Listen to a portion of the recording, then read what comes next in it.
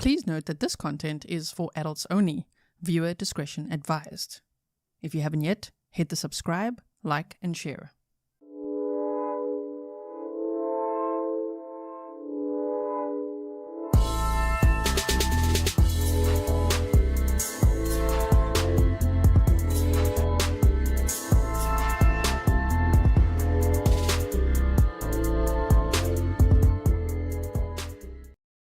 Hello everyone, and welcome back to another live trial day with me, Gisela K. This is Grizzly True Crime, and we are here to watch day 3 of the Brendan Banfield trial together. He is facing 4 counts of aggravated murder and child endangerment charges, and it's happening in Fairfax, Virginia. And the victims are Christine Banfield, who was his wife, and Joseph Ryan. Okay, so that was just a quick recap. Now, let's start watching here. Let's go from the beginning here. And I made sure the sound is boosted for you as well. Let's see from when the judge arrives. Here we go. I'm see-through now. Good morning, sir. What? Okay, it's normal speed. Carol, are we ready for the jury? If I may, Yes. I'd like to address a preliminary matter. Sure, you don't have to approach, they're not here. That's fine, that's okay. I'm going to go through approximately 80 photos today Okay. with my jury witnesses Sure. throughout the course of the morning. Mr. Carroll has had the opportunity to look at those photos. Could you just use the microphone? I'm sorry. I'm sorry. Mr. Carroll has had the opportunity to review those photos, but would like his client to do so. I Okay. believe it would take approximately 5 minutes, just because he's seen the pictures before. It's just understanding which ones I'm offering. If we could have 5 minutes for him to look at the photos, it would eliminate the need for me to say, offer into evidence, Well, offer into that's something evidence. to do before trial. Court starts at 10. We have the jury ready. Yes, ma'am, I did attempt to do that on a number of occasions. I don't think Mr. Carroll was able to get them to his client, which is the issue. On Mr. Carroll's behalf, I'm asking that if we can take a few minutes for his client to review them, it would expedite the process of admitting them into evidence. They would be able to admit without If you objection. could do it right in now, bulk. right here, I'm not going anywhere. We're ready to start trial. I really like this judge. Oh my word, she's so punctual. She's so snarky. She's like, yeah, why does he need to look at the photos now? Like, we're ready to start trial. We're gonna do this right here and right now. We're not going anywhere. Okay. As long as he can see them, Judge, that's the thing. And they're connected, and I can scroll through them on his screen right now. If that's what you want to do. I feel like I have to. Okay. I would prefer that this happens before trial. That's what I'm saying. I would prefer that Judge. this had happened before we're ready with the jury sitting behind, waiting for us. Oh dear. Happy birthday to Sir Bald and Snarky. Is that so? Is it your birthday today? Oh my goodness. Just let me know when you're ready. Sir Bald and Snarky says, thanks all for the birthday wishes. I wouldn't want to be anywhere else. Oh my goodness, that is so awesome. Thank you for spending time with us here on your birthday. Also, I do want to remember to say thank you so much to Alexis North and Kathy Turner for each sending me $100 on PayPal. That is amazing support. Thank you so much for that very generous gift on PayPal. I really appreciate it. Okay, I can go forward here, and we can go forward a little bit. Judge is like, yes, Judge, give him the side eye, give him the side eye. Oh man, Kathy Pentecost, let's hope Juliana doesn't come back on. She was snarky and like, let's just hope we don't see her again. Maybe for sentencing, which will be on February 20th of 2026. So Bald and Snarky says 66 today. Oh my goodness, happy 66th birthday to you. Okay. Wow, Brendan Banfield's really gonna go through them photos, huh? Holding up the jury.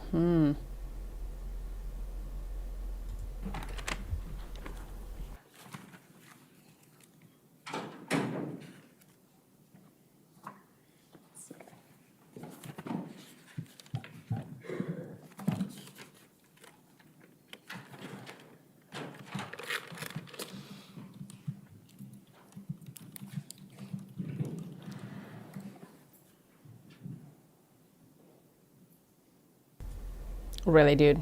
Really? You just had to see pictures of what? Your house again? Really?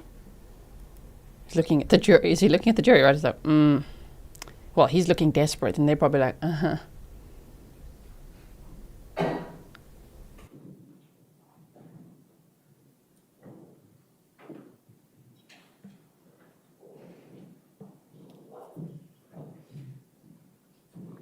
right, good morning, ladies and gentlemen. All right, your next witness, Thank you, Judge. The Commonwealth would call Officer Kenner Fortner. Fortner, Officer Yes. Fortner.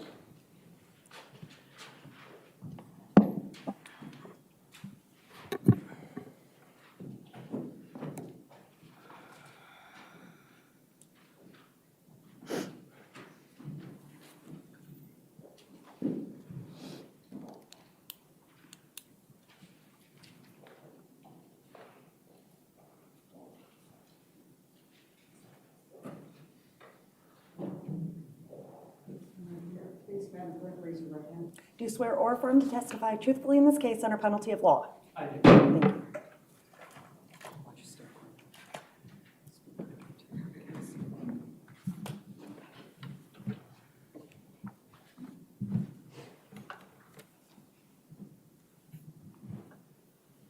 Thank you.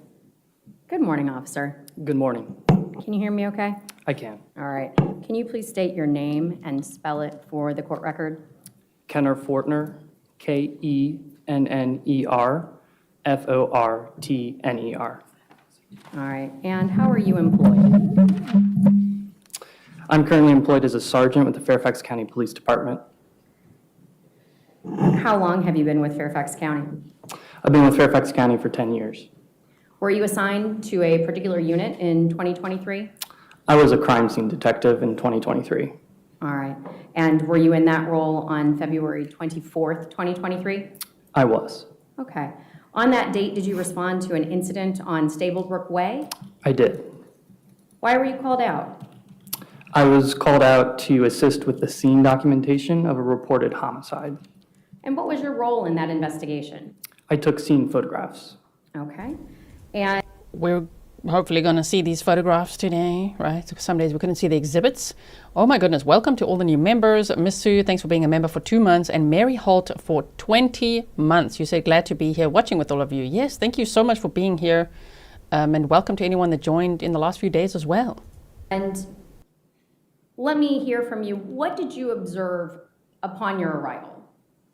When I arrived on scene, the scene had already been secured by patrol officers. Christine Banfield had been transported to the hospital, and the only person remaining within the scene was Joseph Ryan, who had been declared deceased.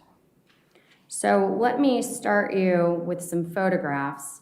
Judge, if I can offer into evidence Commonwealths 80 through 89 and have those published to the witness, All right. the jury, 80 and the gallery. through 89 in evidence and can be published to the jury and gallery. No objection. Great.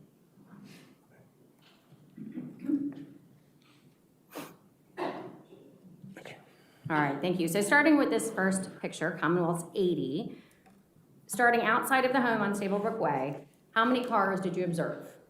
There were 4 cars of interest. Okay, and this picture here, what do we see? This is a black Hyundai Tucson. Were you able to later determine who it was primarily driven by? It was a government-owned vehicle registered to the IRS, driven by Brendan Banfield. All right, thank you. And in this photograph, we see 2 more vehicles. Can you tell me about them? Yes, so in the driveway, the vehicle parked in the left spot of the driveway is a navy blue Volkswagen ID that was registered to Christine Banfield. The silver Jeep Cherokee on the right parking space is registered to a Constance Ryan. All right. And this particular vehicle, this photograph was taken in your shop, is that correct? This was taken in the crime scene vehicle bay. It was originally parked in the cul-de-sac. Okay, and do we know who this car was registered to or driven by? This vehicle was registered to a Brendan Banfield. Okay. Is that 82, just for the record, when you show? Yes, ma'am, I apologize. That's fine. So this was 82, Okay, thank you. the white Ford Fusion. All right, moving into the basement of the home, is it entirely below ground or does it have an above ground exit? The basement exit is a walkout style, which is level to the ground. Okay, and can you describe the layout of the basement? Yes, so if you are standing at the basement stairs, directly to your left at this doorway here leads to an unfinished storage area. If you can continue forward a few feet, you'd be standing in the living room area of the basement, which also included a desk and computer. To the right of the living room area is a bedroom, and then to the left of the living room area was a home gym workout area. And then if you orient yourself to where you're now looking at the workout area with the living room behind you, along the left wall was a bathroom, and then finally another door which led to the same storage unfinished area. So in your walk through the basement, did you notice anything out of the ordinary? No, Okay.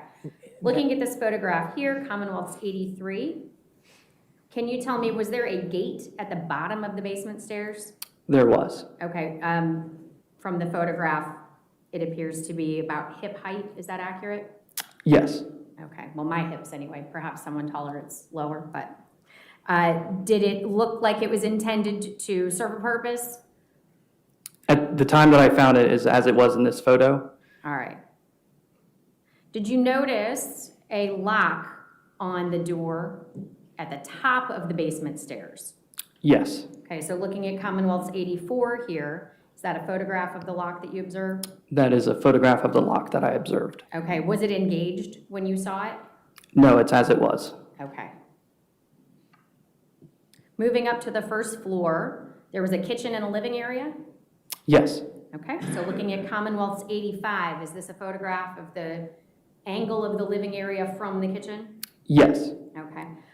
In this photograph, can I draw your attention to the window area and the stationary object in front of it? Can you yes. tell me what that was? That was a bar cart style counter with 2 bar stools in front of it. Okay. What, if anything, did you find in the kitchen? There was a laptop on the kitchen island.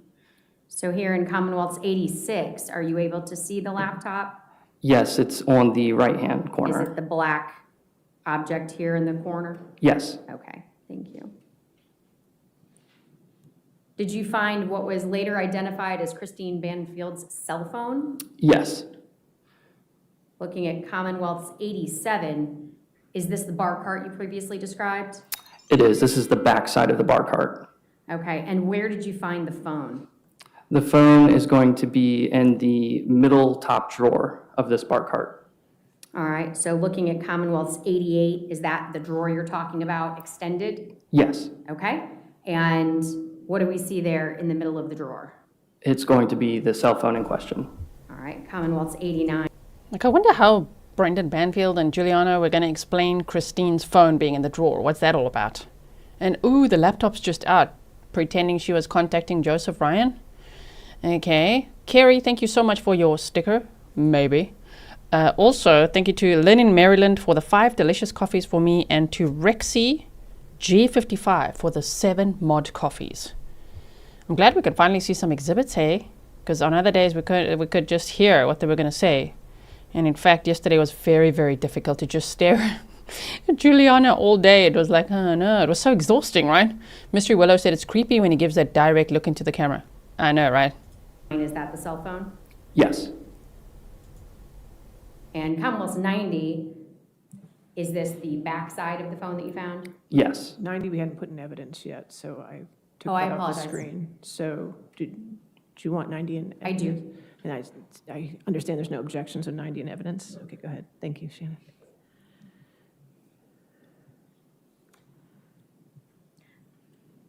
Judge, I would then offer Commonwealth's 91 through 97 into evidence. All right, again, I understand there's no objection. Okay, all And I right. apologize, Judge, I think I had said 98 originally and was just not clear in my speech. Okay, Thank you. All 90 right. to 97, okay. Detective Fortner, did you have the opportunity to then move upstairs in the home? Yes, All right, and did you take photographs of the bedroom belonging to Juliana? yes. Okay, is this that bedroom? This is her bedroom. And how did you identify this bedroom as hers? There's a Brazilian flag, excuse me, above the bed, and I also was able to locate an expired Virginia driver's license for Juliana on a dresser. All right. Commonwealth's 92, is this still her bedroom? Yes. What is it that we see on the dresser to the left? There are hygiene products. Her personal effects? Yes. All right. Commonwealth's 93, is this Juliana's closet? This is. All right. Was there anything that caught your attention in that closet? There were red lingerie-style clothing items, and then the yellow T-shirt with the green border on the sleeves. Oh, you mean that's not her au pair uniform? She thought she had to wear lingerie, everyone. No, you're just there for childcare. Not caring for the husband in the way you did. Definitely not. Yeah, just call me Kim, says she doesn't make her bed. I know, right? I was gonna say it, I'm glad someone else said it. I'm like, what? Okay. Did you have the opportunity to look for any signs of forced entry in the home? I did. Okay, and did you make any observations that would have indicated there was a struggle at any other area in the home other than the primary bedroom? I did not locate any obvious signs. Thank you. Did you have the opportunity to return to the home on October 13th, 2023? I did. Why were you there on that date? For a subsequent search warrant. Okay, and October, 7 months later. Thank you, Rob, for the coffees. So remember the crime happened February 24th of 2023. And man, for 7 months, Juliana and Brendan just carried on with their lives and their relationship in the house. She moved into the master bedroom. Oh, but then they went back to continue to carry out search warrants? He just said in October? Oh, so right before her arrest. Okay. on that date, did you again photograph the house? I did. Did you inspect the bedroom that had been Juliana's? Yes. Directing you to Commonwealth's 94, is this the same room? Oh, man. This is the same room. How were you able to identify it? The Brazilian flag above the bed. Did you notice that anything had changed? There were no longer any items in the closet. How about anywhere else in the room? Were her personal effects still on that dresser, if you recall? I do not recall the dresser. Okay. Did you eventually find her clothes? I did. Where did you find them? They had been moved to the primary bedroom's closet. Commonwealth's 95, is this the primary bedroom closet? Yes. And was there anything that you saw in the closet that made it clear to you they were Juliana's clothes? There were the red lingerie style clothing items and the yellow t-shirt with What? And there's even more lingerie. Look at it. There's more of it. the green hem on the sleeves. Man, I mean, we knew about this detail without seeing it before. Seeing it is just makes it so much worse, but also the jury's hearing this for the first time. Can you imagine being on the jury like, wait, oh, she moved into the master bedroom afterwards. She like moved all her stuff out. Yes, look at this jury. Look at it. Okay. All right. And meaning she had to move Christine's stuff out. Imagine that process. Imagine how heartless that was. 96, another angle of the same closet, Yes. and we see the yellow and green shirt there on the second row. Yes. All right, thank you. Had there been any other changes in the primary bedroom? They had gotten new flooring, new bedroom furniture, and pictures that had once featured Brendan and Christine had been taken down and replaced with Brendan and Juliana together. So showing you Oh my word, just look at it. It's all over the place. It's here, there's pictures up here. Okay, wait, I'll actually just quickly remove these so you could see. Wow. I don't know what's in here, but here's pictures of Brendan and Juliana. Here's pictures of them on the bedside table. Can you imagine? Whoa, when the cops went back in there, they must have been like, oh, they were literally reading the room. Probably making side-eye at each other. If I was there with him. Okay, I don't think I'd be able to keep quiet. I'm like, look at this. Commonwealth's 97, is this the primary bedroom? This is. In October of 2023, 8 months after the murders. Yes. And I'm gonna zoom in here. Is this one of the photographs you were speaking of? It is. Okay. And did we see others in the room? Yes, that is a second photo. Okay. Man, that was All zoomed right. into my head. Hold on. Detective Fortner, the Ew. others And this? in the room? Yes, that is a second photo. Okay. Oh my. All right. Detective Fortner, I don't have any other questions for you. Please answer any directed to you by Mr. Carroll. All right, cross-examination. Detective Fortner, there's just a couple of questions based on some of the things that you said, not too many. Cummel's number 94 is obviously a picture, and in a moment it shows something, but there were questions asked about you doing an investigation as to any other signs of struggle or forced entry in the house other than the master bedroom. Yes. Okay. Describe for the ladies and gentlemen of the jury, what would you do to come to the conclusion that there was none of those things? So I would inspect all of the doors to see if there were any obvious signs or damage to the framing of the door, which I did not find. There were no debris found on the ground to indicate anything had broken. In terms of the furniture in the house, I didn't see anything turned over in an unusual manner to indicate there was struggle or forced entry anywhere. When did you do that in relation to the incident? So when I first arrived on scene, my primary task was taking scene photos as everything was, and as I was doing that, I was also checking those areas. Okay, so this happened instantaneously on February 24th. Upon my arrival, yes. And when was that? Just after 9 a.m. Okay. And so at that point, had you had any sort of a briefing as to what the expectations were with this crime scene? Just that it was a report of a homicide. Okay. Was there anything that suggested a break-in or anybody say there was going to be a break-in? No, no one had indicated that. Okay. So this is just something that you do as part of your crime scene duties? Correct, just documenting. Okay.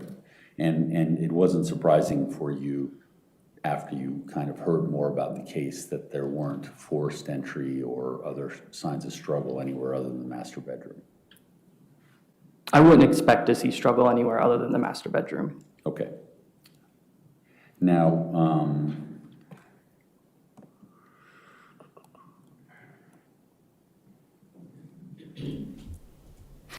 That's a long pause from the defense, so I shall pause here quickly. Diane Bombara said they still could have slept together without her moving stuff over. That just shows she wanted that lady gone, right? Man, I wish that she was going to get a much longer sentence than what she's probably going to get. Because based on her plea deal, the max is 10 years and she'll get credit for time served. It's up to the judge at the end of the day, but still, come on, man, this is terrible. Like, imagine being a fly on the wall. I mean, I wouldn't want to, but can you imagine Brendan, like, after the murders being to Juliana, like, you want to move into the master bedroom? What's mine is yours, baby. And she's like, oh, yes, really? Yeah. Getting all of Christine's stuff out. Excitedly moving all her stuff in. So gross, right? the places where you chose to take pictures, were you directed to take certain pictures, or do you just go ahead and just take as many pictures as you can and then see where it goes from there? So my ultimate goal when I'm taking scene photographs are to take overall photographs to indicate everything as best I can. Typically, these come from the four corners of the room from different angles. And then if there's an area of interest, I then come in and take mid-range and then close-up pictures of those items or areas of interest. And that was on, those were your decisions, I guess, was the question I was asking. Yes. Okay. I don't have any further questions. All right, redirect. Nothing, Your Honor, thank you. Just witness subject to recall? He is not. Do you need to, okay, you're free to go, sir. Thank Thank you. you, Your Honor. All right, your next witness, Detective O.J. Faulk. Detective Faulk.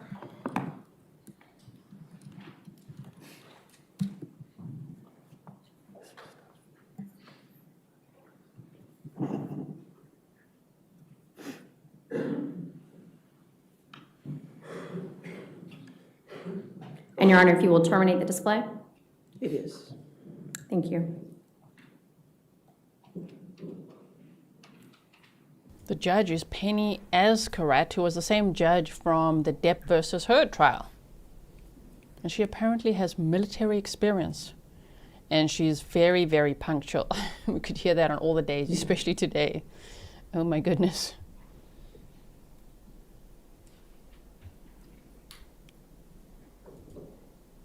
Thank you, Jean. Jean says, good morning, Grizzly to Crime. Thank you for streaming this trial and your commentary. Thank you so much. Thanks for being here, everyone.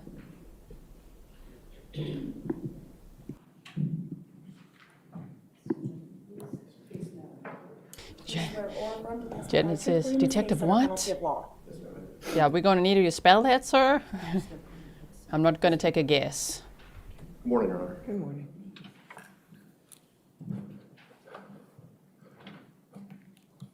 Good morning, sir. Can you please state and spell your name for the court record? Owen J. Faulk IV. Faulk spelled F as in Frank, A-U-L-K. Thank you. Directing your attention to February 24th of 2023.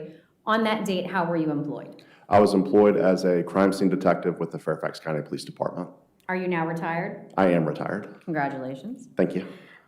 Taking you back to that day, did you have the opportunity to investigate a vehicle later determined to belong to Joseph Ryan? Yes, ma'am, I did. Okay. What were you able to see upon your inspection of that vehicle? Within the vehicle on the driver's floorboard, there were 2 red cellular phones laying underneath the brake and the gas pedal. All right. I'm going to show you a picture that's been marked as Commonwealth 155. I'm going to ask that that be admitted into evidence along with 156 and displayed to the jury and the gallery. No objection, correct? Yes. Okay. All right. Detective Faulk, do you recognize this photo? Yes, ma'am. Are those the telephones that you observed in the vehicle? Yes, ma'am. And directing you to 156, is that another photograph of the phones? It is with the door open. Okay. And were those items collected as evidence to your knowledge? Yes, ma'am, they were. Okay. Had you disturbed them prior to taking these photos? No, ma'am. Okay, so that's where you found them. Yes. All right. That's all I have for this witness, Judge. Thank you. All right, cross-examination. All right, is this witness subject to recall? He is not. All right, you're free to go, sir. Thank you, That ma'am. was quick, my goodness. Okay, in, out. LD All right, your next witness. Poulin Detective says, Terry Leach. Judge A is a Marine. Nice, okay.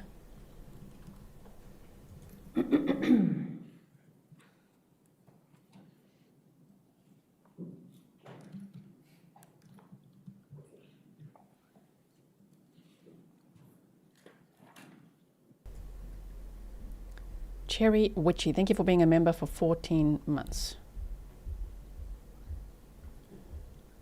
D Design, thank you so much for that. It's not a spoiler, for the heads up that there's going to be pictures that I'm going to need to cover. Is that so? Oh dear. Wait, I might have to look quickly. Do you swear or affirm to testify truthfully in this case under penalty of law? What? Where? Okay, wait. Okay.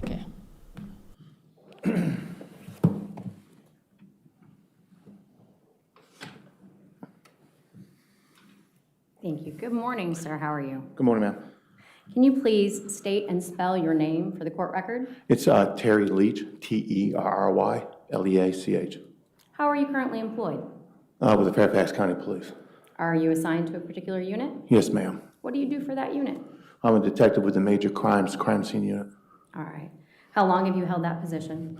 I've been with the Crime Scene Unit for 22 years, with the last 8.5 in major crimes. All right. Were you employed in that role on February 24th, 2023? Yes, ma'am. Okay. On that date, did you respond to an incident at Stablebrook Way? Yes, ma'am. Approximately what time did you arrive? It was approximately 9:44 a.m. All right. And who was on scene when you arrived, if you recall? When I got on scene, there was several patrol units, homicide detectives. From my unit, there was Detective Faulk, Detective Fortner, Sergeant Fortner now, and Detective Szyminski and myself.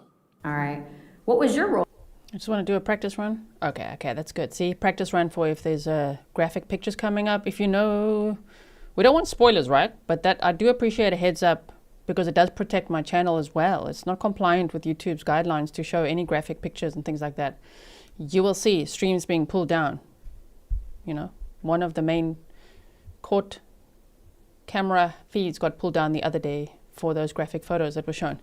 So thank you so much. I'm going to be on the lookout for that. Marie said, good morning, Grizzlies. I just got back from my annual checkup. Karen, thanks for being a member for 4 months. And Godzilla from Tokyo said, yet again, one more time, man thinks with a wrong head. True, true. Yeah. Oh, my goodness. So thank you so much for your sticker. Also, I wanted to ask, did you guys catch the spelling of this witness's name? Because I was busy panicking about the pictures coming up. Could you please tell me what his name was? Type it in chat if you can. In this investigation? I was assigned as the lead crime scene detective. And what are the general responsibilities of a lead crime scene detective? The lead crime scene detective is the primary liaisons between the crime scene section and the lead homicide detective. We're also responsible for managing the scene, delegating out tasks.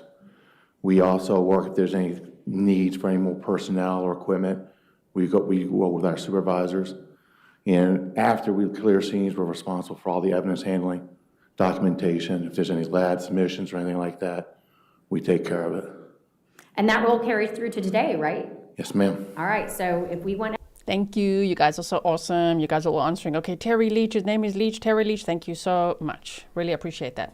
Evidence, it's coming from you, is that correct? Yes, ma'am. Okay, thank you. When you entered the Banfield's primary bedroom on that day, February 24th, 2023, what were your initial observations? When you first go into the bedroom, on your left-hand side would be I call it a sitting area. It's like a little side room. We're separated from the main bedroom area by a see-through fireplace. In the main room, you had a bed, and it had a nightstand on each side. To your immediate right would be a long dresser with a TV on top of it. On the far wall was a tall dresser. On that same wall as the dresser with the TV was the double doors that led into the primary bathroom, which then had a closet off of it. Okay. How did you and your team go about documenting this scene? Once we did our initial walkthrough, we first did photography. We did all our photos, and then I had Detective Szymanski go through with the Faro laser scanner. All right. Tell me about that Faro laser scanner. What does it do? The Faro is a laser device, and it sits on top of a tripod. And what it does, it uses LiDAR technology. It will spin in a 360 degrees. As it's spinning, it'll do laser measurements. It'll do millions of points of measurement. And then once that's completed, it'll go around one more time, and it'll take photos. Then when we post-process it back at the office with software developed just for that scanner, it will create 3D models and 2D models. The 2Ds are called orthos, and all that is, it's a bird's eye view of what the scanner built. You shared one of those orthos with me, right? Yes, ma'am. Judge, I'm going to ask at this point in time to admit into evidence Commonwealth 98 under seal and publish it to the witness and the jury. All right, no objection, correct? Okay, 98 under seal. Can you see the Faro on your... Yes, ma'am. It's the ortho scan of this second floor. Okay, so help us orient, and it's a really busy picture, you would agree? Yes, ma'am. There's a lot going on because this is an interpretation of what was actually present at the scene from this angle and aerial view. Is that correct? Yes, ma'am. Okay, so if you can see where I've kind of zoomed us in here to this black rectangle at the top that my cursor is on, what is that? That's going to be the foyer to the main floor, the bottom Okay. floor. What happened is why it's black is the Faro is a line of sight. So it drops down. It's 2 stories, right? It's a The 2-story, foyer's it's a wide very open. tall foyer, yes, ma'am. And Okay. that's the stairs to the left, right there. That would be Yep. the stairs coming up from the landing. Okay, tell me about, on the left of our screen, this bedroom here. That was the Peres bedroom. Okay, and if I zoom out a little bit and reorient us, what's going on in this bedroom in the far left lower corner? That's the Banfield's daughter's room, Okay, and this middle bedroom? guest room.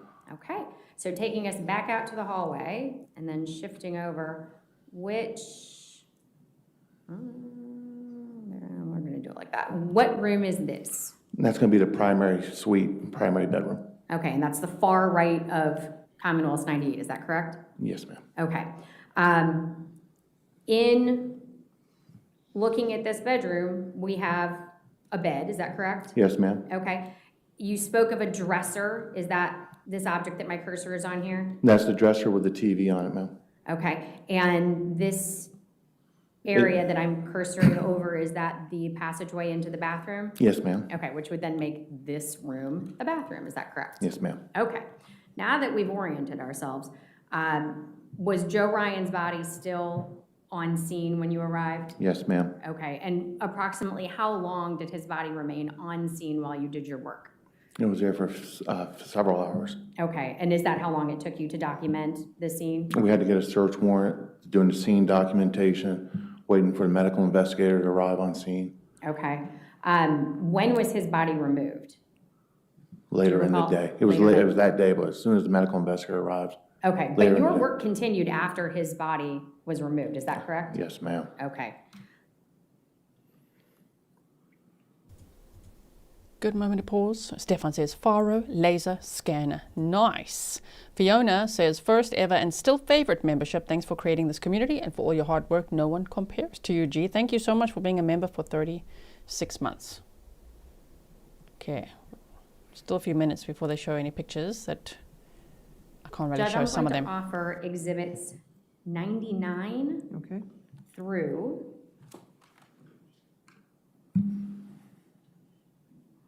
101 under seal. All right. And no objection, correct? Okay. 99, And- 100, and 101 under seal. Thank you. And if they can be shared with the witness and the jury. All right, starting here with Commonwealth's 99. This photo depicts what? What do we see here? That's going to be a photo from the bathroom back out into the main area of the bedroom, and that is Joe Ryan's body. Okay, is this how the scene looked when you arrived? Yes, ma'am. Okay, so before you had begun processing any of the items that you eventually collected? Yes, ma'am. All right.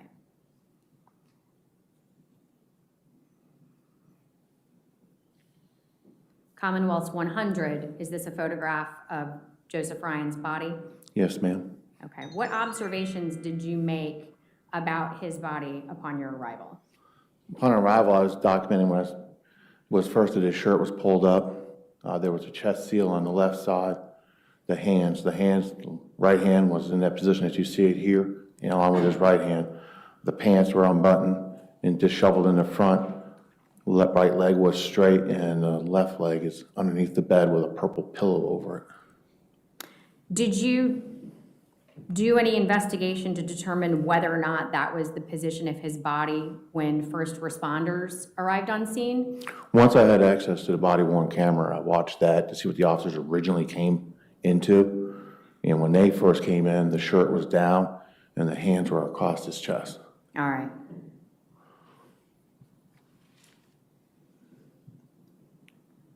Looking at this photo, around Joseph Ryan's head, what is his head on? Let's start with that.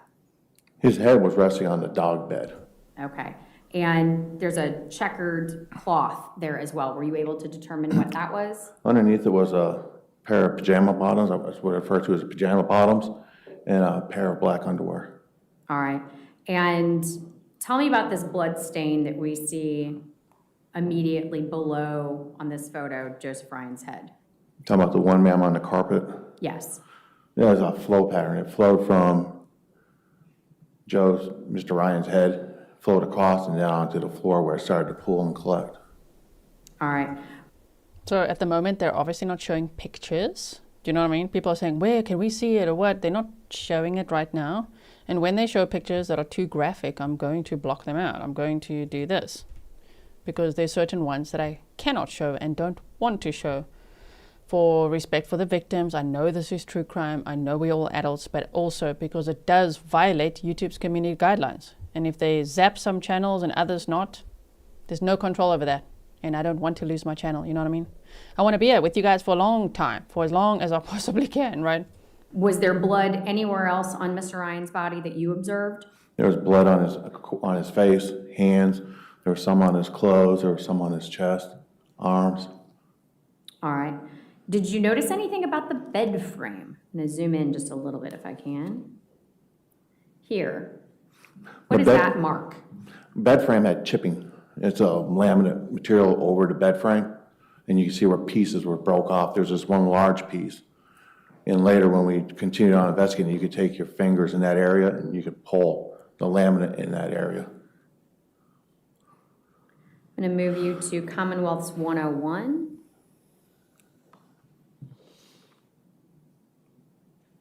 Is this another angle of the same area of the scene? Yes, ma'am. Okay.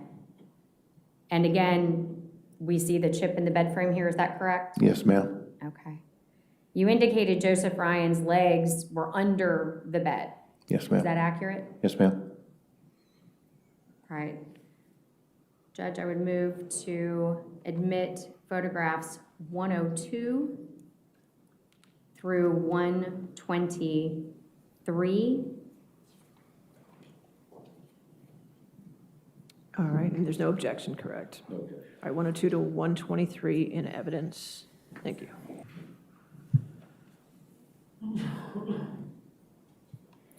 All right, looking at Commonwealth's 102.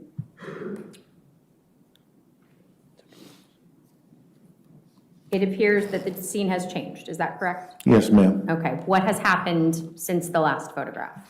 Since the last photograph, Joe Ryan's body was removed. The blankets and things that you saw on the floor, they were picked up and moved. And what did you observe now that the items had been removed on the bed frame itself?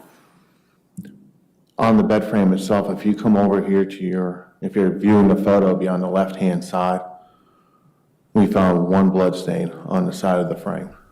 All right, I'm going to move then to Commonwealth's 10. Okay, so they're going to start showing pictures. Some of them I obviously can't show. Barbara says there are other channels that may show pictures. If YouTube has really upped their game, hey, with their AI. The AI bots are like on it. So the other day, as an example, on day one, Law and Crime took the entire day one stream down, and Court TV blurred out the graphic photos that I also blurred out, and Law and Crime then put them back up once it was blurred out. So it is what we have to do.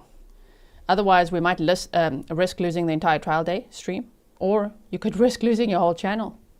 We're not going to do that. And also, as you know, I want to respect the victims and their families either way. So just know most of these, because I've now gone and looked ahead, you know what I mean? I'm like trying to check all these feeds just to see, well, most of them we can be able to show. There's just one or two that are just really graphic, and I'll explain to you what it is. It's Joseph Ryan on the floor and in the state that he was found, you know what I mean? Which is just horrendous. And remember, the state alleges that Brendan and Juliana staged the scene, that they moved his body after he was killed and tried to make it look like he was the one who stabbed Christine. Wow. 3. Is that the area where you observed the blood stain? Yes, ma'am. It'd be to the right of the ruler. And we're going to zoom in one more time. 104. Yes, ma'am. That's the blood stain. Yes, ma'am. Okay. Did you later send a swab of that suspected blood out for testing as item 71? Yes, I did, ma'am. Looking at Commonwealth's 105. We're back in time before the items were picked up, but let's talk about those items that you collected. What was in this pile of fabric that we see here? I had 2 blankets, a sheet, and a towel. The blankets, one was a real dark blue with a white sherper on one side. The other blanket was blue on both sides. Sheet was white with stripes, and then he had a towel. Okay, let's talk about. Very bloody floor. That's what that was. So, trigger warning. Okay. This is potentially upsetting, triggering, distressing content. It is public record. It's part of an exhibit at a trial. All right. So you can't see a person in it, but you could see a crime scene photo. And so what I want to do is just quickly show you like that. Okay. That's what it is. Thank you. I missed the coffee now. Thank you so much. With a white sherper on one side. The other blanket was blue on both sides. sheet was white with stripes, and then he had a towel. Okay, let's talk about the blue blanket with the white Sherpa. Directing you to Commonwealth's 106. Is this that blanket? Yes, ma'am. Tell me what you've done with it here. This is back at our facility to document it. I hung it before we could do photos of it and document the blood stains on it. What you see is the top part would be what was near the dresser, and the stuff you see, the stains you see down towards the bottom, was what would be towards the foot of the bed. And those stains appear gray in this photo. Is that accurate? Yes, ma'am. Okay.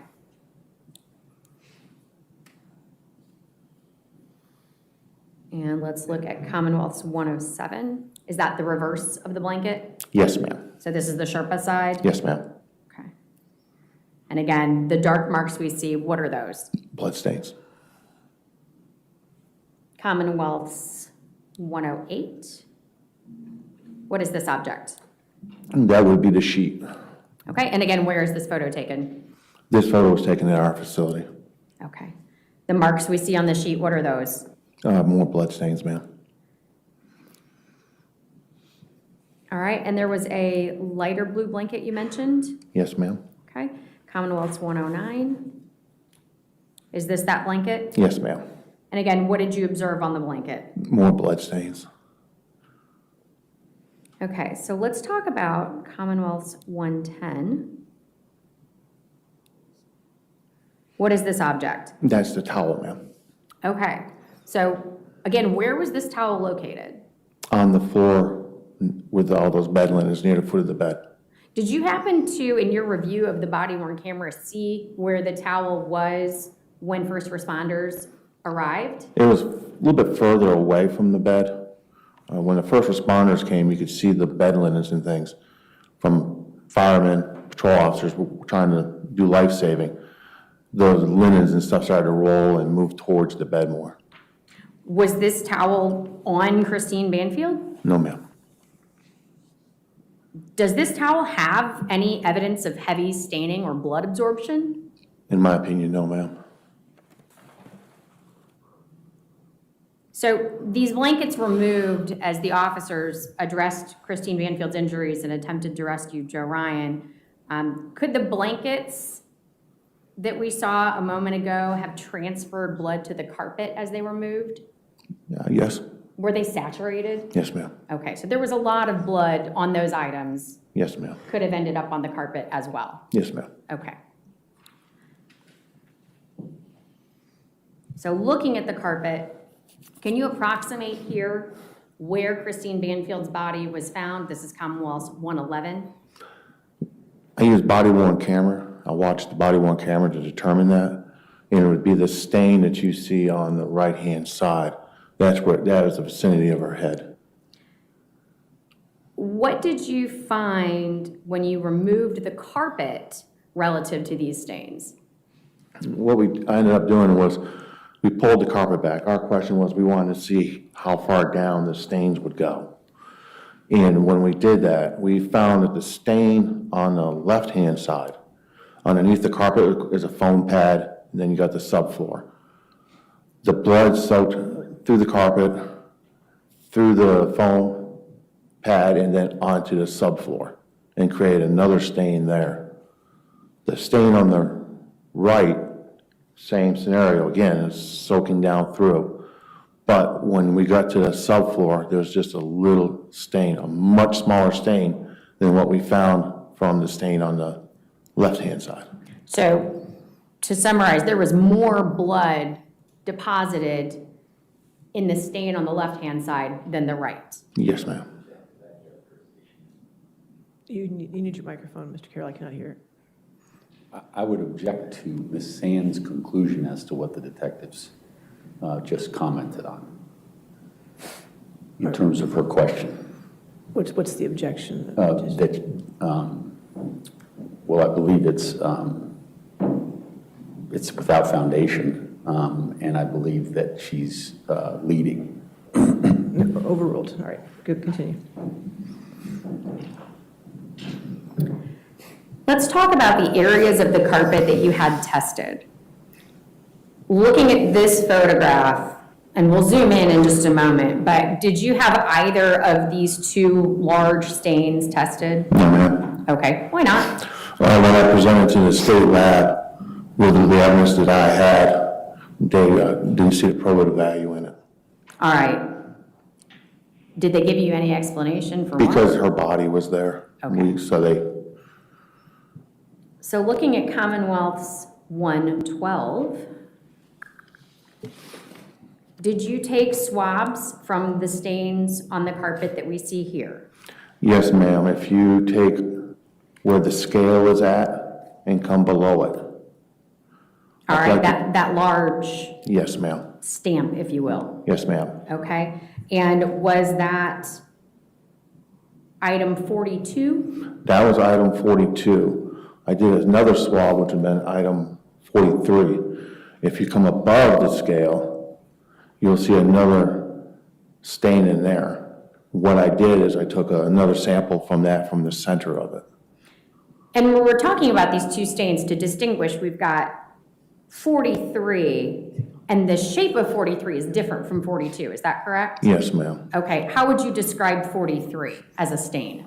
As a stain to me, it was passive blood droplets falling down onto Okay. the carpet.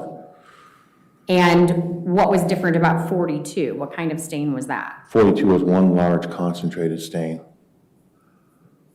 Thank you. I'm going to direct your attention to Commonwealth's 113. Did you find a knife? Yes, ma'am. And where was the knife found? The knife was found underneath the blankets, between the edge of the blankets and the bed. And the only thing we could see when we arrived was the handle. And the knife was sitting on its backside, so it was blade up. And then the handle was towards the bed. Did your review of the body-worn camera tell you anything about the final position of the knife? This is not the original position of the knife. Okay, so what did you observe on body-worn? I think we've all seen it too and talked about it, but what did you observe on body-worn? On body-worn camera, the blankets were, if you're viewing this photo, the blankets have been more to the left. The knife was completely exposed. And you could see during the life-saving that officers and firemen stepped on the knife a few times and they got kicked and moved around as they were trying to work. Okay. Did you collect this item? He's not dabbing his eyes today, pretending to cry, is he?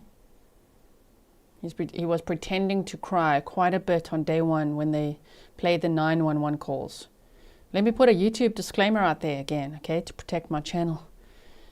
These are exhibits being shown at a double homicide trial. And they're currently showing the murder weapon. For one of the victims, there's two victims in this case, right?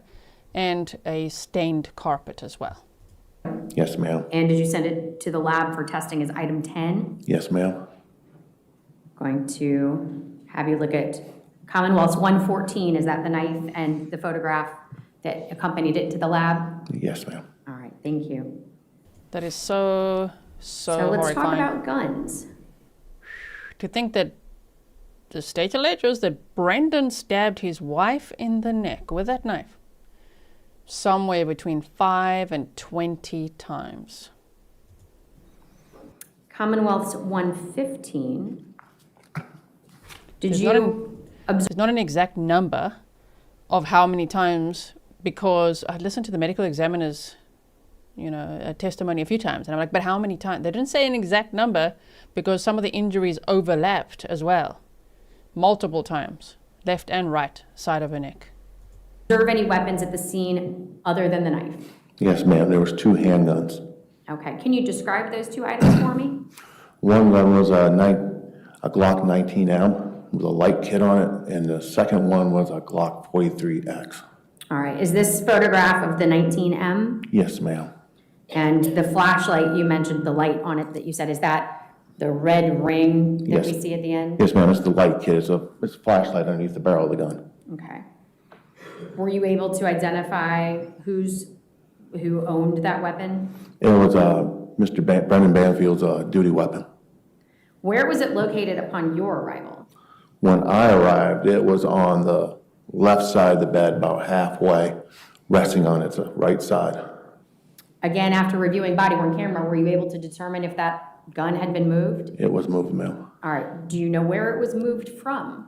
It was moved from the front left corner of the bed. It was resting on its left side with the grip portion near the closest to the edge.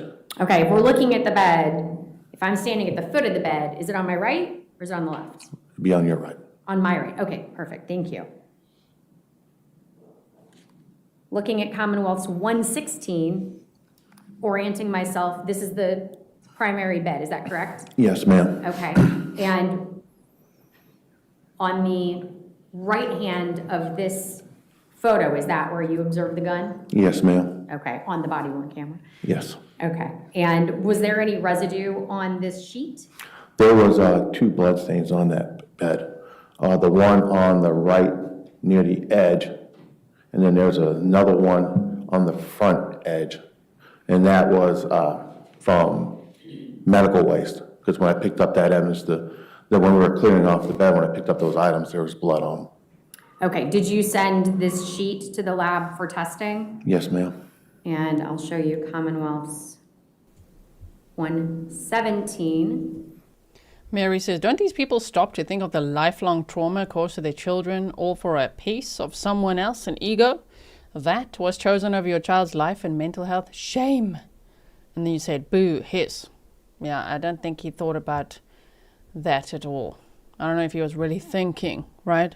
But it is horrific. And apparently he said Christine wouldn't be a good mom to their daughter. He didn't want to share custody. What? She was a pediatric nurse. She'd be a great mom. She was a great mom. What do you mean?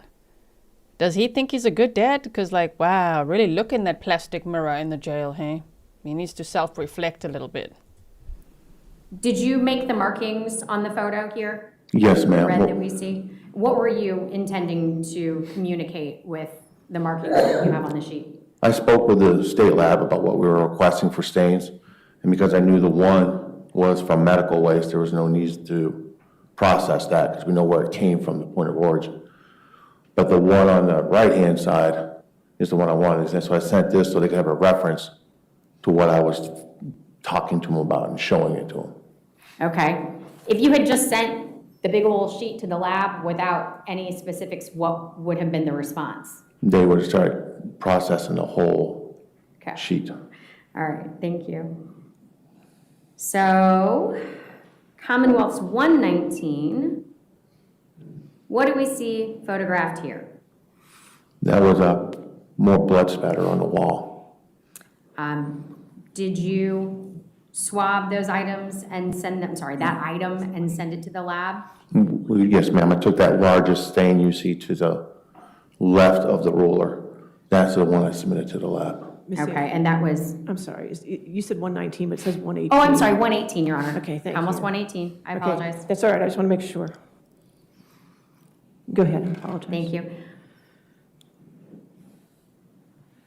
And this is now Commonwealth's 119. Is that a closer photograph of the same stain? Yes, ma'am. All right, and again, that was sent to the lab as item 39.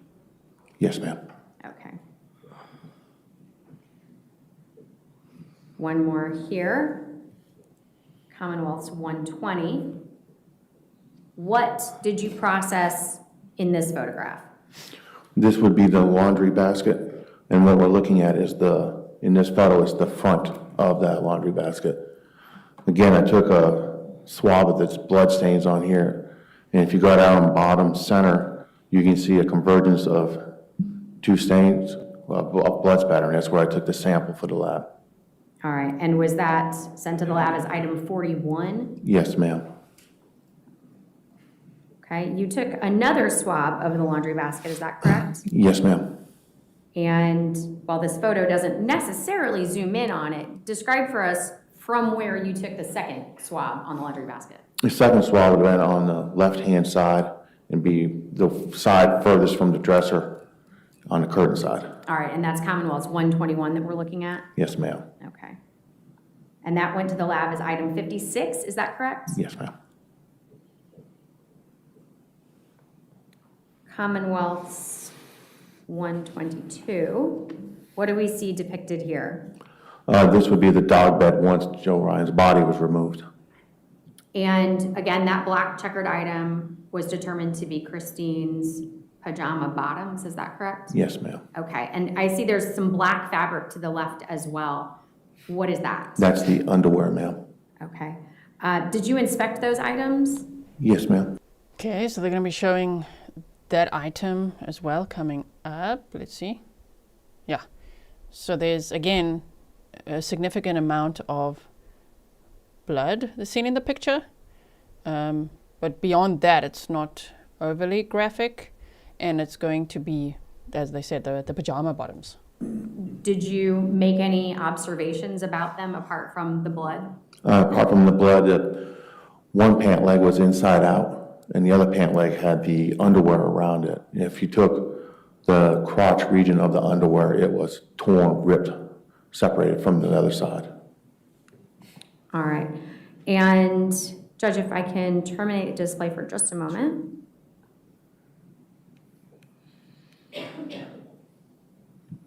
I'm going to take you back to Commonwealth's 105, which was previously admitted, not under seal. Judge, if this can be displayed to the witness and the jury in the gallery. Okay.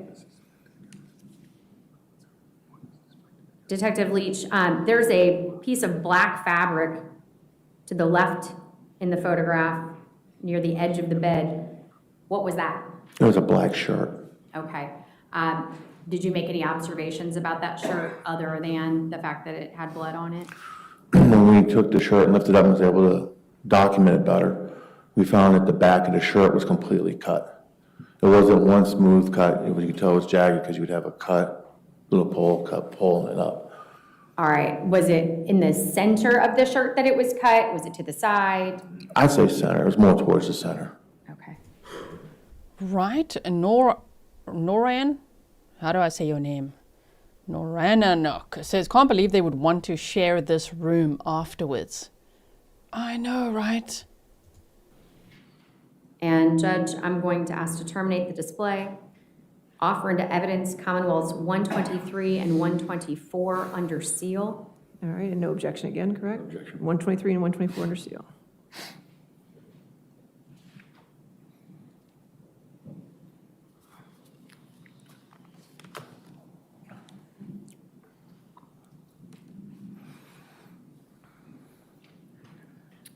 All right, Detective Leach, if the court can publish the photos to the jury and the witness. Tell me about this photograph. We see again, we're back to Joseph Ryan, is that correct? Yes, ma'am. Okay. What is it that is next to Mr. Ryan's left hip, partially under him? It would have been a black slide and a shoe, slide on shoe, and a backpack. All right. Did you search that backpack? After we finished with Mr. Ryan's body and we were able to move him out of the way, yes. I'm going to take you to Commonwealth's 124. Is this a zoomed in photo of that bag? Just trying to show the property that was in it at the time, how it was when we found it. Okay. Did you think it was such a good idea for the state to first show Juliana's room before, meaning, well, right after the murder is actually her room, and then when they came back in October to show her room again, that she'd taken all her clothes out and then moved into that master bedroom. So seeing that first, and now seeing all these like crime scene photos, the jury's really going to be like, so the two of you moved in there afterwards? And then photos of them went up and she moved her lingerie in there? Wow. So if that's how it was when you found it, did you put anything back into that bag before taking this photo? No, ma'am, that's exactly how it was. All right. In your review of the body worn camera, did you see anyone on body worn put anything back into that bag? Not that I could observe, ma'am. Okay. And Judge, I would now move to admit Commonwealth's 125 and publish to the witness, the jury, and the gallery. All right, 125 in evidence. And Judge, I'm going to go ahead and ask to admit from 125 through 151. Okay. 125 through 151, and there's no objection, correct?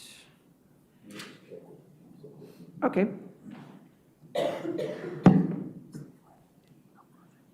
Should be 151. Okay. No objection, okay. So then we have 125 through 151 in evidence.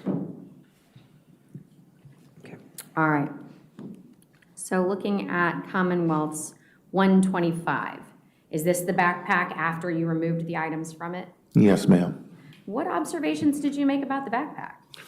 Once we opened up the backpack, this would be, the photo is showing the back of the pack from the it's the back inside compartment of the backpack, and there was blood spatter on there. Okay, so if I open the bag with my two hands and spread it wide apart, this is looking inside the bag? Yes, Is that ma'am. correct? Okay. And what are those marks?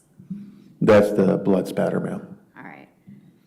You placed circles in this photo. Did you make those circles? That's stitching. I'm sorry, the red lines. Oh, the red lines, the circles, yes, ma'am, I did that for again, this was something I sent out to the state lab, and so I wanted to know what I was referencing when I asked for the exam. Okay. Did you send that to the lab as item 125? Is that correct? Yes, ma'am. Okay. So let's talk about the contents of the bag, Commonwealth's 126. What did you find inside? We took the backpack and we laid out everything and did one overall photo as we inventoried through. And what you see is there's like rubber exercise bands, a metal rod with eyelets in it, lubricant, clothespins, a chain with padlocks with the keys in them, a roll of electrical tape, like a COVID mask, an apricot, and then one I could refer to like almost like a gag. Okay. Commonwealth's 127, is this the receipt that was found in the There bag? it is. No, ma'am. I'm sorry. Oh, Walmart has entered the case. Wow, there's always a Walmart, okay? There's always going to be the mention of a Walmart. We're surprised when there isn't. Like Brian Walsh's trial, we're like, what? He never went to Walmart? No, he went everywhere else but that. Caroline's like, apricot. Yes, and an apricot as well. Okay. Commonwealth's 127, a receipt that was found in the wallet? That was found in Joe Ryan's wallet. Yes, okay. And we can see the wallet underneath the receipt, is that correct? Yes, ma'am. And is that wallet listing out personal lubricant, floss sticks, and apricot? Yes, Is that ma'am. correct? One apricot?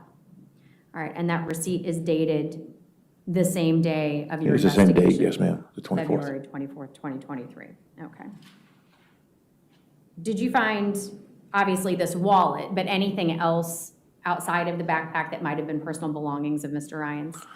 Well, I found his coat was actually underneath his legs near his buttocks area. We took his coat, we found his car keys in the front right pocket, and his wallet was in the front left pocket. Okay. You also found zip ties, is that correct? There was zip ties found on the floor, yes. Okay.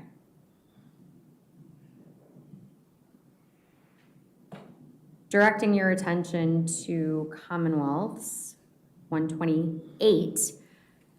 Okay, this is an interesting photo. Tell us about it. What do we have here? This is a sheet that's been suspended and it's being fluoresced with a laser. Why do you fluoresce a sheet with a laser? We're looking for body fluids. And did you find them? Yes, ma'am. Where did the sheet come from? This is the fitted sheet from the Peres bedroom. From the au pair's bedroom. This is Juliana's bed sheet, is that correct? Yes, ma'am. Okay. And did you... Oh man, we really need a trigger warning for that. Better make that bigger, excuse me. No, just stop it. Trigger warning for bodily fluids on Juliana's bed sheets. We don't want to know. No thanks. Mark this item with the body fluids, with the location of the body fluids that you found? Yes, ma'am. I was going for a lab submission, so I marked those stains that I found for the lab personnel. All right, and looking at Commonwealth's 129, is this a photograph of the markings that you made on the sheet to identify the body Yes, ma'am. fluid? Okay. Was that sent to the lab as item 65? Yes, ma'am.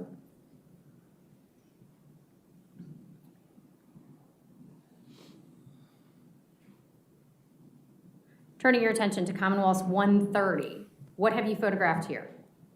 This was Brendan Banfield's clothing. Okay, and what were the articles of clothing that were collected? It was a set of his blue jeans, button-down shirt, and a black coat. And you've put them on a dummy here in approximation to how Mr. Banfield was dressed on the day of the murder, is that correct? Yes, ma'am, I used the body-worn camera. Perfect. So it went from one dummy to another dummy. You put them here on this dummy to represent the dummy that was wearing it. Bright blue jeans to such a horrific crime scene as well. Smart. Wow. Okay. Okay. What did you do with these items once you had taken this photo? Somebody, the coat and the jeans all both went to the state lab. Okay.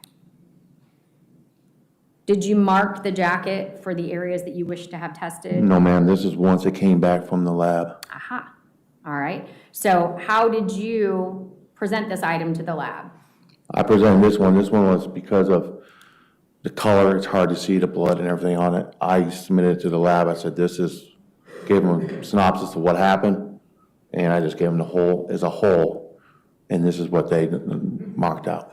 All right. So those markings that we see were the selections that the lab made for their testing. Is that correct? That would be my understanding, ma'am. Okay. And this was sent to the lab as item 121. Is that correct? Yes, ma'am. Okay.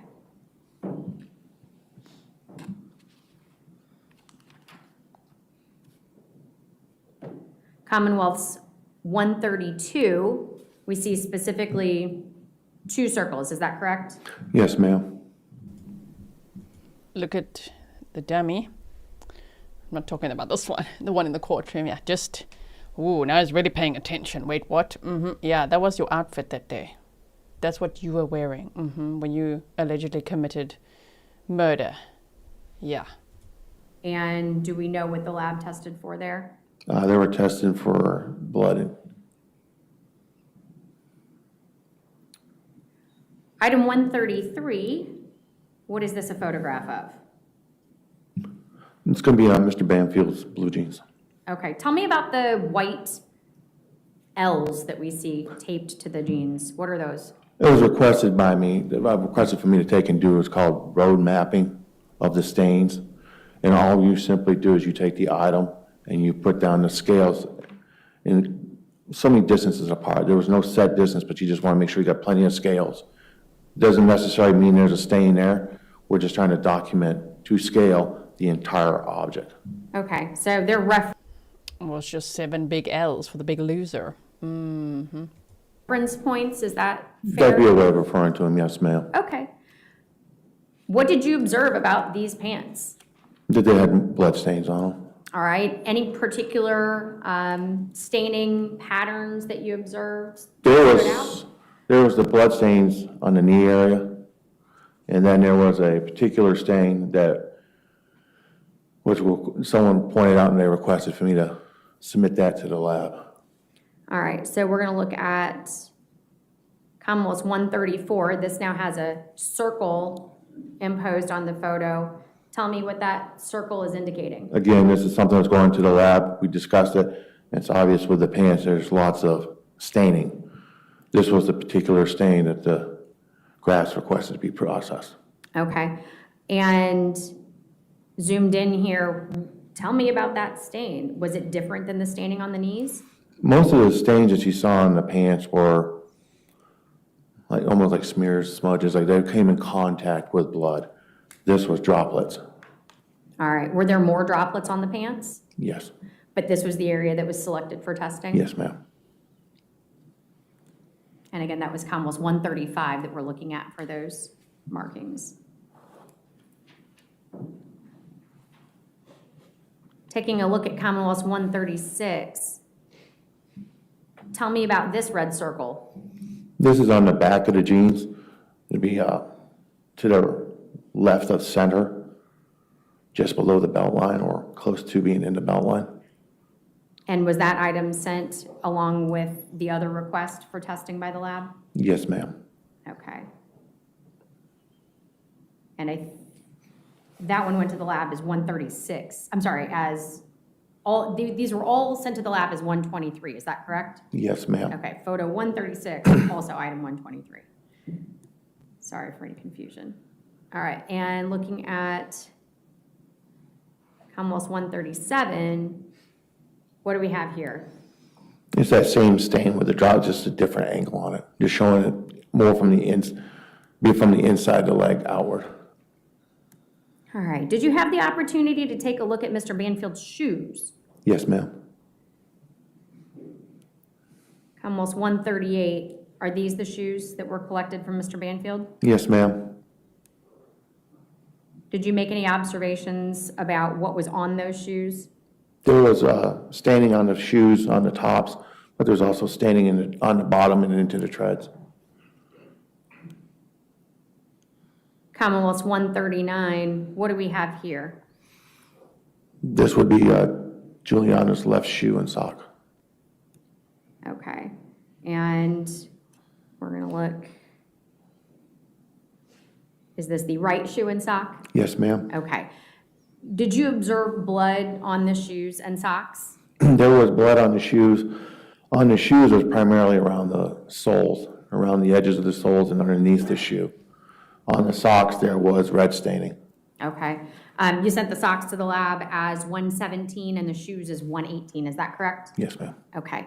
And the staining on the socks, where on the sock was it? Was it on the top of the sock? Was it on the bottom of the sock?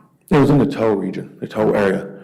And I wouldn't say it's necessarily on the top or on the bottom because of, it's like it looked like it leached a little bit or there was some.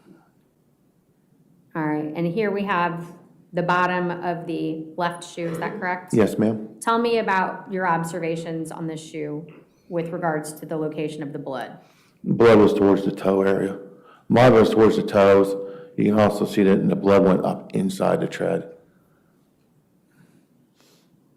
That was 141, correct? I'm sorry, yes, Your Honor, that was Commonwealth's 141. Thank you. Now looking at Commonwealth's 142, what were your observations regarding the blood on this shoe?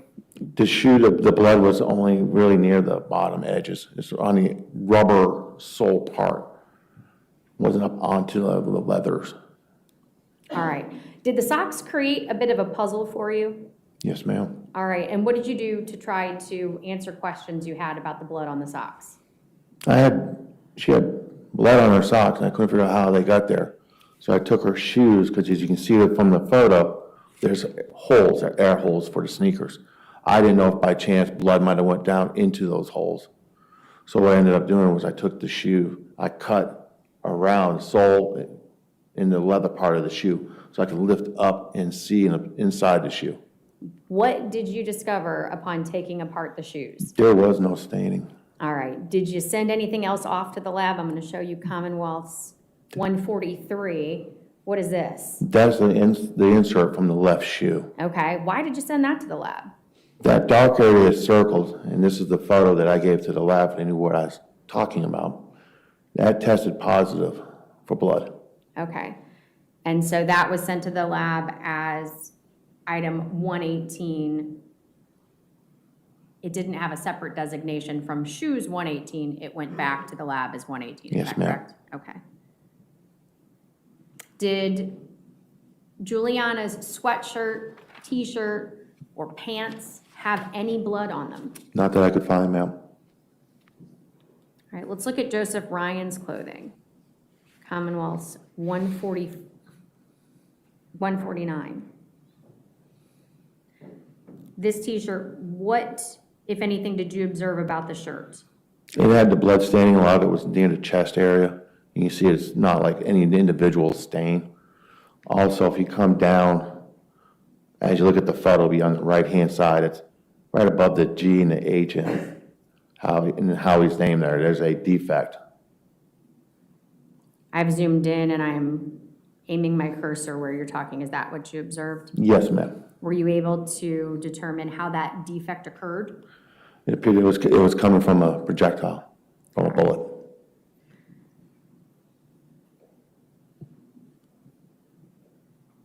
Commonwealth's 150, what do we have here? This is Joe's pants. Okay. What did you do with regard to Joe's pants after photographing? After photographing, we met with the state lab, and we discussed different options for processing. On this one, because of the way the pants were situated on his body, I had questions about the zipper button area. The lab recommended an MVAC, but they don't have one. So this item was sent to DNA Labs International to be processed. All right, and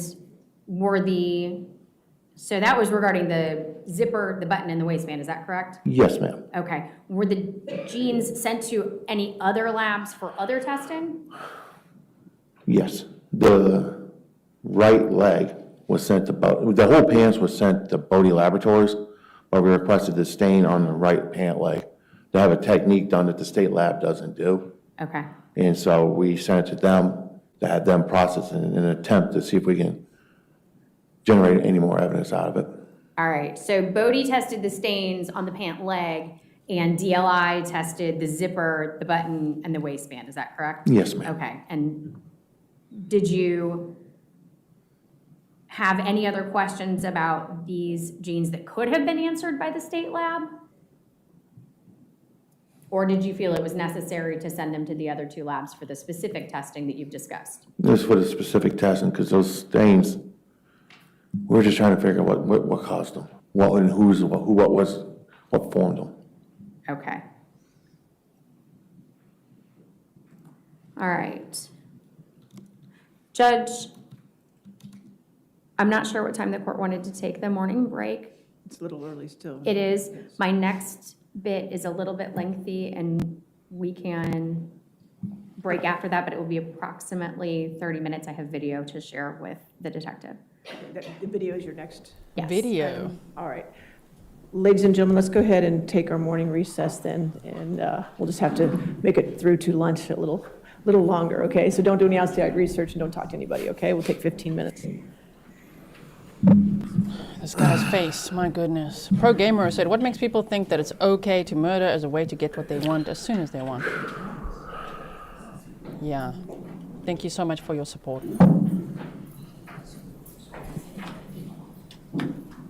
I think they literally think they're so smart, they're not going to get caught. Like, what the hell? Thank you, Jean. You like my new coffee mug? Me too. I like this one. Thank you so much. Detective, since you're on the stand, you cannot discuss their testimony with anybody to include the prosecutors at this point, all right? Okay, so let's go ahead and take a recess then. Let's make it 11:28. Thank you, Judge. I appreciate that. All right, no problem, 11:28. All rise. Okay, we're going forward now. Here we go, wait. And we're back.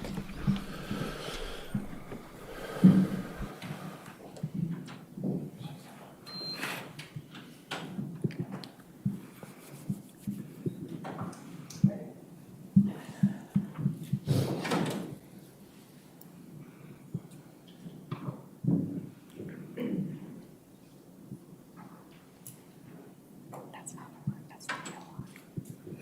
So this. So I just took a picture of his home screen, or like of the call screen. We like the hot mic. Shh. Because it's just to show the timestamps on the calls.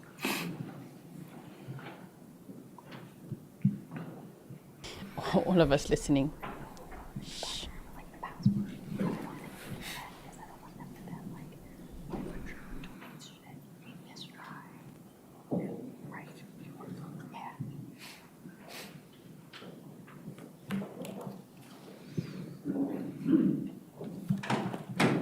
All right, thank you. Your next question? Thank you. Judge, I'm going to go back for just 1 second. We left one out. Detective Leach, I'm going to have you look at Commonwealth's 151. I would offer this into evidence if it has not yet been. It is in evidence. All right, wonderful. If that can be published. Detective Leach, this is, to back you up just a little bit, we're back on Joe's genes. We've zoomed in here. You were talking about what specifically was sent to DLI. Yes, ma'am. Can you explain again what we see here and what you asked DLI to test and why? DLI would be the zipper region in the area of the waistband around the buttons, the button and the buttonhole, and to the sides of them. Okay, when you say the zipper, are you talking about the tines on the zipper or the pull? The whole area now. The whole area, Yes, okay. ma'am. And why did you send that to DLI to be tested? Not Yeah. why DLI, but why did you send that to be tested? Because of the way the pants were positioned on the body, to me, when we got to the pants, you saw in the one photo how the pants were undone and down a little bit in the front. When we rolled Mr. Ryan's body to place him into the body bag, we found that his pants in the back were caught up on his butt, so it was caught up underneath his butt cheeks. And so to me, I didn't know if someone might try to manipulate the pants. I don't know. So my job is to find the answers. Perfect, thank you very much. All right, give me just one moment. This time Commonwealth would offer 152, 153, and 154 into evidence. And no objection, correct? All right. 152, 153, and 154 in evidence. Thank you. All right, so, to your knowledge, was surveillance video collected from the McDonald's restaurant located at 2475 Centerville Road in Herndon? Yes, ma'am. Okay, do you Oh, McDonald's, because remember, a few weeks before, Brendan Banfield started changing up his routine, according to Juliana, so that no one would think it's weird that on the day of the murders, he's just, loitering around a McDonald's. Just being like, oh no, I'm grabbing breakfast. I know I'm supposed to be at work at 7:30, but today I'm sitting at the McDonald's at 7:37. Just conveniently 6 minutes from home. Okay, so that he could get Juliana's call and go there immediately, right? Because of the strange man that they lured there. Okay, so they're going to show us that footage now, is it? Yeah, there you go. Oh, we're going to see some McDonald's parking lot footage, it looks like. We'll see the shady Brendan Banfield pretending that this is now his normal routine. You see that pictured here on this fantastic Google map? Yes, ma'am. Okay, and it's labeled on the map, is that correct? Yes, ma'am. Okay. And are you aware of the distance of this McDonald's from the Banfield's home? From the Banfield's home, there's a couple of different ways to get there, but they're all probably under 3 miles. Okay, thank you. Thank you, Cynthia, for the 3 And delicious Judge, coffees. I'm going to move to stipulated video clip 153, Commonwealth's 153. All right, this is the vantage point from the McDonald's drive-thru. Is that your understanding? Yes, ma'am. Okay, and this car creeping in here, that's Mr. Banfield's car, is that correct? Yes, ma'am. Okay.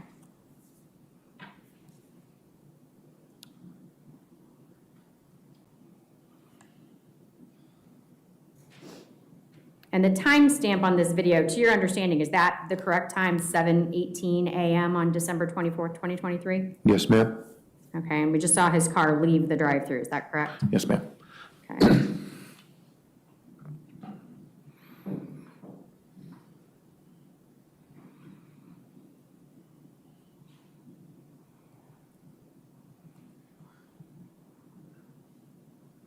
And what did he get? All right, and that's his car returning to the drive-thru, is that correct? Yes, ma'am.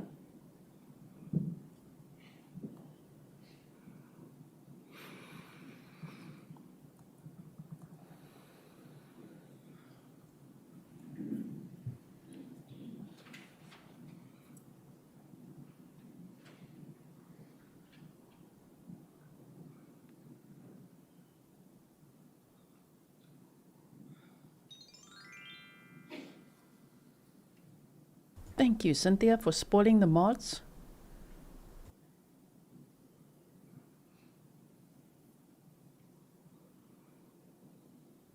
That would be him here, waiting for what? His chocolate milkshake. His Happy Meal.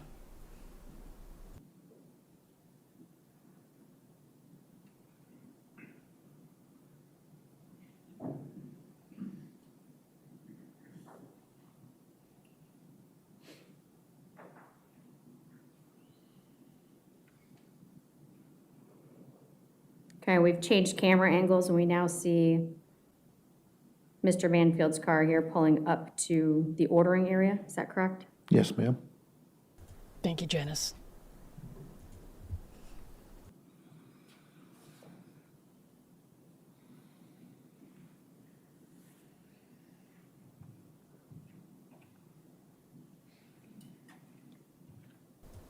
If only they knew what he was about to do shortly after that. All right, and changing angles again. We're at the pay window. Allegedly. Is that correct? Yes, ma'am.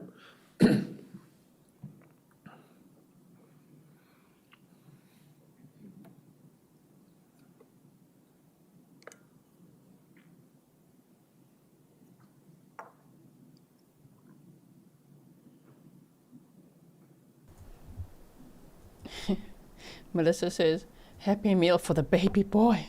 Right? I keep giggling because I can only imagine him being like, I would like a Happy Meal, chicken McNuggies. And they're like, no, sir. I think you could just get him Happy Meal. But what I was imagining is them being like, sorry, that's only for kids. And him like arguing with them. You know, what do you mean? I want my McNuggets. Anyway, we'll see. Maybe just got a coffee. I don't know what he got on this day. Doesn't really matter, but it's kind of weird. And we've changed angles now to the receiving window. It's weird because it was part of the plan. Like, okay, so I'll leave home. There was so much planning. I'll leave home, go to the McDonald's, just going to hang out there for a bit. I'll get something. Is that your alibi? Really? I was just there having breakfast, okay? And then Juliana's like, you must come back to the house. Brendan, there's a strange man here who has entered the house. Brendan's like, I'll be right there. The hero is going back to the home. And then all three, as in Brendan, the au pair, and the child go into the basement. Like, why would any of these two idiots take the child into the basement? You do not do that if you really think there's an intruder in your house. That's what really gives them away. You would protect the child. You would say, Juliana, take my daughter somewhere safe, like go to the neighbor or something and call 911 immediately. No, she called Brendan. He's the one who came to the rescue, right? After just casually hanging out at McDonald's. And exit area, is that right? Yes, ma'am.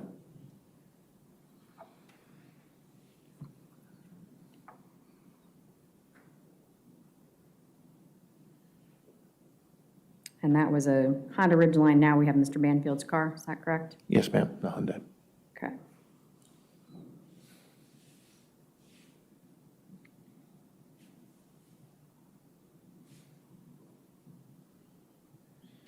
Okay. So from this vantage, if you look in the top left, do we see his car pulling out straight from the McDonald's drive-thru? Yes, ma'am. All right.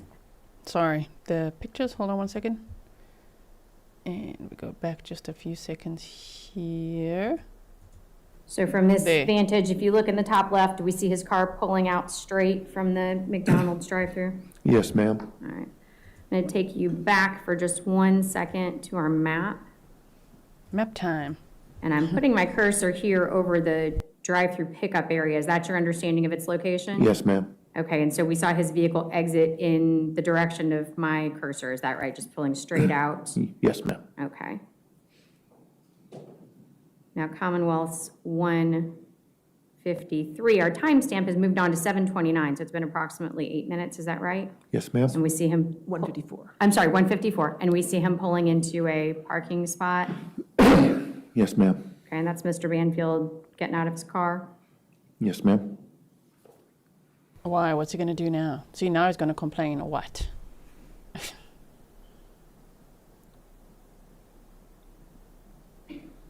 Okay, we've changed angles and we see him going into, do you understand that to be the bathroom of the McDonald's? Yes, ma'am. Okay, and that's at about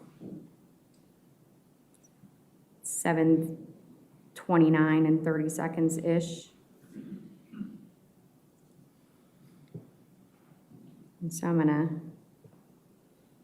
try to move this on a little bit.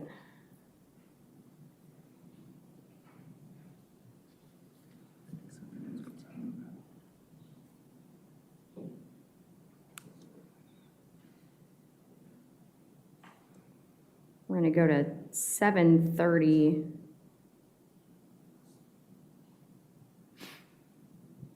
Just kind of advancing it in 30-second increments. He's still in the bathroom, right?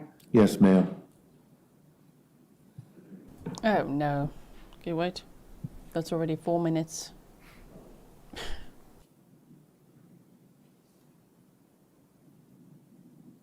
He's probably talking to himself in the mirror.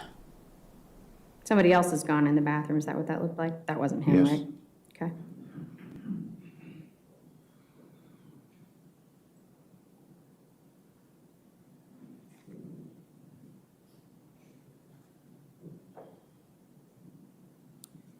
Okay, and someone's come out of the bathroom area. Still not Mr. Banfield.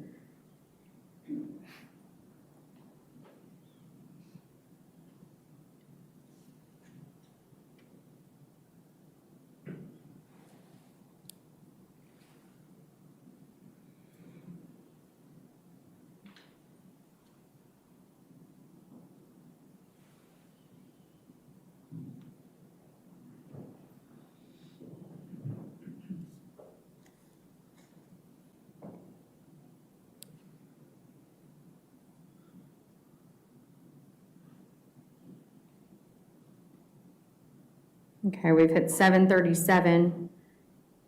So he's been in there for approximately 7 minutes at this point. Do we now see him exiting and on his phone? Yes, ma'am. Okay. And our camera angle shifts and we follow him Yep. still on his phone. He's like, oh no, Juliana, really? Don't worry, I'll be there now. Objection Cake says, okay, silly question, but Gisela, is there McDonald's in Switzerland? Seems too fancy for it. There's McDonald's here. Pretty fancy McDonald's. Like the burgers are like $20 or so. Yeah, they're not showing the prices on the website now, but it's around $20 and they look very nice. But yeah, that's a lot. So we don't go there. Eggs Toe. Thank you so much for your sticker. Okay, so at this point, it's 7:37 a.m. on February 24th of 2023. Now Juliana's called because, you know, she left for the zoo and then she's like, oh no, I forgot our packed lunches. Turns around, goes back to the house, and then she sees Joseph Ryan. That's her story, right? Britt, thank you. And so this was all part of the plan. I mean, did she even drive away? Not really. She said she was kind of parked there looking. She saw Joseph Ryan arrive. She saw him get out of the car, all of that. Then she called Brendan. And you see him pacing there. He's like, wait, what? Pretending nicely, are we? Look at him go. Phone? Yes, ma'am. Okay. And our camera angle shifts and we follow him still on his phone. Out to his car.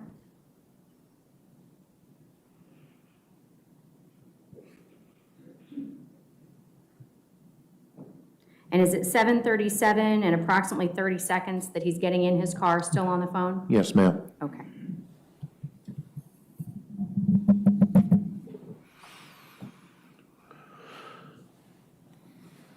He's backing out.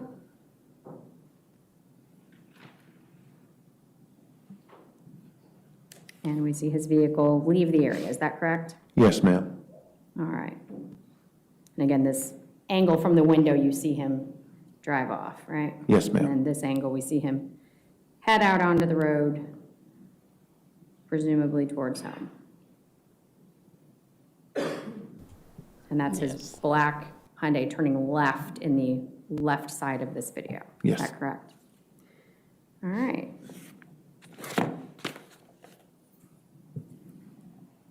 Judge, if we can terminate the display for the moment.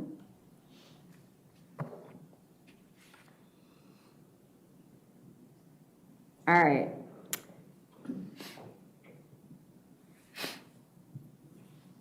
Did you have the opportunity, as the guy who keeps all of the evidence, to take possession of Brendan and Juliana's cell phones? Yes, ma'am, later on in the investigation. Okay. And do you have those here today? Yes, ma'am. Okay, I'm going to ask that these items be marked as Commonwealth's 232 for identification purposes, Brendan Banfield's cell phone, and item 233, again for identification purposes, as Juliana Peres Magalhães' cell phone. And if I can have those handed to the detective, please.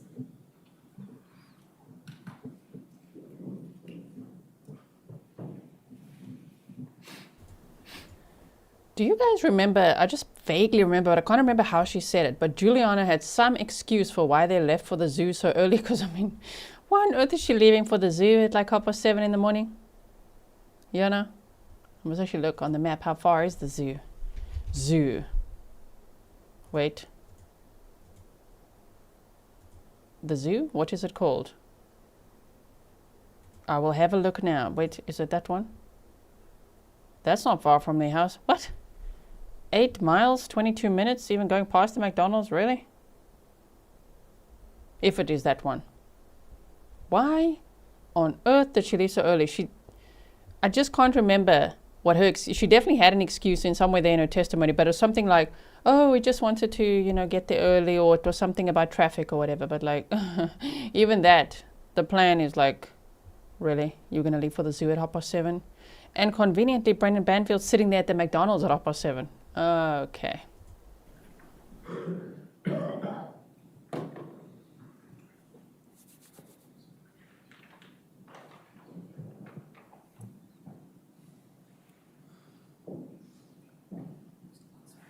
They're already open. I have a charger. Thank you, ma'am. Yes, ma'am. Thank you.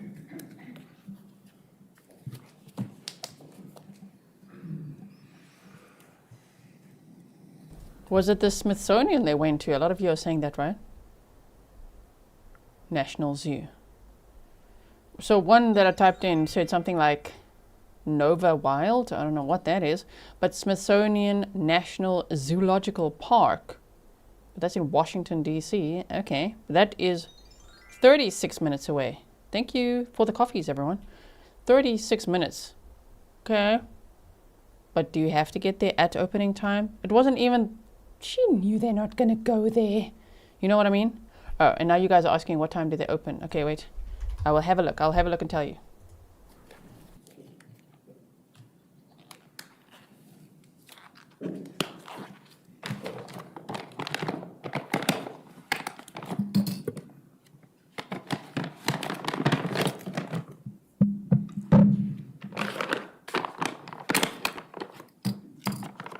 And Your Honor, I will note, I am going to ask him to turn them on so that we can look at the screens. We do not have a way to ensure that they do not make noise in the courtroom if someone were to try to call one of the numbers. I understand. So yeah, it opens at 8 and it closes at 4. So, okay. If it is that zoo that they were going to, the Smithsonian National Zoological Park in Washington, D.C., yeah, then okay, then she could leave at 7:30. Even to come up with a plan, like where could we say we're going? And I'd read before this trial started that Christine is the one that bought the zoo tickets. And that Brendan, we heard in the trial, wanted to convince Christine to have the day off, to not work that day. Like, you rest, you sleep in. Juliana's going to go take the little girl to the zoo. And I mean, shame. So Christine probably thought, oh, cool, I'm just going to have such a nice, relaxing morning sleeping in. And the first thing that happened was a stranger came into the house because he didn't know he was going to be a stranger. He thought he knew the lady that he's going to see. Okay, but she had no idea. So a stranger came to the house, and then, you know, all of this unfolds where she's like, what is going on? Then Brendan's suddenly there, and Christine is thinking her husband's going to help her. And her husband helps her, I'm saying it like that, by shooting Joseph Ryan. Okay, he's like, police, okay. And yeah, this one, see? This one is 10. This one opens at 10. Nova Wild Zoo, that's the one that I was looking at, and that's much closer, right? Anyway, the husband comes home, shoots Joseph Ryan, and Christine then said to the au pair, call 911. And the au pair calls 911, then hangs up because Brendan's like, goes too soon, you know? Right, interesting. Anyway, so poor Christine, both victims, but like for Christine to think, oh my goodness, my husband is here, he's gonna save me, and then your husband stabs you in the neck multiple times while the au pair is there watching, that is just so disgusting. Cake on YouTube said, Gisela, it's the National Zoo. You would never leave at 7:30 to go to the zoo. That's the height of rush hour here. I know, right? Wouldn't it be? Terrible traffic, that. I just can't remember what her excuse was.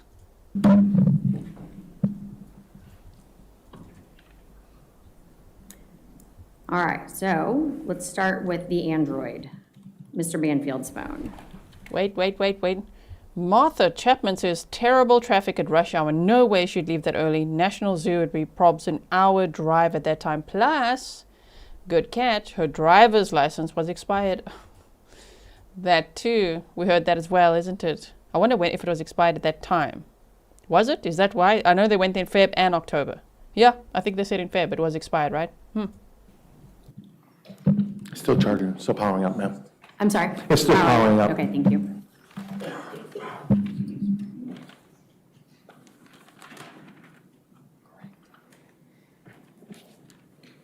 Okay, ma'am, it's up. It's All working. right, so if we take a look at 232, Your Honor, I'd like to put it on the projector, if I may, please. Sure, yes, ma'am. Thank you. Are you still want it to the witness, or are you going to admit it into evidence this time? I am not going to admit the phone into evidence. Judge, I'd like to have the jury be given the opportunity to look at it, and then I have still photographs taken of each of the screens that I will offer into evidence as 232 A, B, C, D, E, and F. If it's not in evidence, the jury can't look at it. I was under the impression that the court would not want the object with its password given to the jury to be able to manipulate for themselves, and so we have photographs of the screens. I can I mean, you simply can enter show those evidence. photographs if there is no objection to moving directly to those items. Is there any objection just to moving to the photographs? I've seen the videos, I don't. Okay, no objection. Makes Okay, it let's easy. just do that Thank then. you. Thank you, Mr. Carroll.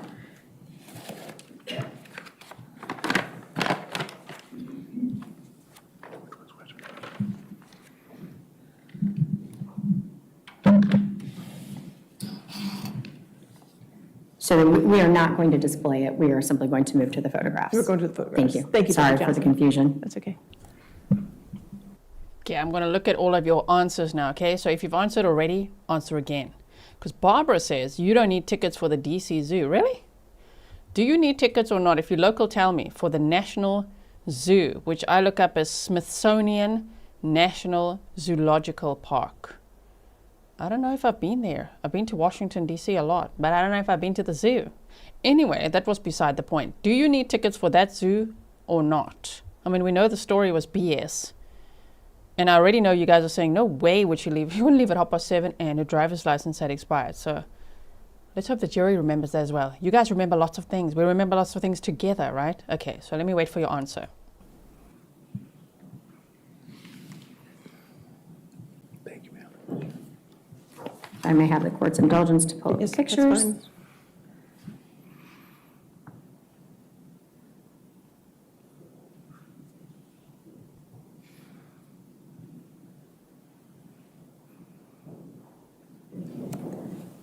All right. So Judge, at this time, the Commonwealth would move to make Commonwealth 232A,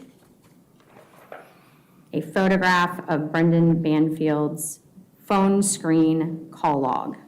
No objection?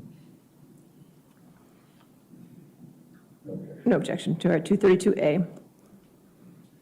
All right, and if I can have that displayed to the witness, Yes. the jury, and the gallery. All right, Detective Leach, when you turned on the phone and worked your way over to the call log, is this what you saw? Yes, ma'am. Okay, and we can note that it has a record of calls from, at the top, we see February 24th, and then timestamps for each of the received or outgoing calls. Is that correct? Yes, ma'am. And we see an incoming call from Juliana at 7:37 a.m. Yes. We see an outgoing call twice to Christine Banfield at 7:38 a.m. Is that correct? Yes. And then within the same minute, another outgoing call to Juliana. Yes. And then again at 7:42, two more outgoing calls to Christine Banfield, Yes. correct? Yes, ma'am. Okay. And then after that, it looks like just missed calls Yes. during times that we know Mr. Banfield to be interacting with law enforcement. Is that correct? Yes, ma'am. Okay. Judge, if we can terminate, I'll then move to 232B. Okay. although somehow the picture is marked A. This is B, despite its title. Fabulous said there's a small zoo in Reston, which is a few miles from the home. Saw that one as well. Is that one free or not? It doesn't really matter because the story was BS anyway, that Juliana made up there about packing lunches. I don't even believe she made those lunches, but okay, packing lunches, forgetting the packed lunches, going back to the house because they were on their way to the zoo. But I would think that the little girl thought they're going to the zoo and she must have been so excited. So even to think that these two, Brendan Banfield and his lover, the au pair, were so depraved and sadistic that they would let the little girl think, yay, we're going to the zoo, and let Christine think that she's going to have a lovely sleep in, like she's just going to be chilling that morning instead of going to work because, you know, her husband pretended to care about her and say, you should not work that day. Stay in. Wow. Okay, so the rest and all the zoos are free? I think I need to come and visit you guys. Really? I would go to all of them. All of them. I don't think they're free here. Anyway, that's nice. All right. If we can then offer into evidence Commonwealth's 233, it is 233A. So not 232B. Nope, it is 233A. Okay, 233A. Yep, 232 being Mr. Banfield's phone, 233 being Juliana Peres Magalhães' phone.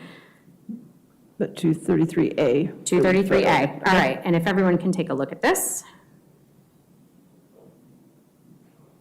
All right, Detective Leach, is this the call log that shows up when you turn on Juliana's phone?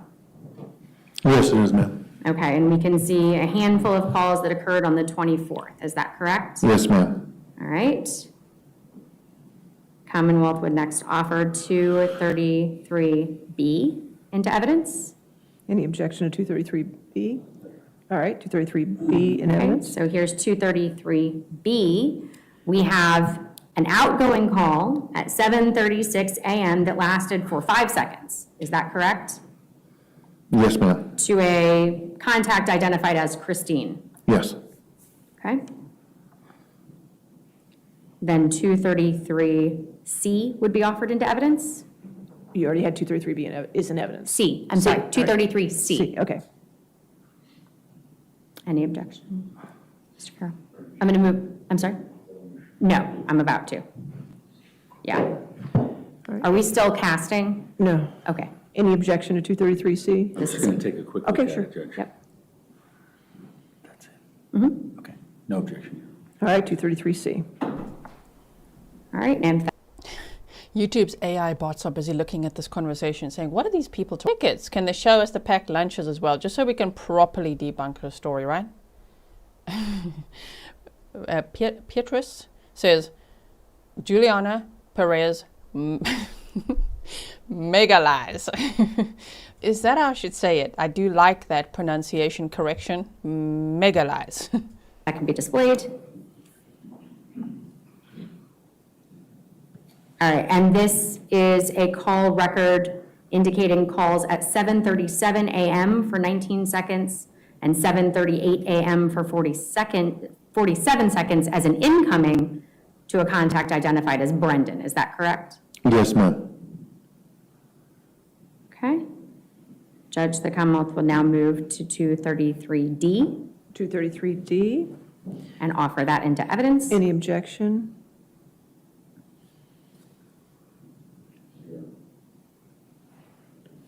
Okay, no objection. And if that could be shared. Detective Leach, this is an outgoing call from Juliana's phone to 911 at 7:47 that lasted 7 seconds. Is that correct? Yes, it is, ma'am. Okay. And Commonwealth's 233E. Any objection to 233E? No, Your Honor. All right, E in evidence. Okay. This phone call shows a missed call from a 703-877-3038. Do you know that to be the 911 direct number or the exchange? Yes, ma'am. Okay, so this is a call from 911 back to Juliana's call that was missed according to the phone, is that correct? According to the phone log, According yes, to the ma'am. phone. Okay. I'll now move to Commonwealth 233F. Any objection to F? No, Your Honor. All right, 233F in evidence. And I'd ask that be published. This is our last one, I promise. This is a log of calls to 911. We have a canceled call at 7:48, a canceled call at 7:49, and then an 8-minute outgoing call from Juliana's phone at 8:02 a.m. Is that correct? Yes, ma'am. All right.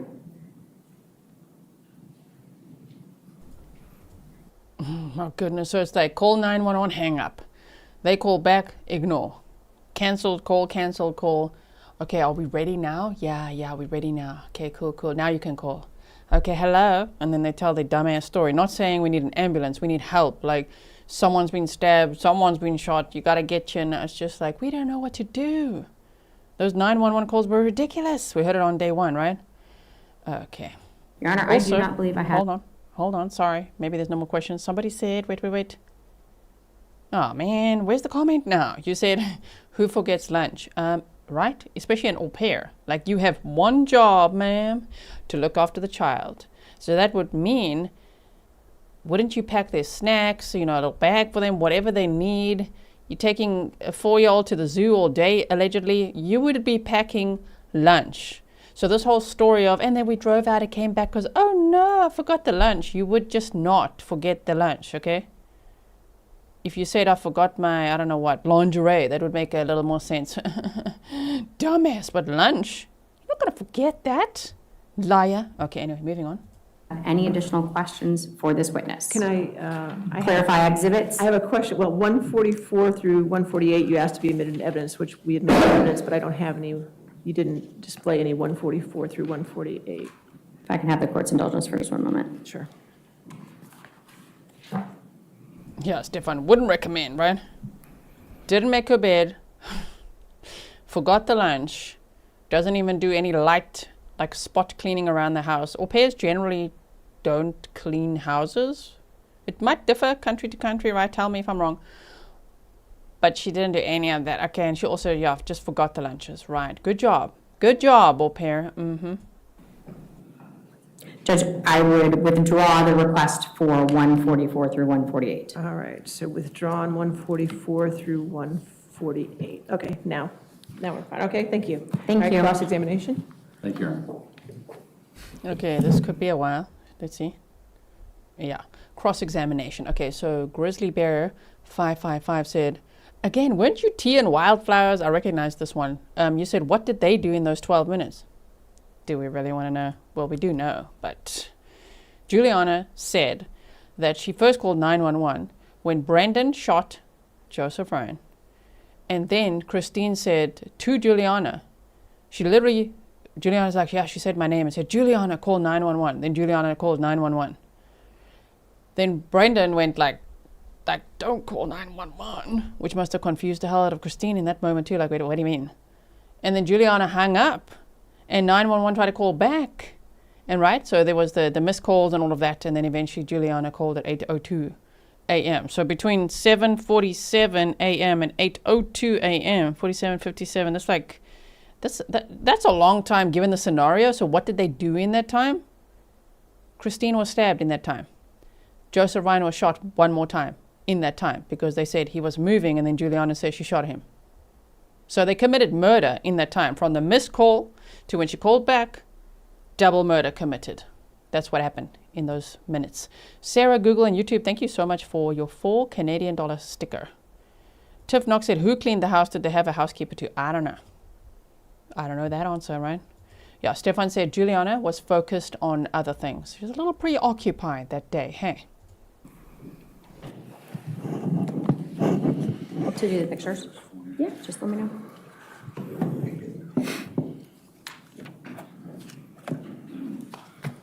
Good morning, Detective Leach. Good morning, sir. I just have a few questions for you.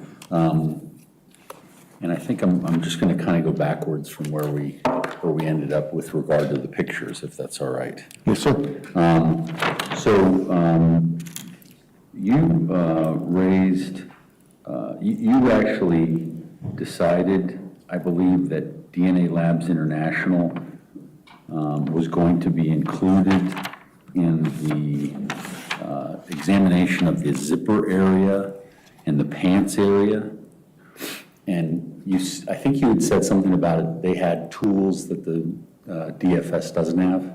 The Banfield, yes, yes, sir. Okay, and so, were you the one who made the decision that DLI was where this was gonna go? I met with the state lab. I was out at their facility, spoke with them, showed them what we had, and they actually recommended Okay. using the MVAC for that process. Okay, and the MVAC is designed to pick up finer particles, is that right?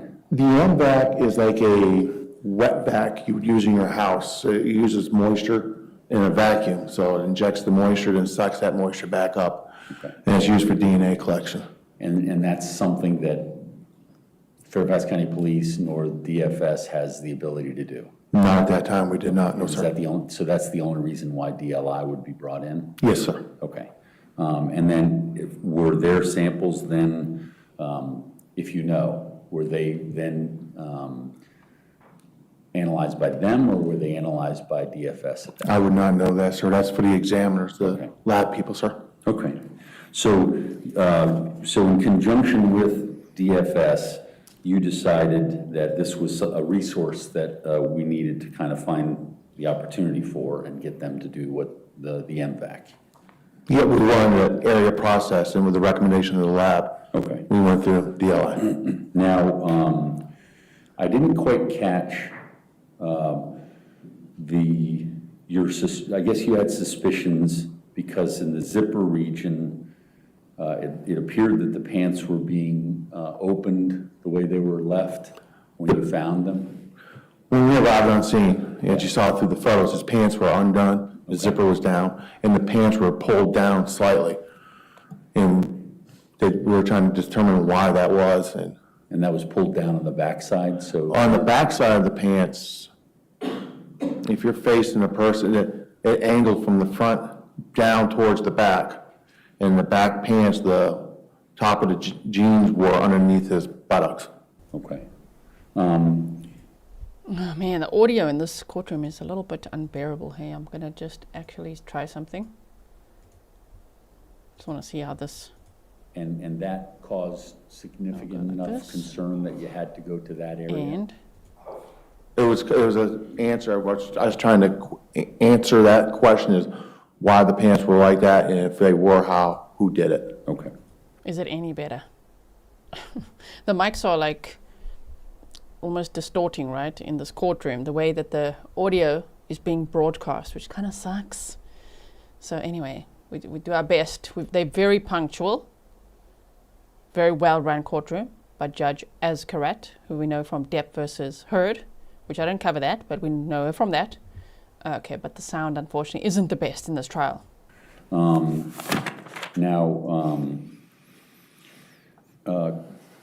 Item number 135. So just so it's clear for the jury, the picture's number is 135, but you were also talking about 123 when we were in the middle of that. That's actually the number for the sample that went to the Division of Forensic Science, correct? Which item was 135?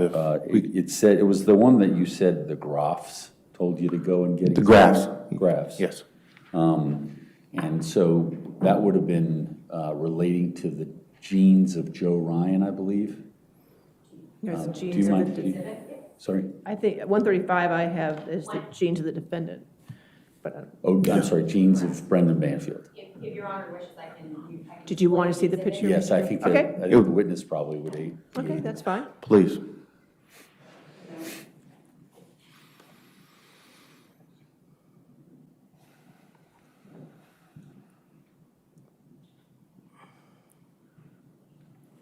This is the picture 135 that you were discussing? Yes, sir, that was a stain on Mr. Banfield's pants. And those circled stains, you're saying in the back of the pants? That's on the front leg, front right Okay, leg. front right leg, yes. Yes, sir. Okay, that's what I thought. And so, had these pants already been sent to the Department of Forensic Science prior to this submission? No, sir. Okay, so these were left until such time as the graph said, we need to know what that is. Yes. Okay, and and so they went ahead and you sent that? Explained the situation to them, and they were willing to accept them. Okay, and are you the one who decides, as a general rule, what's getting tested, or is it the lab that decides what's going to get tested? It will be the lab, sir. Okay, and in this situation, had you made, prior to getting the guidance from the graphs, had you made the decision that this was not something that you wanted to get tested? It's not that I didn't want to get it tested, sir. As we progress through the investigation, new evidence, new questions come about, and we try to answer those. And so when we got to the pants, this question came up, Okay, and I said, Okay, I sorry. thought it was a good suggestion, and we submitted it. and so, Quick pause. Zoo outing expert, so chatter formerly known as M. Chapman. I thought the expired driver's license was indicative of au pair lack of attention to detail, besides unmade bed, disorganized art projects, and a full CVS. Yeah, she had the hull of Walmart and CVS on her dresser top. Yes. Thank you so much for your sticker.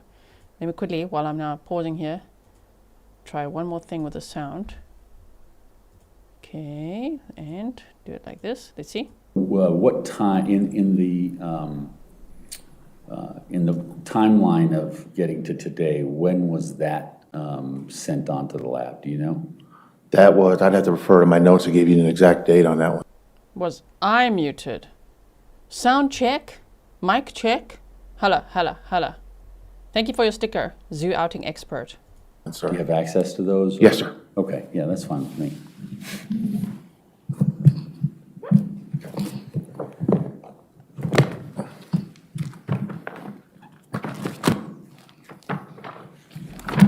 Flappity flap, check. You guys can hear me now, right? Okay. Listen here, YouTube. Don't be naughty with the sound now, okay? We are trying our best here to get the very best audio. Don't mute me, all right? We got to snark sometimes.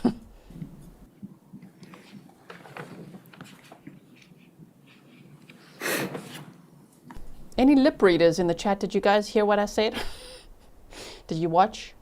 I was really just reading out the sticker and thanking zoo outing expert and agreeing that the au pair had the entire CVS and Walmart on her dresser top.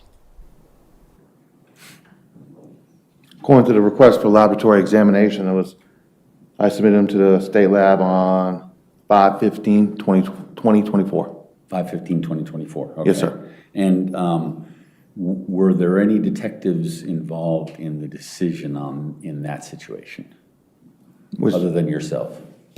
My supervisors were aware, the homicide detectives were, Okay. and it was a discussion. Who was your lead in the homicide section at that point?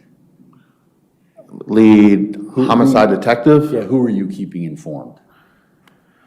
at that time would have been Detective Goodell. Detective Goodell? Yes. Okay. Had Detective Bryant already left at that point? Yes, Detective Bryan and Detective Goodell were basically team working it. Okay, gotcha. Now, I had a couple of other questions.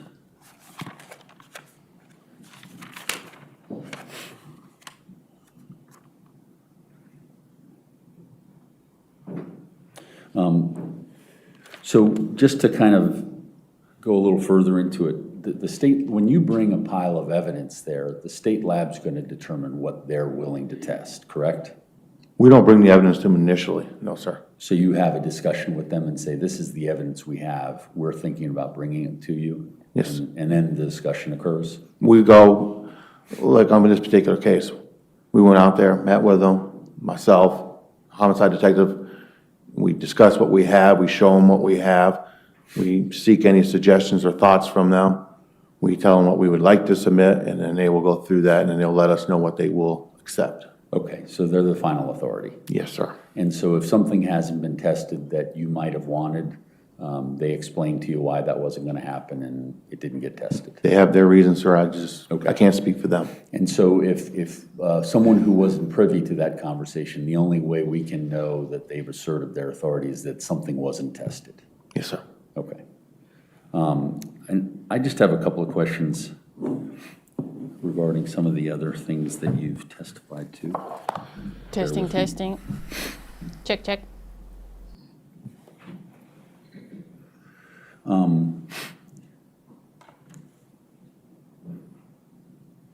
Now, did you take into account the injuries of the people as you found out in the investigation as to some of these stains that you observed?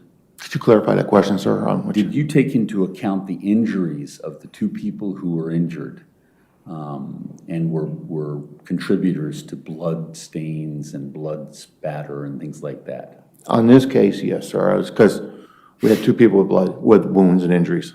Okay. And that was Christine Banfield and Joe Ryan. Now, when you look at the initial body camera, I think it might have been Officer Baumler's. Did you look at that?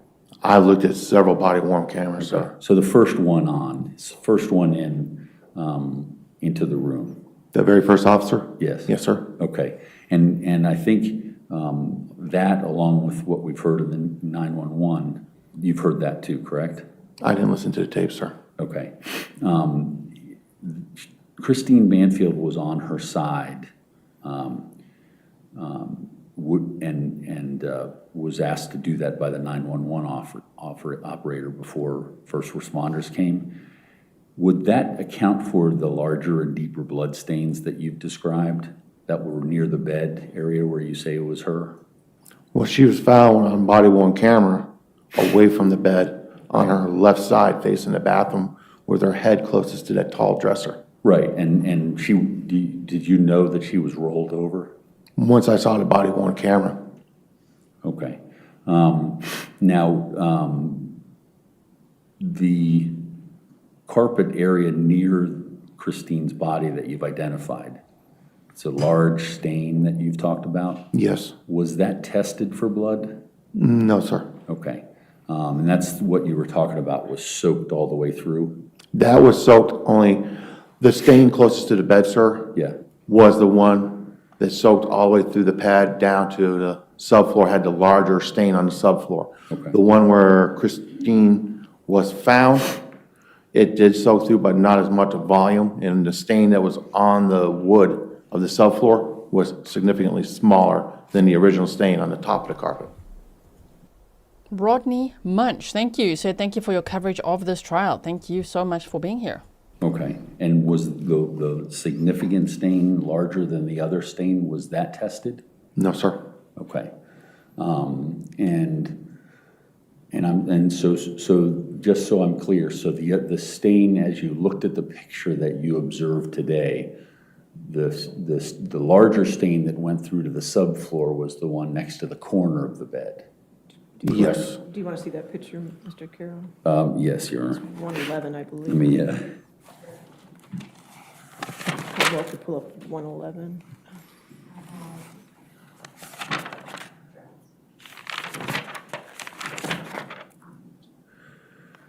Okay, there we go. Mr. Carroll, the picture on the screen, if you want to. yes, yes. So I'm looking at the picture in the same direction you're looking. Yes, The sir. one that just so I'm correct, the one that you indicated had the larger stains that went all the way to the floorboard was the stain near the bedpost of the bed. Yes, sir. Okay. And that's the one that you've testified was not tested. Cliff, to make it easier to show for you, my notes, that stain that you're looking at, I designated as blood stain 1. Blood stain 2 is going to be the one closer to the drill. Neither were sent to the lab for processing. Okay.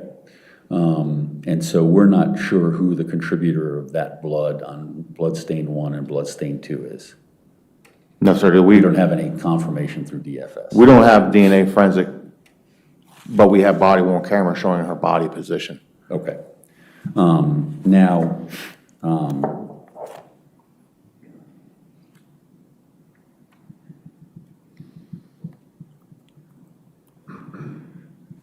do you know where Mr. Ryan, Joe Ryan, was located in the room when he was shot, based upon your examination? No, sir. I know where his body was at when it fell. Okay. And that was the one near the dog bed, correct? Yes, sir.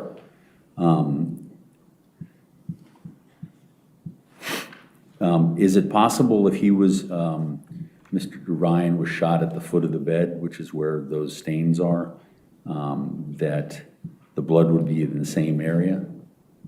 If that's where he was shot, it could be, yes, sir. Okay. But there's no way of knowing that? No, sir. Okay. If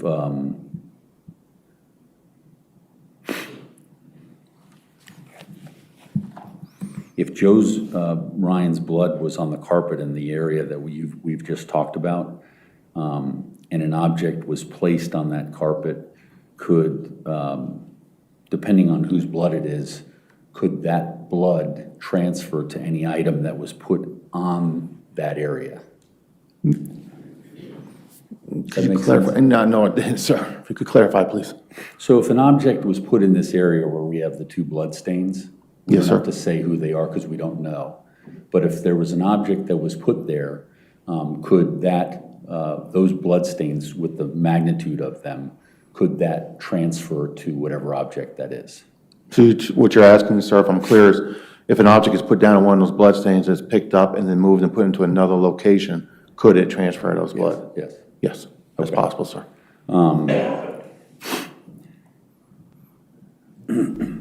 Do you Why does he always have to stare at the jury? He's staring in the direction, I think, of the jury there.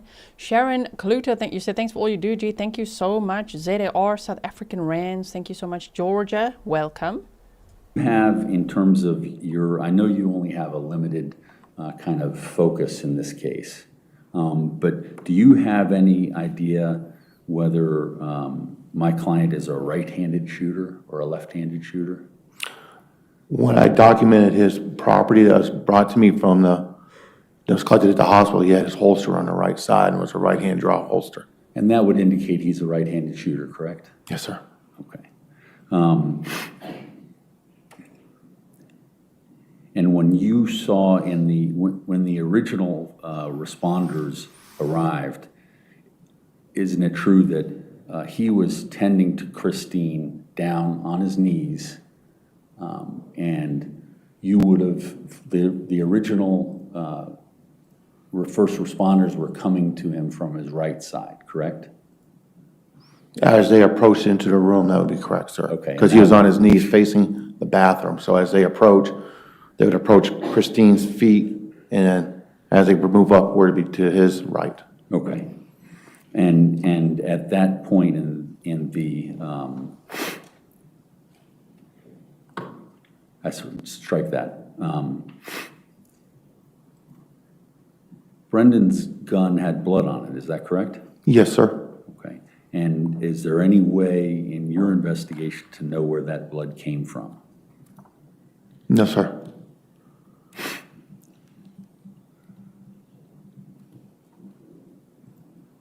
If it had been sitting in that large and deep blood stain that we just talked about, could that have transferred to the gun? That's possible, yes, sir. Okay.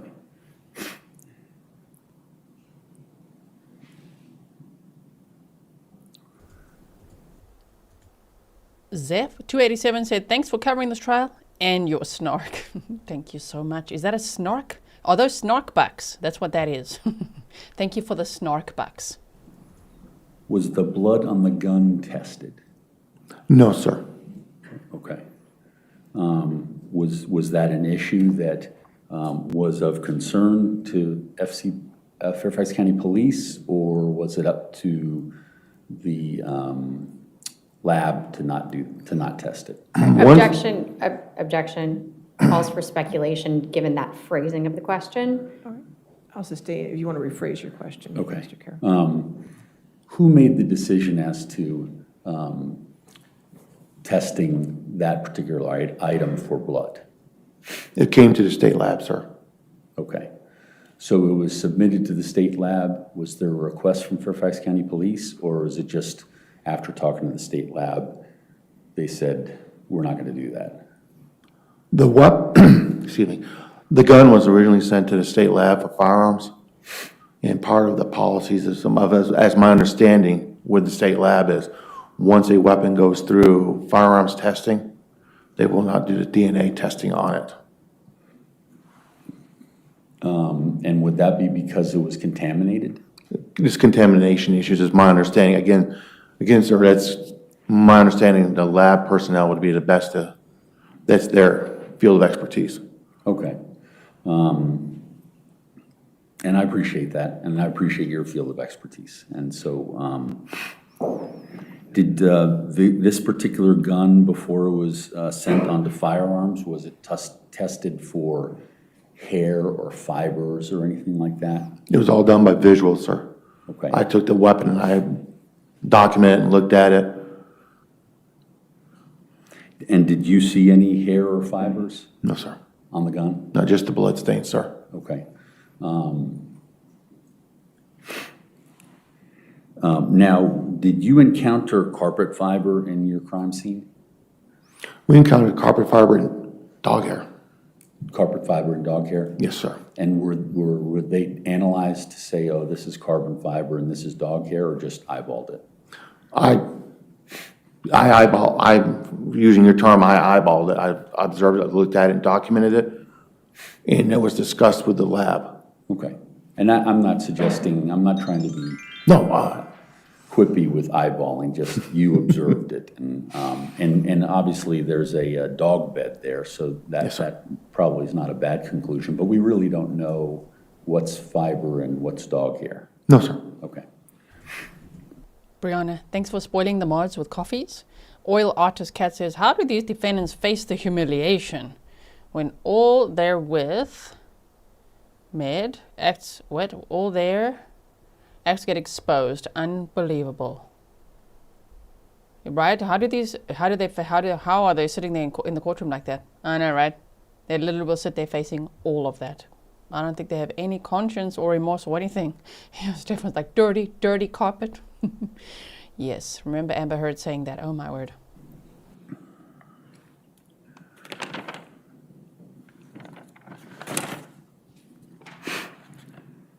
Now, the cell phones that we were just talking about, I think we saw the screenshots of them.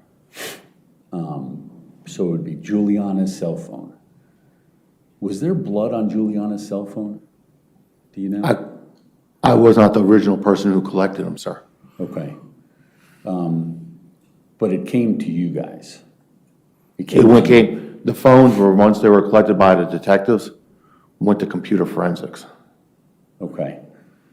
Gotcha. So you've never, other than just looking at what you saw today, you've never had the phone? Just collecting the evidence. When I say collecting, the evidence, once computer forensics and everybody was done with it, it came to me, and then I would take it and add it into my inventory and then take it to the property room. So I think what you're asking is, did I ever physically open it up and go through them? No, I did not. Okay. So you wouldn't know if there's blood on there or not? No, sir. Okay.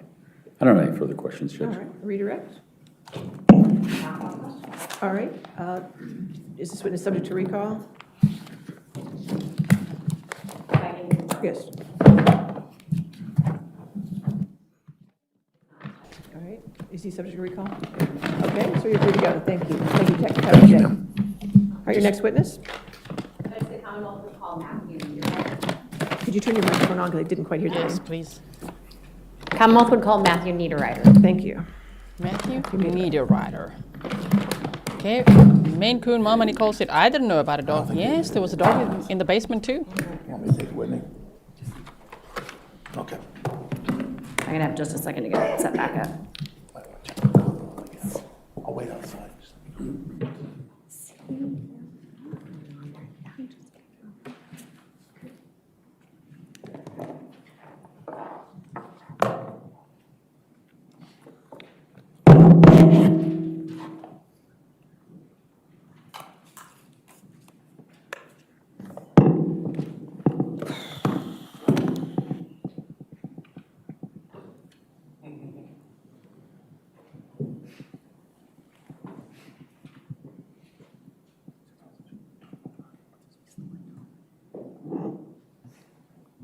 Do you swear or affirm to testify truthfully?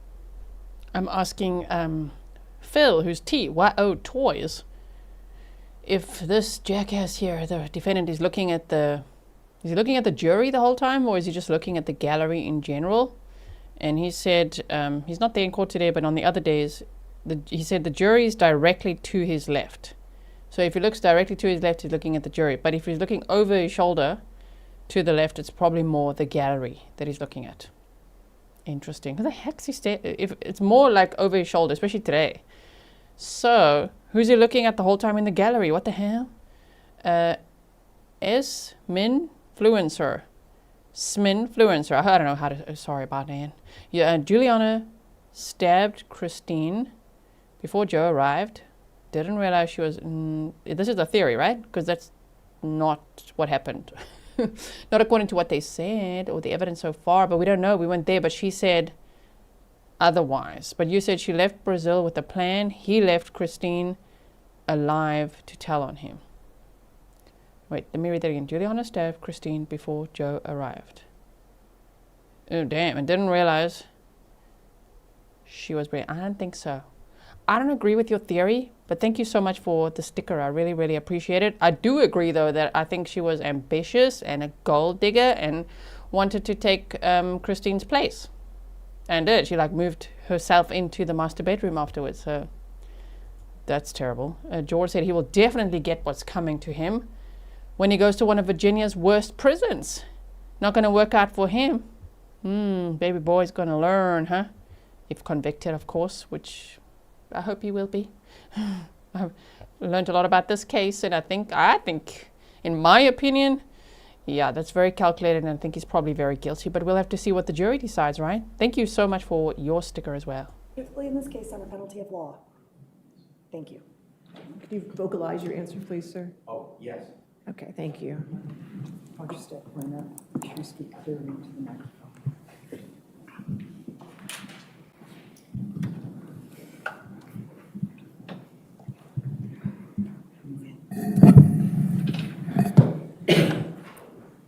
Thank you. Good morning, sir. How are you? Oh, afternoon. Good afternoon, sir. How are you? Great. Can you please state and spell your name for the court record? Matthew Niederitter, Niederriter. All right. Thank you, Mr. Niederitter. What is it you do for a living? I work at a window factory, and I sell windows and set up projects for people to do home improvements that has to do with windows and doors. All right. I'm going to offer into evidence at this point in time Commonwealth's Exhibit 157. Any objection to 157? No, Your Honor. All right, 157 in evidence. And if I can have that displayed, please. Mr. Niederitter, I'm going to ask you to take a look as I scroll through these documents.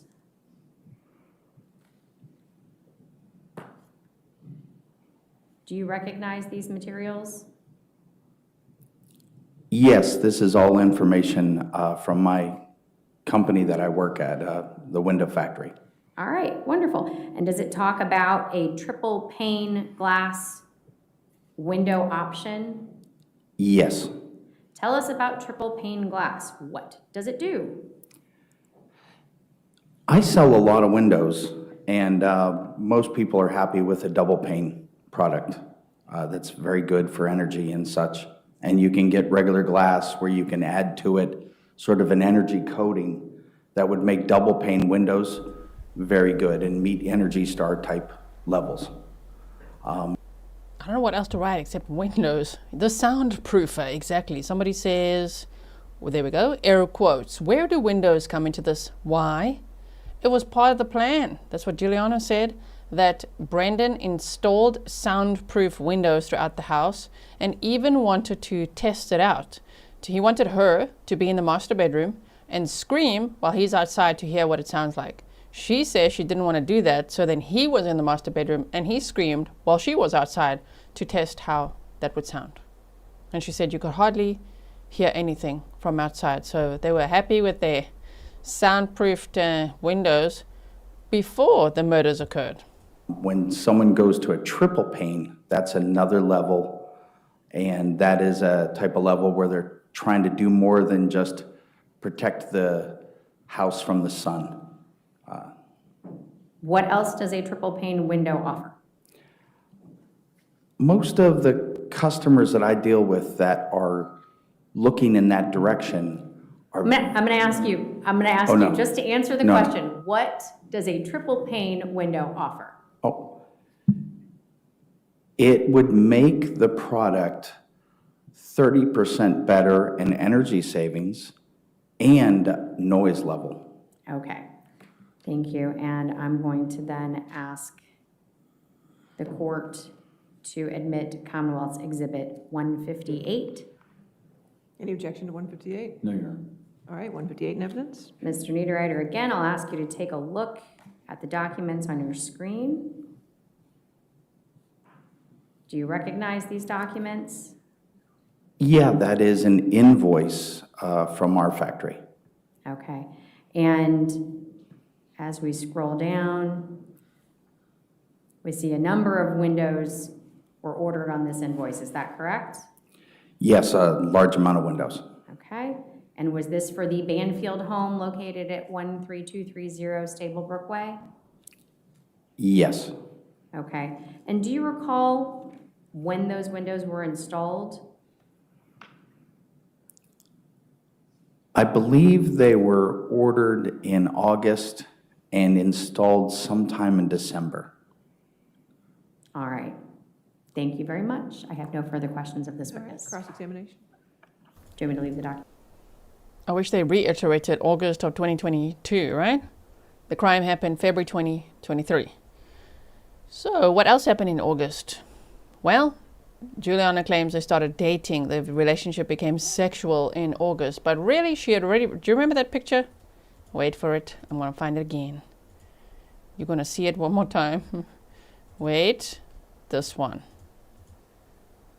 Oh, it's going to be big as well. Oh no. Okay, wait, I have to make it smaller. It's the one of them in the bathtub. Do you remember that picture? She said she was so in love in July. Here we go. Here we go. Wait. Resize and show the Grizzlies. There, she was so in love in July. Oh, you're bathing with him, bathing with him in July. And in August, you're installing soundproof windows. Okay, and then in October, you're going to a shooting range. And in December, shooting range. In January, Brendan's buying her a Glock. Okay, and then February 24th of 2023, the murders happen. And then in between that all, the FetLife account and trying to find somebody who would be willing to come to the house who would be their victim as well, so that they could frame that person. Comments up? There were some, but nothing.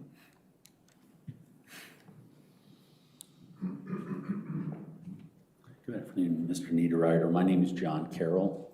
If I ask you any questions that you don't understand, please stop me and ask me to ask the question again. Yes, sir. Okay. So you are a manufacturer of windows. Yes, I work at a factory where we make our own products. And what's your job? I am in sales and project development. Okay. And so in sales and project development, you're here testifying about this. I'm assuming you went out to the Banfield home? Yes, I was there at least 3 times. Okay. And this whole process started in early 22, correct? Yes, approximately in end of January, early February of that year. Okay. And so that would have been when you were first notified, or would that have been the factory was notified saying they're interested in looking at windows? Yes, someone contacted the factory and said, I'd like a person to come out and give us a free quote. And were you privy to that initial contact? No, I was just told an address to go to. So you don't know if it was Brendan Banfield or Christine Banfield? I do not know that, yes. Okay. And so the way it works with your factory is someone calls in and says, we're interested in windows. Yes. And then your job is to go out there and reduce, loss of heat by 30% or 50% or whatever it is that they want, correct? Yes, I frankly just ask them what is important to them, and then I just measure. Okay, gotcha. And do you? I'm going pause.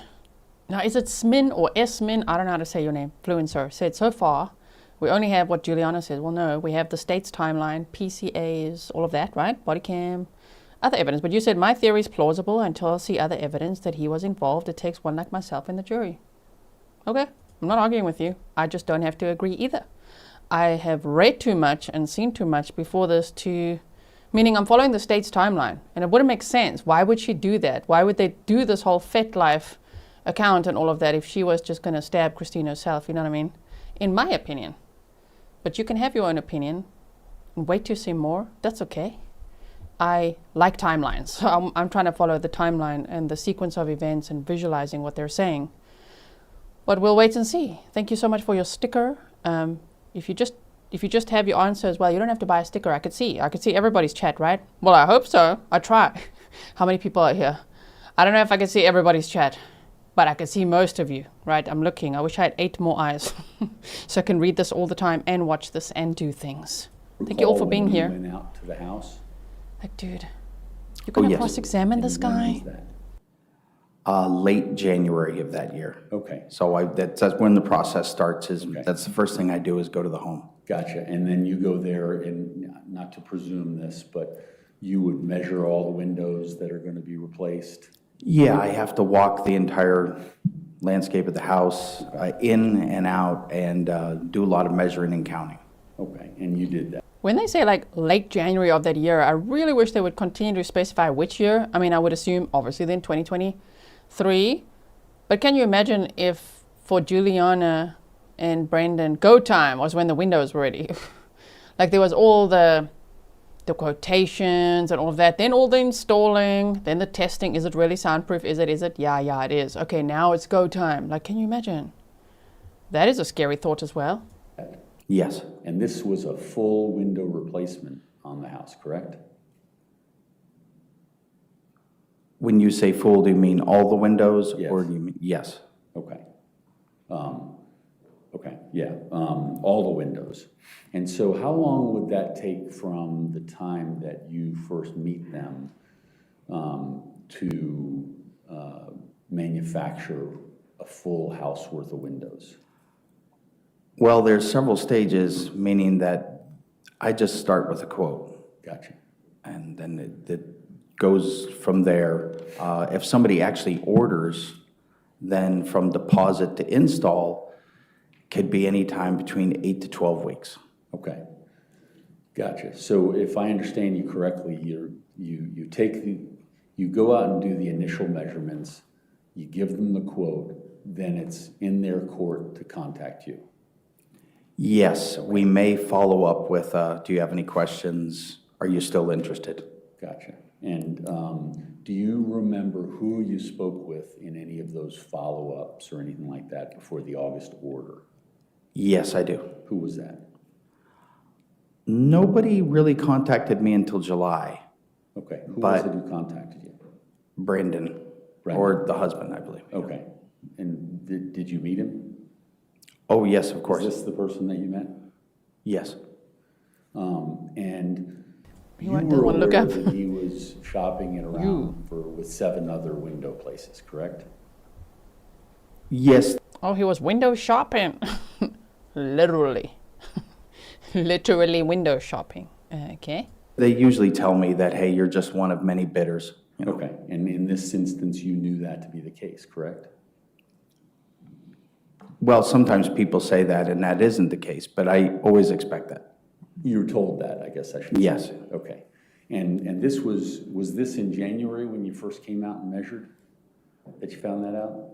There was more communication in July. Okay. Did you find out about other potential competitors in January when you came out to measure? No. Okay. Were you, okay, that's fine. And so We're talking about triple pane glass, and you indicated there's a 30% energy reduction, and there's certainly a noise component to it, correct? Yes, Okay, so in January of 2022, he was talking to you about noise, correct? no, Okay. He told you wanted triple pane, correct? no.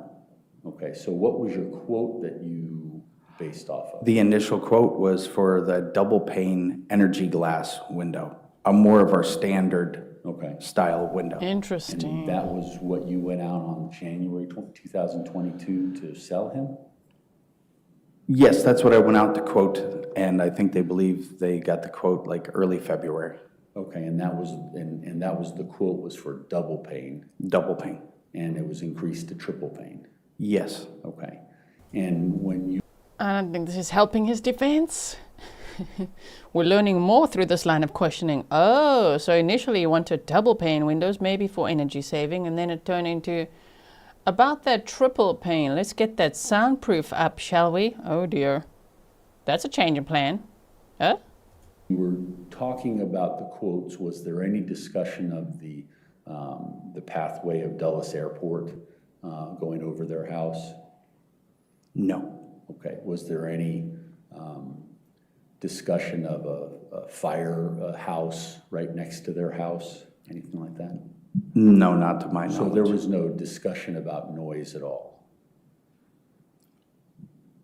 There was a discussion of what would be the benefits in July of if somebody got a triple pane window and the cost associated with it. Okay, but the specific noise, was there any discussion about that? Not that I recall. Okay.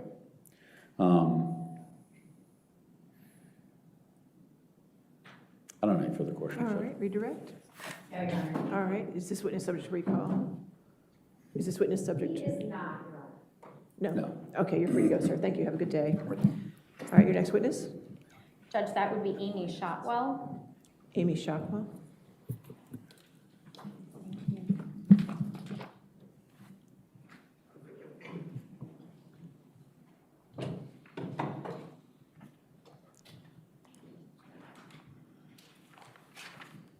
He looks up the whole time until there's a witness that has to look at him. Look at him, he's like, "Psh, whatever with those windows. Mm-hmm. Anytime someone, it's like, is that the guy? Then he's like looking straight down. What, me? No, not me. Mary said, wonder if Miss Au Pair was next on the list. Maybe use those windows for others. Think about it. I don't know. Maybe you wanted soundproofing with the Au Pair for other reasons. Ew, we don't want to know.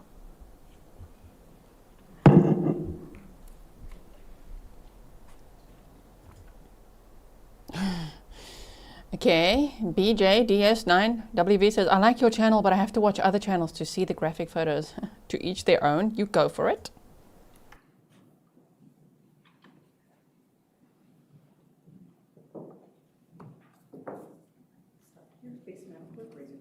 Do you swear or affirm to testify truthfully in this case under penalty of law? Thank you. Hey, sugar. So some people purchase better windows for the bedroom so that they don't hear outside noises while sleeping.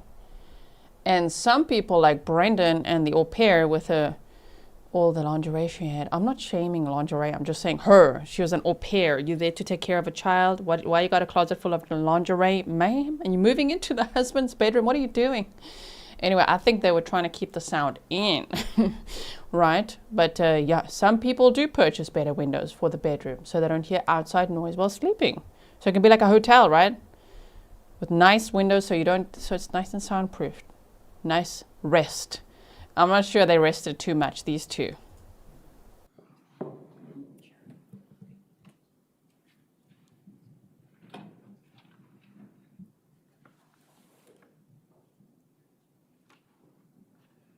Thank you. Good afternoon, ma'am. Good afternoon. Could you please state your name and occupation for the court report? Yes, Amy Shotwell. I work at Silver Eagle Group in Ashburn. All right. How long have you worked at Silver Eagle Group? Since 2012. Okay, so taking you back to February 24th of 2023, in the 3 to 4 months preceding February, were you employed at Silver Eagle? Yes. Okay. What do you do there? Okay. I should. I am a manager. I'm the responsible party on the business's federal firearms license and the custodian of records for that purpose. All right, and so did you provide us with some records for Yes. this case? Okay, I'm going to ask the court to please admit Commonwealth's 159 into evidence. Any objection to 159? All right, 159 in evidence. All Published. right, Ms. Shotwell, if you'll take a look at these documents, I'm going to scroll through them.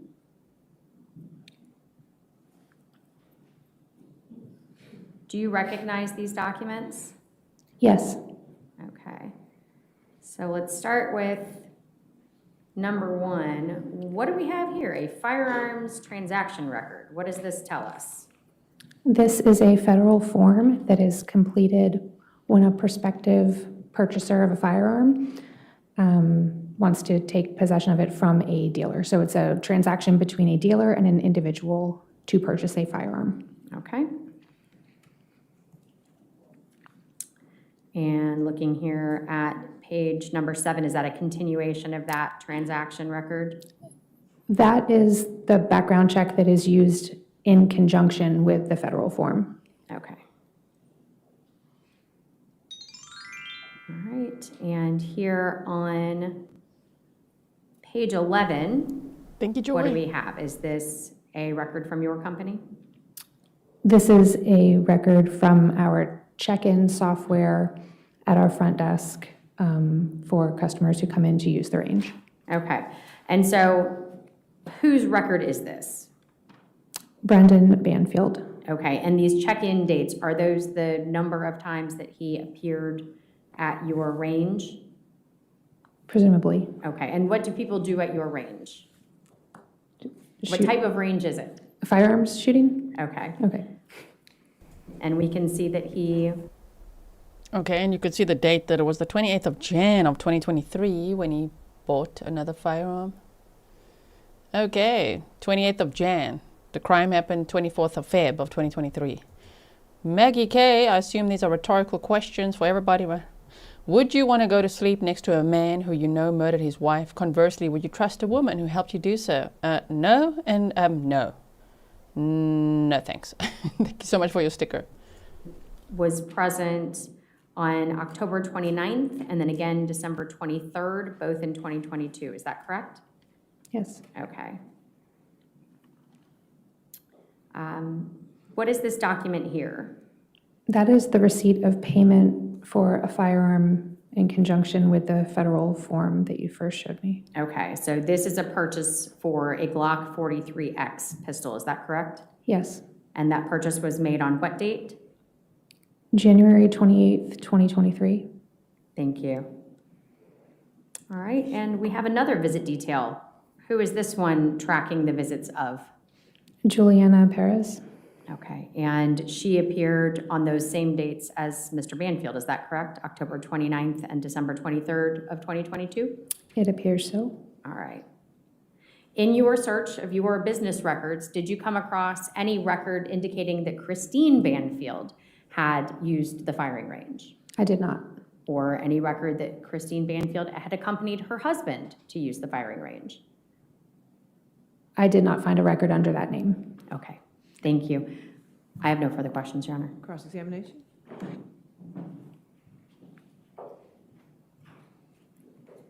Good afternoon, Ms. Shotwell. Good afternoon. My name is John Carroll. If I ask any questions you don't understand, just let me know, please. Mr. Carroll, could you raise your microphone up a little bit? You're just a little taller than the Yes, stands. yes. Thank you. Who's Samuel Hummel? He was an employee at Silver Eagle Group on the date that the firearms transaction occurred. Okay, and he's because it says on the one of the forms that you were just looking at and you identified that he was the firearm transferor, correct? He was the representative of the business. So the business information is on one of the pages above his name as well. But yes, he was the employee who assisted. And he's no longer there? Correct, he's in Texas. Okay, so the actual details of the firearm transaction, if my client were to say why he got it, anything like that, that wouldn't show in those records. Why your client purchased a firearm? Yeah, There's why no or reason. any sort of discussion that went along with that. There's none of that information included in that paperwork. Gotcha. And the entrance, and I guess there's no exit, there's just entrance records. That just shows from a computer printout that these are the days that these people went there, correct? Yes. And in order to find out if somebody else had gone with them on a certain date, we'd have to tell you what name and then try to line them up, correct? Yes. Okay, so you were requested to get the records for Juliana Peres Magalhães and my client, correct? Yes. And so that's why those actions connect up. Yes. Now, would you have any knowledge as to whether the new firearm that was purchased in the purchasing record was ever used by Brendan Banfield or Juliana Peres Magalhães? No, I would not have that There would be information. no information to that? Correct. Okay.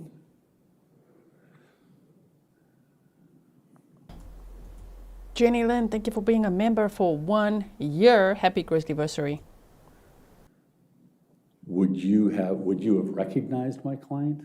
No. Okay, so you're just strictly the documents and these are the records and this is that. Okay. Correct. Well, I won't ask any questions you're not going to have the answers for. So thank you, ma'am. You're welcome. All right, redirect?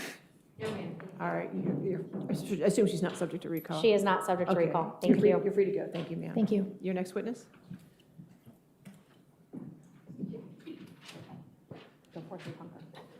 Flying Judge, through it's witnesses gonna be, today. Sorry. Douglas Gudakunst. Okay.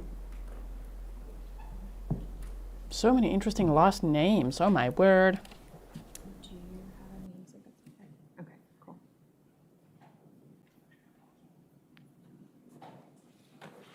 Have involuntary eye rolls when I see Brendan Banfield. Oh, this guy.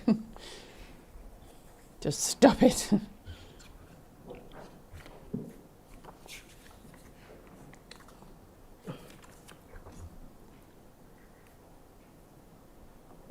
Maine Coon Mama Nicole says, how would she know that, right? Did he ever use the firearm he purchased here?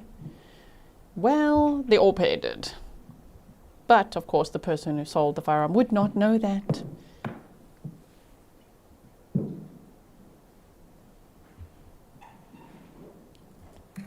David Robinson, 7563, says after her 10-year deal is up, wonder if she'll be deported. Well, part of the plea deal would be she pleaded guilty to involuntary manslaughter. The maximum sentence is 10 years. So she could get 2, 5, 7. We don't know. We have to wait until she's sentenced on the 20th of Feb of 2026. And she'll get credit for time served. Once she's done with her sentence, she will go back to Brazil.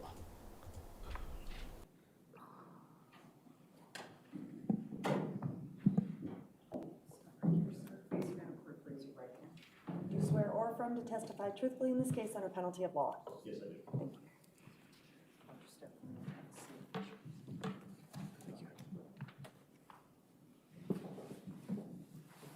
Thank you, Lori Funk, for your sticker.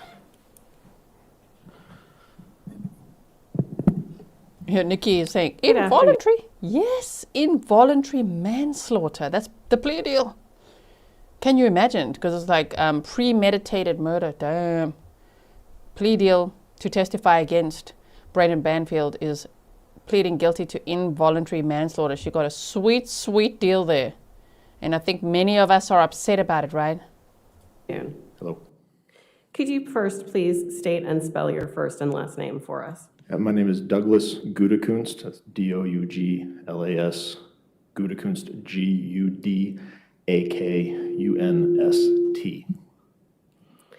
And can you tell us how you are currently employed?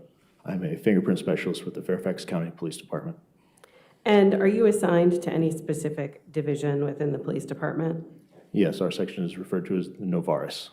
Is Novaris an acronym? Yes, it stands for the Northern Virginia Regional Identification System. And how long have you been a fingerprint examiner for Novaris? It will be 8 years in February.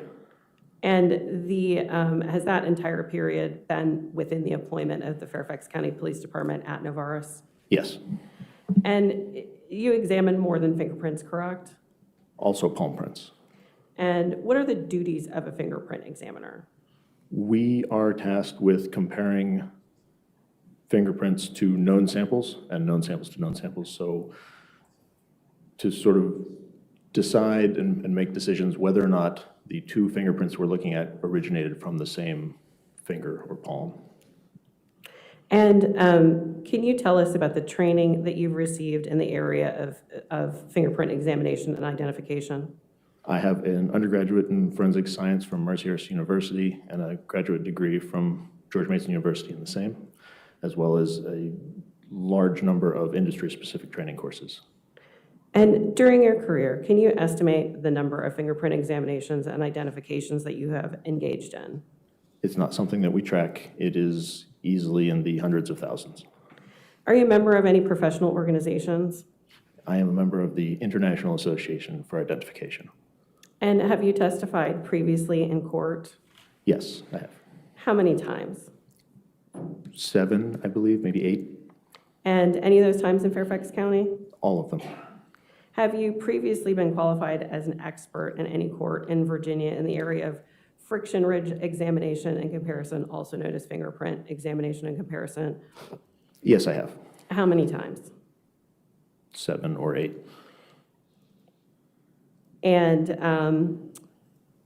at this point, Judge, I'd move to admit Mr. Gudakunst as an expert in the area of friction ridge examination and comparison, which is also known as fingerprint identification and examination. All right, any objection, or you want to void dear? All right, no objection, so moved. Thank you. Sorry. Can you describe? He looks familiar, right? Wait, did I spell it wrong? Gudakunst. Guda, I wrote it down correctly. I just, on my paper. There, I spelled it wrong. Thank you, Stefan Douglas Gudakunst. That's such a cool surname. Does he not look familiar? I don't know if we've seen him. Have we ever seen him at another trial? I don't recognize the name, but he does look familiar to me. Anyway, moving on. For us, what a latent print is? A latent print is a reproduction of the ridges found on the surfaces of our hands, and also our feet, but primarily our hands. When you touch an item, you leave that reproduction behind, but it's not readily visible. That's why it is latent. It needs to be processed in some way to be made readily visible. And what does a fingerprint examiner do with a latent fingerprint? In our office, we receive them already processed. We don't do the processing ourselves. So we receive latent fingerprint evidence from the police department. We assess them for quality. We can search them through different databases that we have access to of known fingerprints, and we can compare those fingerprints to the response list that we get, as well as compare them directly to requested subjects. And are there any complexities in working with latent prints? Yes, they can be very complex. They are not all automatically very good quality latent prints. When you touch something, it doesn't necessarily leave a latent print. It may. That latent print can be very small, very fragmented, very low quality, unable to visualize clearly, and different processing methods can also degrade those qualities and make them less helpful or useful. And are there different levels of details to a fingerprint? Yes, we classify the levels of detail that we look at in a tiered system 1, 2, and 3 in smaller and smaller granularity. Level 1 detail is an overall flow of the ridges, the pattern type. Level 2 detail is going to be independent ridge path, where we watch one particular ridge and we can see it doing a thing, either stopping or splitting. And then level 3 is going to be those even smaller than that. This ridge has a pore here, or is thick, or is thin, different characteristics on the very edge of the ridge. Those are level 3 detail. And can you tell us what a known fingerprint is?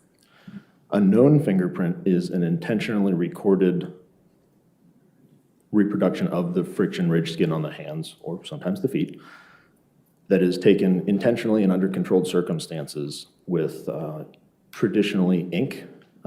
Modern days, most of them are done electronically, but still ink is occasionally used, where ink is applied to the hand, and then the hand is touched to the contrasting paper or the scanner with no ink.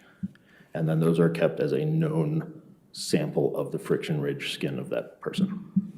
And what do you do when you compare latent prints to known prints? We have a process that we call ACE-V.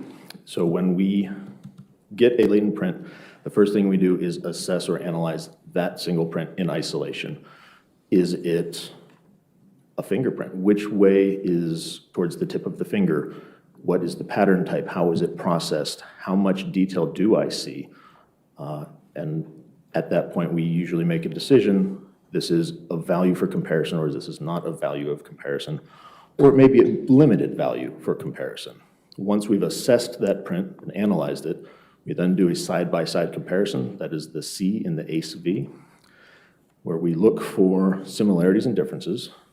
We note how similar or how different the spatial relationship between this branch of a ridge is 3 ridges away from that branch of a ridge, and they're all working as a constellation together. After we've completed our comparison side by side, we weigh the information that we've discovered in that whole process. We evaluate it, E in ACE-V, and we make a decision. Those decisions are 3 types, either an identification, and that the 2 fingerprints did originate from the same source, an exclusion, where those 2 fingerprints did not originate from the same source, or an inconclusive, where we aren't able to make either of those determinations for many reasons. Then that process, those cases are given to another qualified fingerprint examiner who verifies it, the V, which is the same process that is ACE. So it's really ACE-ACE with 2 different people, so ACE-V. And in this case, did you receive latent prints during the investigation? Yes, I did. How many of those latent prints were suitable for comparison? In the initial submission, there was multiple versions of a single latent print that were suitable for comparison. And in this case, did you obtain known prints? Yes, I did. How many sets of known prints did you obtain? I obtained 4 sets of known prints. And did you obtain prints from Joe Ryan and Christine Banfield? Yes, I did. And where and when did you obtain their prints? I obtained them at the medical examiner's office on, I believe it was February the 28th. And how did you obtain their prints? I went to the medical examiner's office and I used ink and paper to collect the known prints.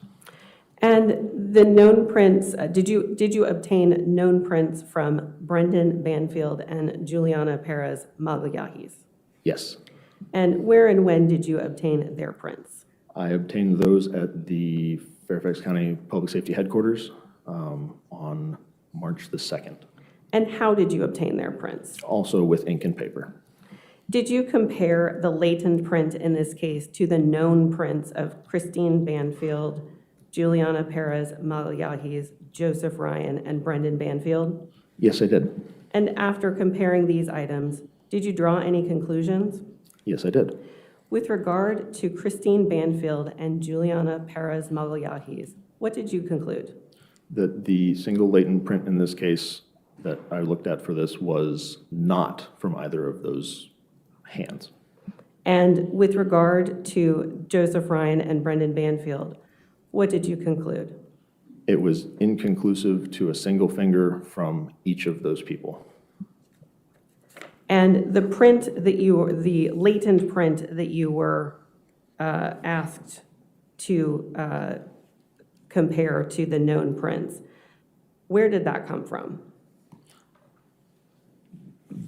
The item that I received is a CD with digital images on it.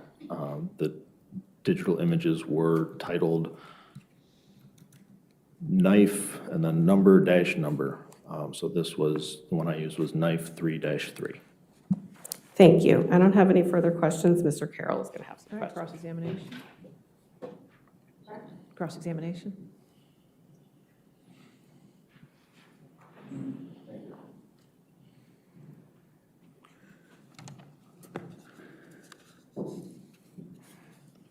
Good afternoon, Mr. Gudakunst. Good afternoon.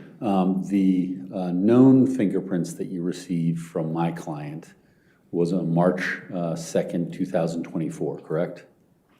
I believe so. I think that's what you just said. Which, I don't remember if it was 24 or 23. I'd have to check the card. I'm sorry, 23.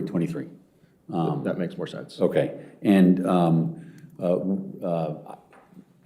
you were there, my client was there, and he basically gave you access to his hands, and you took it down on a print card, correct?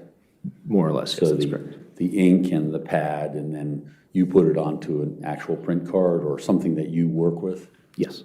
Okay, and so you had an opportunity to meet him at that time, correct? Yes, I did. Okay, and was there any difficulty in getting that print from him? No. Okay. Now, specifically regarding the three, I guess, characterizations. I guess number one you said was a known match. What was the first? For the conclusions, you mean? Yes, yes. So we have three conclusions. One of them is called an identification. Identification, And the other is an exclusion, and then an inconclusive, which is neither of those. Okay, and you indicated there's numerous reasons for that, correct? Yes. Now, is there other than the fact that your test was inconclusive, are there other, is there anything else to draw from that other than that particular determination is that it's inconclusive? No. Okay, so there's no inference. Oh my, okay. Busy with cross-examination. Hope you all had a little stretch break with me. Did you do your 20 squats or what? Also, don't you think that this defense attorney sounds a little bit like George Clooney? Maybe he could have a podcast or read some audiobooks or what? It's very calming. It also makes me feel like it's nap time a little bit. That's not snark. I'm just saying it's a very soothing voice, okay? It's one way or another. Correct. Okay. Now, you did fingerprint analysis on other items of investigatory material in this case, correct? There were additional fingerprints that were submitted to me, yes. Okay. And is it fair to say that if they seek a fingerprint match or the opportunity to see if it's been identified, they would do something to get the evidence to you in order to have the known print or the latent print? I'm not following, I'm sorry. So for example, if there was like a safe that they wanted to check fingerprints on, would you go to the crime scene lab and get something to see, something so that you could have a latent print? I'm just asking because you had said that you went to crime scene or you went to wherever. I went to the medical examiner's office. Okay, the medical examiner. If there was pieces of evidence where you were asked to get fingerprints for, would you go to the crime scene to get if in fact something was there at crime scene? No, that would fall under someone else's responsibility. Okay, so you wouldn't be the one who did that, just in terms of the medical examiner, you would go to them. Correct, yeah, in this case, I went to collect the fingerprints from the decedents. So it would be incumbent on the Fairfax County Police to find the latent, put the latent into a form in which you could work with, and then you would then analyze it to determine what it was you needed in order to identify it, correct? Yes. Okay. Was there ever anything done relating to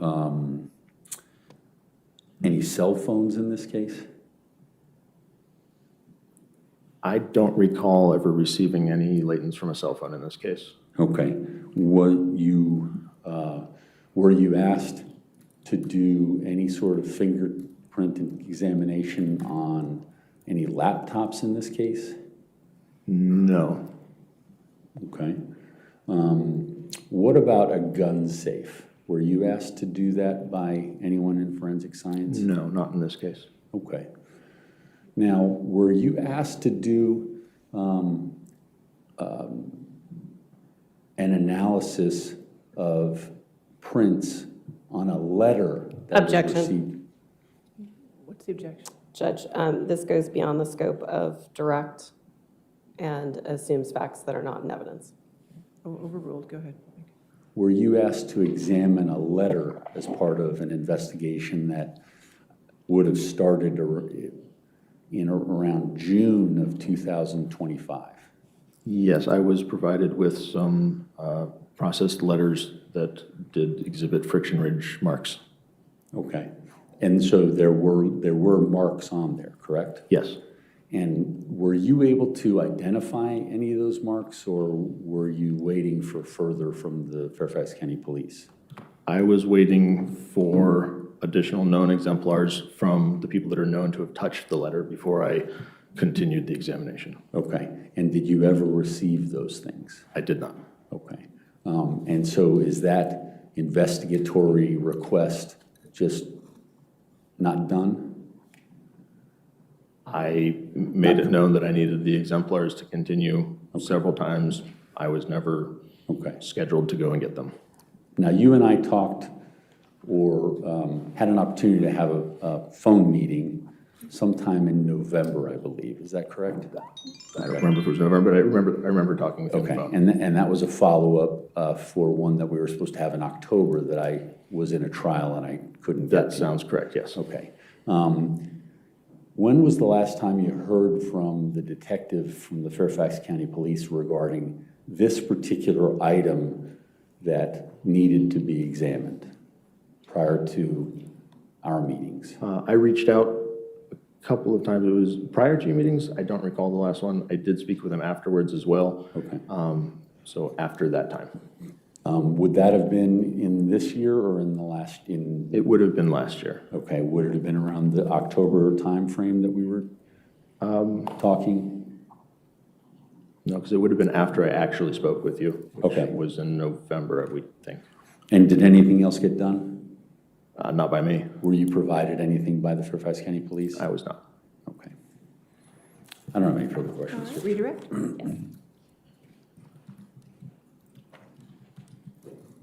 And the exemplars that you were waiting for before you continued any examination of this letter, you were waiting for those exemplars from Mr. Carroll's office staff, isn't that correct? That's my understanding, yes. And you've never been given them? No. Thank you. All right, is this witness subject to recall? Nope, that's, okay. Is witness subject to recall? No, Your Honor. Is he subject to recall? Is a possibility, okay. Since you might be subject to recall, I just want to remind you not to discuss your testimony with anybody, and you're still under the rule for witnesses, okay, sir? Okay. All right, thank you. You're free to go for today, though. Thank you, Michelle. You said thank you. Gives excellent coverage. Thank you so much. Lunch, okay. All right, ladies and gentlemen, we'll go ahead and take our lunch break then until 2 o'clock. Again, just don't do any outside research, and please don't discuss this case with anybody, okay? Thank you. Sorry for the typing. Lunchtime. Let's do it like this.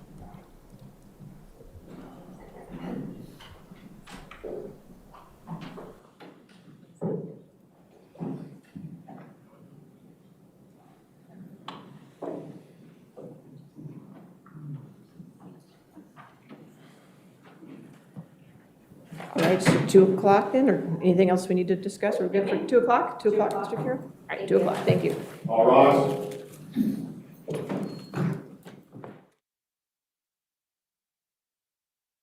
Okay, I just quickly want to refresh this 1 second.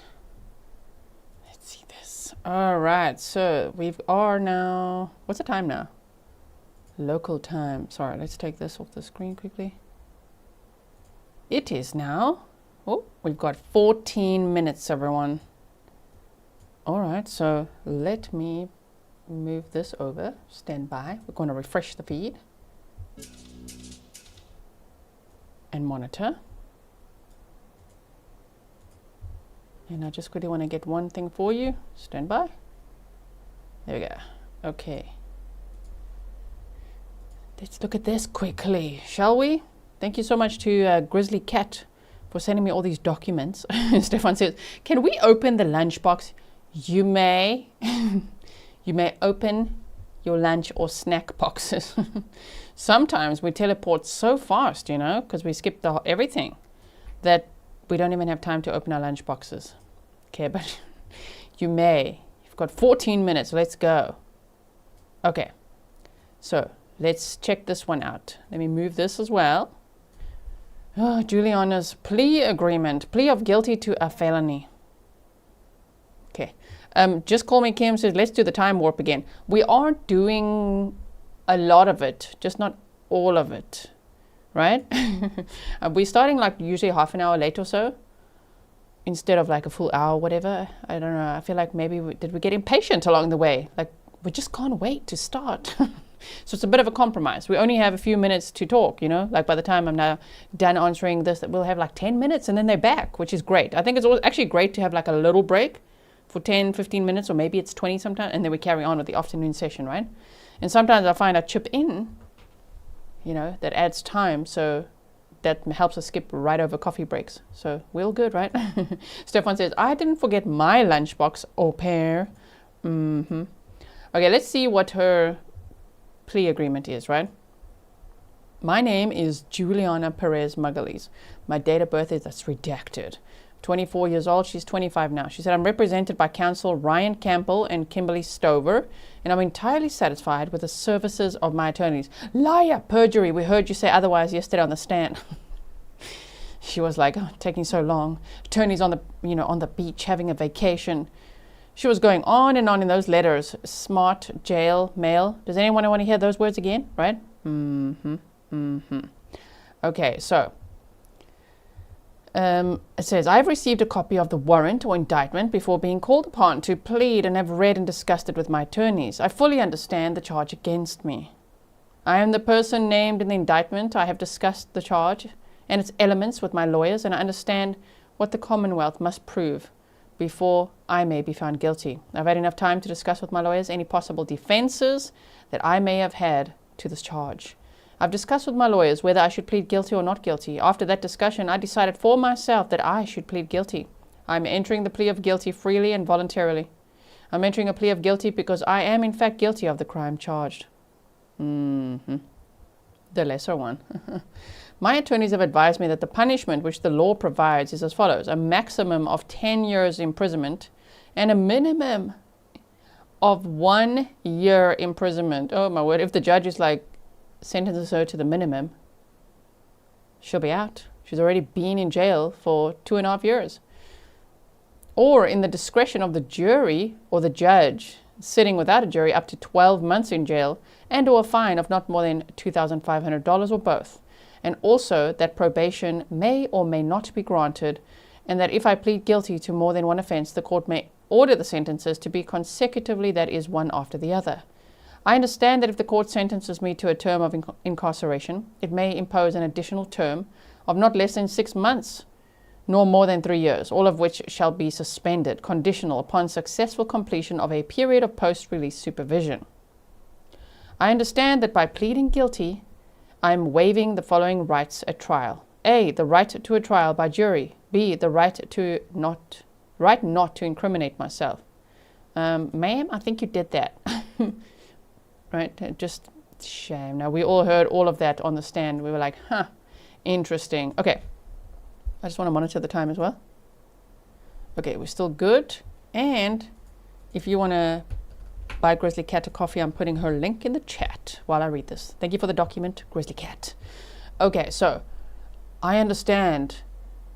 Wait, I don't want to miss a sentence here. That if the court sentences me, we're there. Okay, more than 6 months, 3 years? Yes, okay. I understand that by pleading guilty, I'm waiving the following rights at trial. A, the right to a trial by a jury. B, the right to not to incriminate myself. C, the right to confront and cross-examine all witnesses against me. And D, the right to defend myself, including the right to use the power of the court to obtain evidence and attendance of witnesses on my behalf.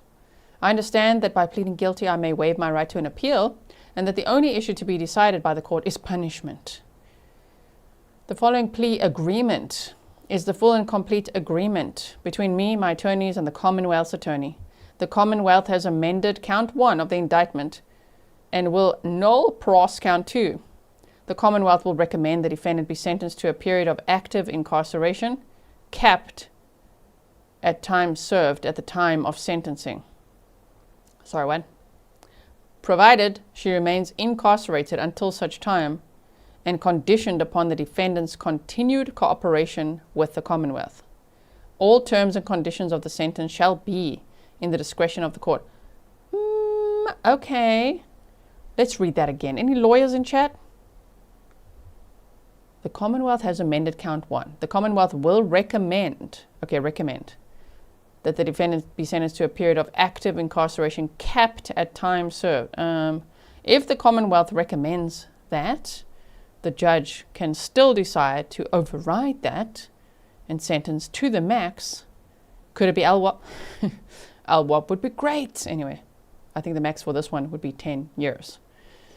No one connected with my arrest and prosecution, such as the police, the Commonwealth's attorney, sheriff, or any other person, has threatened me or forced me to plead guilty or made any promises concerning my plea of guilty, other than stated in paragraph 8. I understand that the court may accept or reject the agreement and may defer its decision as to the acceptance of rejection until there's been an opportunity to consider the pre-sentence report and other evidence. I understand that if I am not a United States citizen, a plea of guilty may result in deportation, the exclusion from admission to this country, the denial of naturalization under federal law, or adverse immigration consequences. Okay, after having discussed the matter with my attorneys, sorry, I'm just going to refresh here quickly. 1 second. I want to put up Zen Jen's comment there. So let me try find it. Sorry about that. Hold on 1 second. I'm going to read the last sentence now. Wait. Okay. You said, yes, it's just a recommendation, but if the judge orders more than time served, she can reject the plea and go to trial. Oh, she can reject the plea. Ooh, my word. So if the judge is like 10 years, she can reject the plea and go to trial. Okay, well, I hope she's dumb enough to do that. Judge, sentence her to the max. Okay, say 10, and then let her have a hissy fit and say, no. You know what? I reject this plea deal. Let's take this to trial. Okay, we'll watch that. LWAP. Sorry. Okay, was I getting too excited there? So it says, I understand the court may accept or reject the agreement, may defer its decision as to the acceptance of rejection until there's been an opportunity to consider the pre-sentence report and other evidence. I understand that if I am not in the United States, yes, a plea of guilty may result in deportation, the exclusion from admission to this country, the denial of naturalization under federal law, or adverse immigration consequences. After having discussed the matter with my attorneys, I do freely and voluntarily enter this plea of guilty to the offense of involuntary manslaughter. Wow, sweet plea deal. There's the criminal code, and I waive my right to trial by jury and request the court to hear all matters of law and fact. I do not have any questions to ask the court before the court decides to accept my plea of guilty. Read and signed by me on this 28th day of October of 2024. Now, what letters were they talking about now with this last expert that we heard from here? Douglas Gudakunst. He was talking about fingerprints on letters from June of 2025. Is that from Juliana's letters, or what was that? Okay, so that is the plea agreement. The above accords with my understanding of the effects in this case, attorney for the Commonwealth. The court being of the opinion that the plea of guilty and waiver of jury trial are voluntarily made with an understanding of the nature of the charges and the consequences of said plea of guilty and waiver, does accept the plea and waiver filed and made a part of the records this 29th day of October of 2024, right?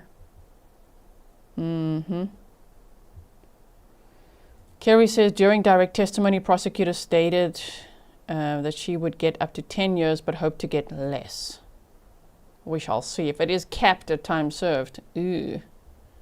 If that's the recommendation that the state would make, ooh, capped at time served, right? That would be hectic. Okay. So that is that document. Let's see the time now, shall we? Because we don't have much time. 4 minutes. Do you have questions? Okay, let's see. Go like, ooh, sorry. I'm going to put this here. Close those. Thank you, Grizzly Cat. Who has questions? Do you want to see, shall we do a little bit of map time? Let's do a quick map time. How about that?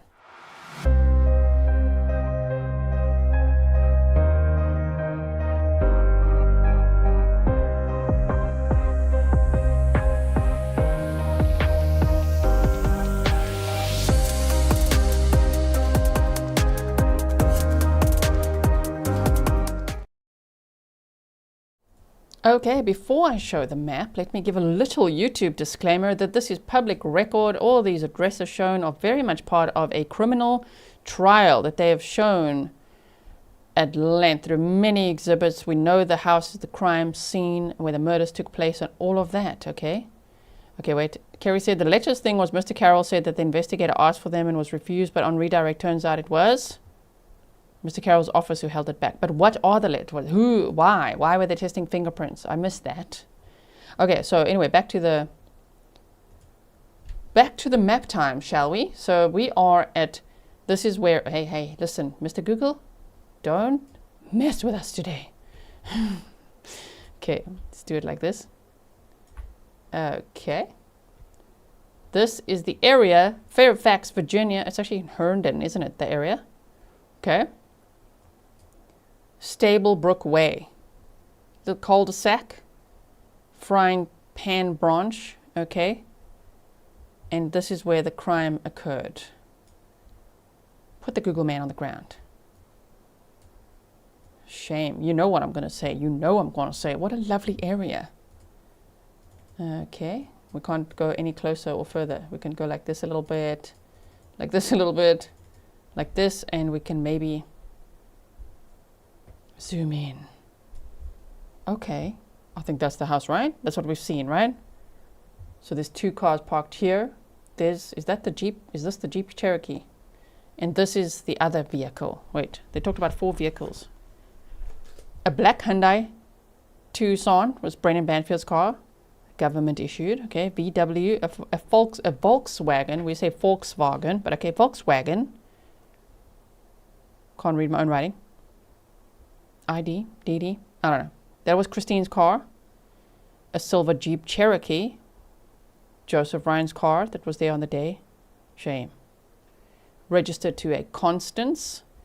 And there was some hybrid, which I think is that white vehicle there, is it not? Anyway, I think that is it. Yeah, I'm driving, everybody. Buckle up, please. Buckle up. Be very safe and careful now. Baby Kisses said, your speech and reading skills are clear, above average. Is that so? I like that report card. You said you're a great supporter for the victims. Thank you so much. So, yeah, to think, you know, of this beautiful area, beautiful homes, and 2 idiots inside it, Brennan Banfield and the au pair. So yeah, I think she saw this area, she saw the home. Sorry, are you getting dizzy? Sorry about that. Slowly now, slowly. You saw the area, you saw the homes and everything. That's Juliana now. She's like, you know what? I want that for myself. I want to be the wife. Okay? Get rid of the wife. Oh my. And they started plotting. Wow. Okay. So that is that. And then, let me just continue to monitor the court feed. Otherwise we're going to miss it. Okay. So that's that little cul-de-sac. And let's go to the McDonald's, shall we? Driving from there now. Where's the McDonald's? There. It's right there. Look how close by this guy was just loitering around. There it is. This is what they showed. Yes? Chuck E. Cheese. Chow Fry Yacht Thai. Okay. So he went to the McDonald's, to the drive-thru. Here it is. To the drive-thru. Let's try. Let's try go here. Excuse me, Mr. Google. Uncle Google. Sir. Yep, that's what we saw. We saw him running out of here after going to Tinkle Time. Bathroom time. Ryan says, gee, you're not allowed to drive in cul-de-sacs. You don't like the spinning around so much? We're looking around. We're looking backwards. Everybody hold on. Buckle up. So, yeah, we saw him park there and run out of this McDonald's after getting who knows what. Here's the drive-thru. We saw him go through that as well. Can anyone spot him? Okay, sorry. Order here. He went there. 7. He got there at 7:18 a.m. Well, that's when he was there, right? And he left by 7:38. When, you know, there was that call to him. Ooh, an intruder. And then at 7:48, Juliana made that first 911 call that she had just cancelled the call. So if he left at 7:38, wow, that means he got there. That's quick, eh? Okay, they're coming back. It means he got there within 6 minutes. That's how far this McDonald's is. 7:38 plus 6 minutes.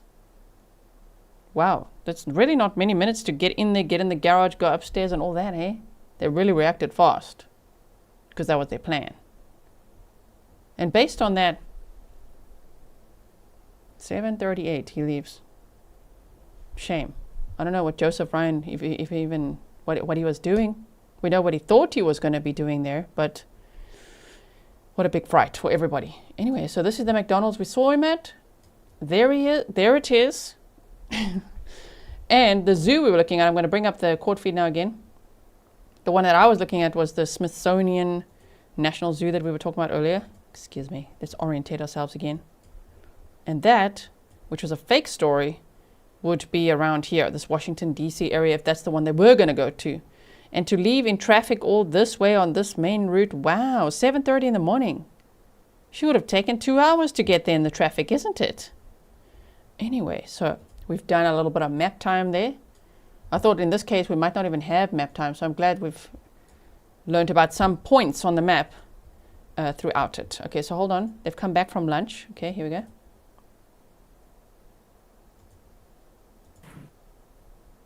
They're approaching. Approaching. Okay, let's just make sure we resize this nicely for you again.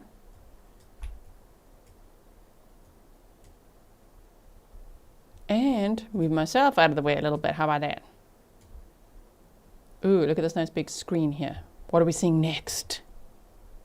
Interesting. Queen of Hearts says, I just saw your government is a huge supporter of mercy ships in Africa. When you say your government, do you mean Switzerland? I mean, I'm an immigrant here, you know what I mean? Do you mean South Africa? Do you mean Switzerland?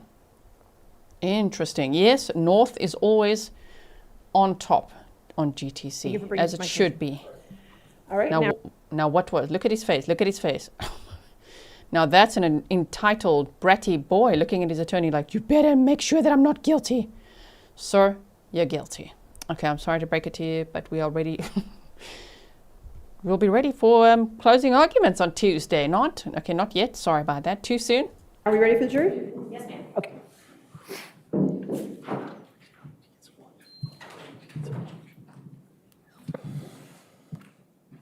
Judge Penny Escarat, who you might recognize from the Deaf versus Her trial. She's apparently a Marine. Wow. Loves being punctual, so we love her. And, oh, thank you. You said Switzerland. Okay, good. So my husband's government. Okay, nice. Well, where I live. Anyway, and Penny, Judge Penny Escarat, sorry, no disrespect me there. I'm like, Penny, first name. No. Judge Escarat over here. Punctual, runs a tight ship here in the courtroom. I love it.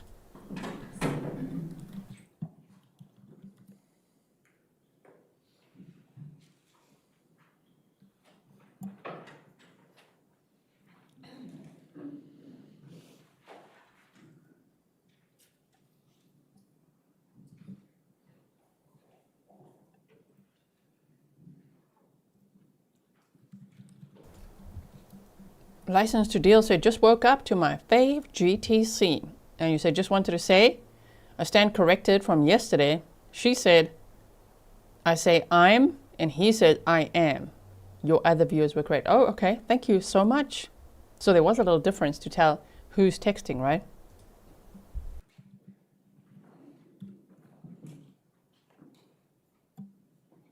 For anyone new here, my name is Gisela Kay. I'm from South Africa, and I live in Switzerland with Mr. Grizzly, Raphael.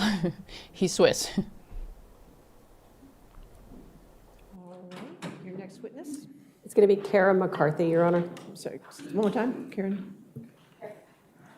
Cara McCarthy. Karen McCarthy, thank you.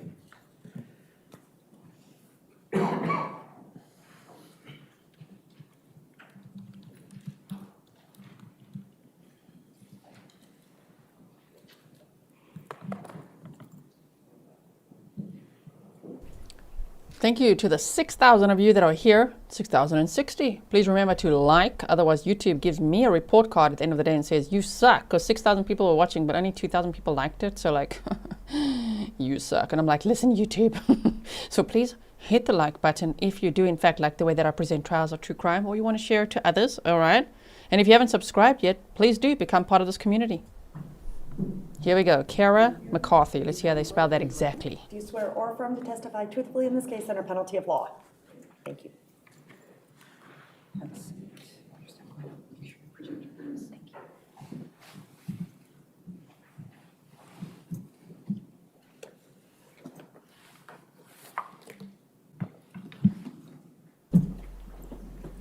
Maud says, gee, do you have time to eat anything? No, don't you know I'm AI? AI doesn't eat.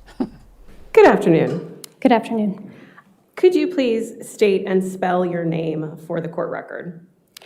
My name is Cara McCarthy, CARAMCCARTHY. And what is your occupation? I am the supervisor of the Firearm and Toolmark section at the Virginia Department of Forensic Science, the Northern Laboratory in Manassas. And how long have you been employed by the Department of Forensic Science? For almost 12 years. And for how long have you been assigned to the Forensic Firearm and Toolmark section? The entire time. What is firearm identification and analysis? Firearms identification has a primary concern to determine if a bullet, a cartridge case, or other ammunition component was fired from a particular firearm. And how is firearm identification possible? Firearms identification is possible because most manufacturing processes involve the transfer of rapidly changing microscopic markings onto various tool surfaces, like firearm parts. And these firearm parts may impart markings onto ammunition components when they come in contact with each other. And then I can evaluate these markings on ammunition components in the laboratory using microscopy. And where did you work before you worked for the Virginia Department of Forensic Science? I was previously employed as a firearm and toolmark examiner with the Georgia Bureau of Investigation, Division of Forensic Sciences in Decatur, Georgia. And could you please describe your duties as a forensic firearm and toolmark examiner? Some of my job duties include evaluating firearms-related evidence that is submitted to the laboratory, analyzing the results of that evidence, reporting on my findings in a certificate of analysis, testifying when requested, providing training to scientists in the section, and also managing the day-to-day operations of the section. And approximately how many firearms examinations have you conducted in your career? Approximately 2,500. What's your relevant educational background? I have a Bachelor's of Science in Forensic Science from Baylor University, and I also have a Master's in Education from the University of Notre Dame. And what? Ooh, sorry to pause like that. The LL said, off to the dentist, justice for Christine and Joseph. I hope there will be justice for them, yes. Good luck at the dentist, take us with you. Oh no, I hate going to the dentist. What specialized training have you had in the field of forensic firearm and toolmark examination? When I started my training at the Georgia Bureau of Investigation, I underwent a rigorous training program with GBI and NFSTC, National Forensic Science Technology Center. And during that time, I successfully completed numerous oral, written, and practical examinations in multiple blocks of instruction in the firearm and toolmark discipline. I also attended a comprehensive manufacturing plant tour. I was qualified to work cases in the firearm and toolmark section, and I did so for a period of time before I accepted a position with the Virginia Department of Forensic Science, again, went through a brief training program with Virginia, and again, was qualified to work casework in the firearm and toolmark section. And have you had occasion to train others in the field of forensic firearms and toolmark analysis? Yes, I have. And what subjects have you taught? I've provided training in the firearm and toolmark discipline to trainees in the section. I'm also an adjunct instructor for George Mason University. I teach their firearm and toolmark identification class for their graduate forensic science program. Have you previously been qualified as an expert witness in the area of forensic firearm and toolmark examination and analysis? Yes, I have. And in what courts have you been so qualified? I have testified in several courts in the state of Georgia, as well as numerous courts in the Commonwealth of Virginia, including the counties of Fairfax, Loudoun, Prince William, Page, and the cities of Winchester, Alexandria, Norfolk, Portsmouth, among others, and United States District Court, the Eastern District in Alexandria. Do you have an estimate as to the number of times that you've been qualified as an expert? I have testified approximately 89 times. A majority of those I was qualified as an expert. And do you have an estimation of how many times you've been qualified as an expert in Fairfax County? About 9 times. Judge, I would ask that the witness be qualified as an expert in the area of forensic firearm and ammunition examination comparison, as well as muzzle to target distance determination. Any objection? All right, so move then. Are you familiar with the component? Okay, sorry, pause. I'm trying to find the question. Somebody asked, how long did Juliana live at the house before the crime occurred? She said she was there from October of 2021. And so, if I calculate that correctly, would be before the crime happened. Like 16 months or so, right? October, November, December, January, February, 16 months. 16 months, I mean, damn. But already within less than a year, like, July. Within 9 or 10 months, she was already hooking up with her husband. Of a cartridge? Yes, I am. And did you bring a demonstrative to help explain this to us? Yes, I did. Could you please describe these components for us with your demonstrative? Yes, Your Honor, may I retrieve it? Yes. This is a demonstrative aid of a cartridge. A cartridge is a single unit of ammunition, and it's made up of 4 parts: the primer, the cartridge case, the propellant inside the cartridge case, and the bullet. And are you familiar with the functioning of a semi-automatic firearm? Yes. Could you explain how a cartridge is fired from a firearm? Cartridges are loaded into the magazine, and the magazine is inserted into the frame of the firearm. On top of the frame sits a barrel and slide. Pull the slide of the firearm rearward and let go. As the slide travels forward, it will strip a cartridge from the magazine into the chamber of the firearm, which is the rear portion of the barrel. At that time, the firearm is ready to fire. Put your finger on the trigger and pull the trigger rearward. This will release the firing mechanism, and the firing pin, will strike the primer of the cartridge. The primer will ignite the propellant. The propellant will burn, and gas will build up and force the bullet out of the cartridge case and down the barrel of the firearm. The energy will send the slide traveling rearward, where the extractor will extract the cartridge case out of the chamber, and the ejector will kick the cartridge case out of the firearm. The slide travels forward again, stripping a new cartridge from the magazine into the chamber. And you can repeat the process by pulling the trigger again. And can you describe the process by which you examine firearms and ammunition components in a laboratory setting? I routinely examine firearms and ammunition components like bullets and cartridge cases in the laboratory. Regarding firearms, I conduct a visual and physical examination to determine if they are in working order. I check the safety features of the firearm and test fire the firearm at the lab. Regarding ammunition components, I evaluate these microscopically to determine if they have suitable markings on them for comparison to other ammunition components in the case, or to test fires that I produce from a firearm. Just paying attention now. Were you asked to analyze firearms, magazines, ammunition components, and a T-shirt for this particular case? Yes, I was. At this point in time, I am going to ask to admit what I believe is going to be Commonwealth's probably 235. And it is, I've got it in a box over here. All right. Any objection to 235? Zoo outing expert said, wild guess, G, do you think this expert makes her bed in the AM? That makes me uncomfortable boundary-wise, that kind of question. Do you make your bed in the AM? I hope for all of us, the answer is yes. Do it. Thank you for your sticker.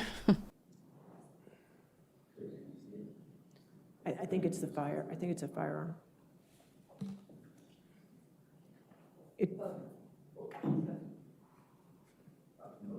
Okay, no objection to 235?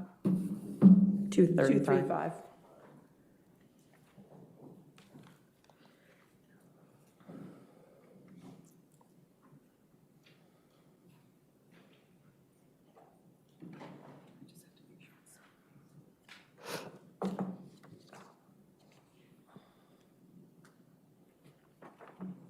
Christy says, best witness or expert so far in this case, right?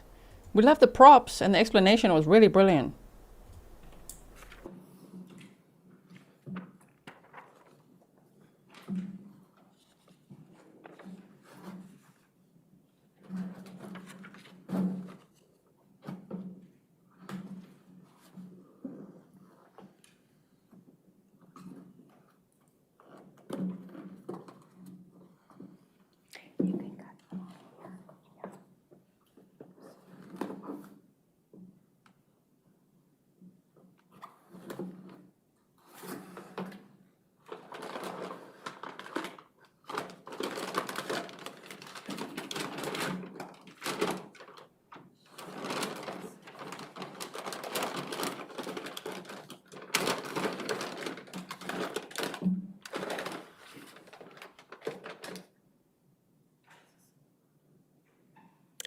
And do you recognize this item?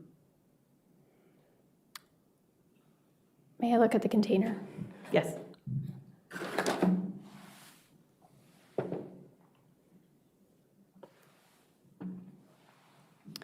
Yes, I recognize Commonwealth's Exhibit item 235 by the laboratory number N231753 and the initials on the container.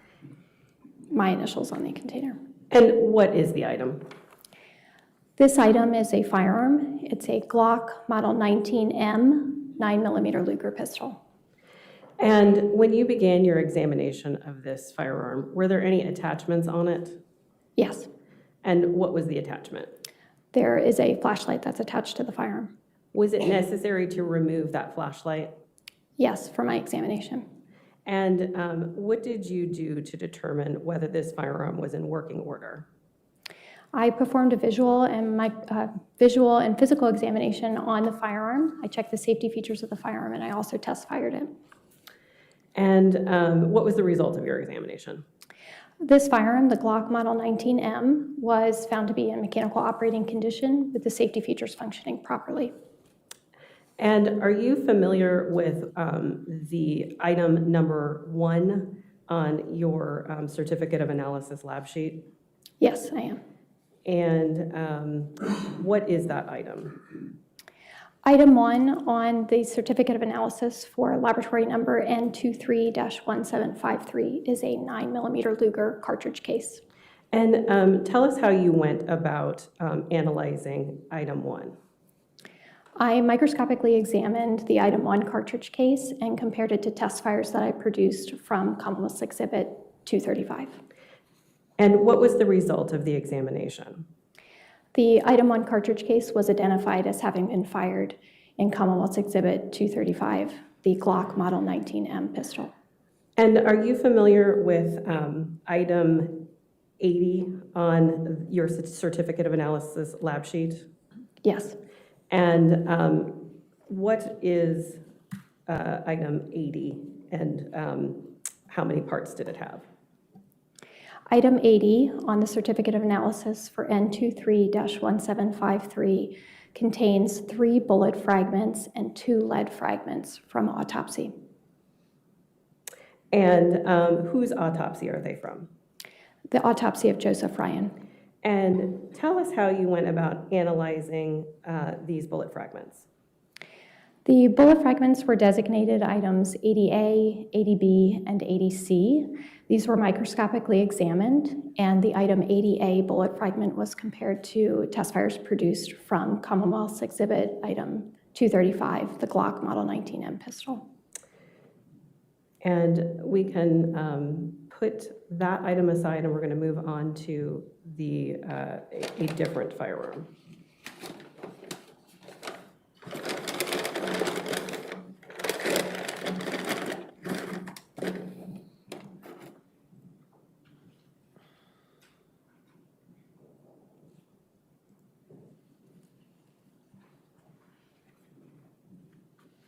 And Judge, I'm going to ask to admit this as Commonwealth's 236. 236, any objection to 236?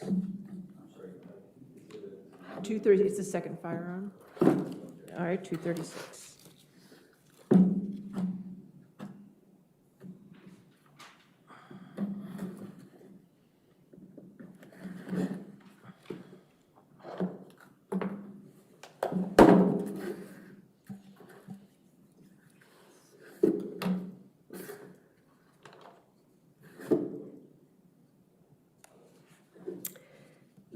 And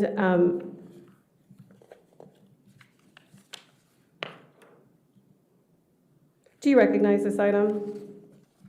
Yes, I recognize this item by the laboratory number N23-1753 and my initials on the container. And what is it? This item is a firearm. It's a Glock Model 43X 9mm Luger pistol. And what did you do to determine whether this firearm was in working order? I performed a visual and physical examination on the firearm, checked the safety features, and I also test fired the firearm. And what was the result of your examination?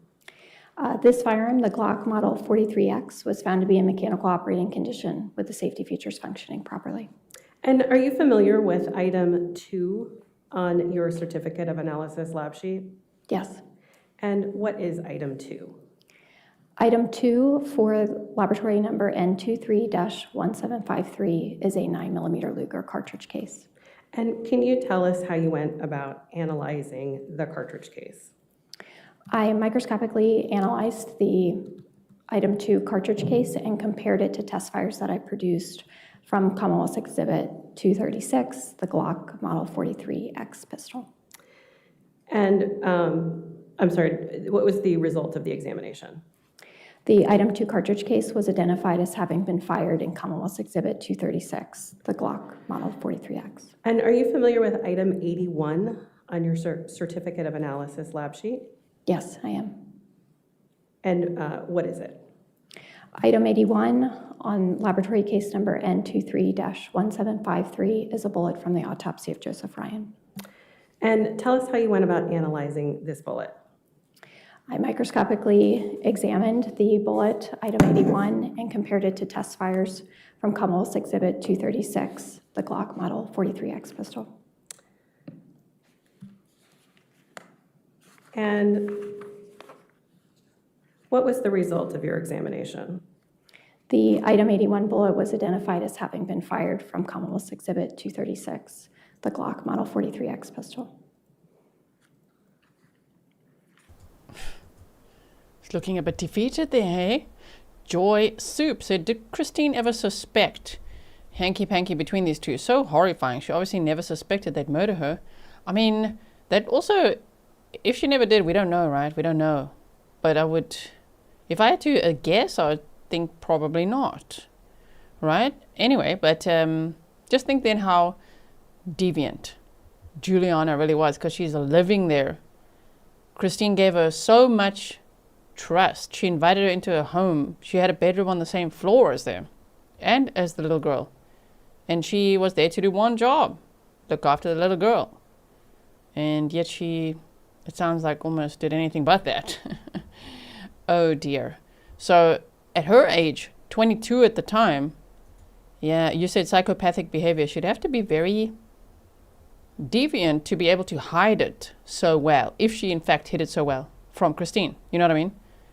Because, I don't know, 22, she might be like all flirty and not be able to hide it. Well, she certainly, it sounds like she did. And then all the plans that she made with Brendan Banfield, my goodness. That is wild, especially for that age as well. Did you memorialize your conclusions in a certificate of analysis? Yes. In a moment, I hope to show you that.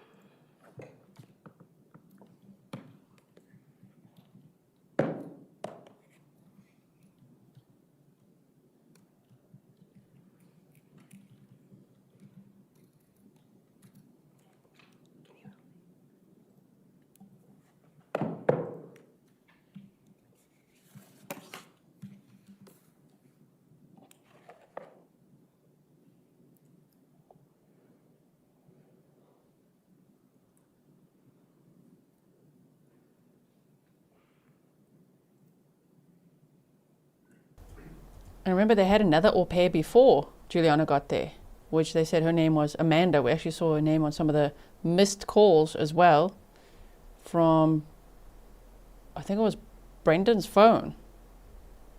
Yeah, from Brendan's phone. Amanda had tried to call him because she was very close to Christine. And so maybe based on that experience, I mean, Christine totally trusted the au pair, right? As one should be able to, but in this scenario, shame. The betrayal was really next level.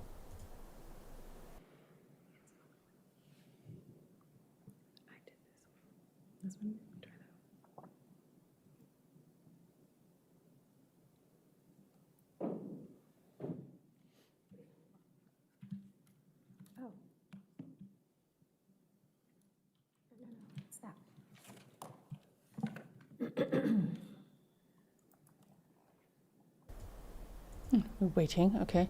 While we wait quickly, the previous au pair has a Facebook post that she made on March 24th of 2023. Now remember, the crime happened February 24th of 2023, so 1 month later, and she said, 1 month without your text, without our FaceTime, the same Friday, the same date. 1 month without you. I really hope you're having the best time of your life from up there. The sky is so blue, and it's so beautiful today because I know you are right there. I'll see you again, and you'll tell me everything when I get there. I'll love you forever, and I promise I'll be there for V, which is the daughter, you know? So, yeah, there's, I don't know if I want to show pictures. I don't really want to, you know, have people bugger too much on her page, but it's up there. It's up there, you know, on Facebook if you just search for her. But yeah, so she was very close with the previous au pair. And I'm not saying this in any, I don't know how else to word it. I'm not trying to victim blame at all, definitely not. I don't know how else to phrase it, except maybe she was a little desensitized then. Do you know what I mean? Like super trusting, like, oh yeah, welcome. We had such a lovely au pair before. Welcome, Juliana. Yeah, you put your flag up, you move all your clothes in. Shame. And trusted her completely with her daughter. And her home, and her husband. And just look at that betrayal. Wow. From her husband and the au pair.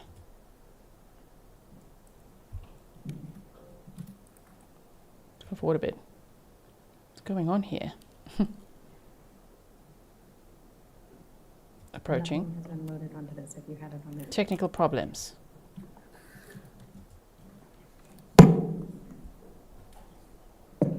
If I could have you take a look at the document that's displayed on your screen.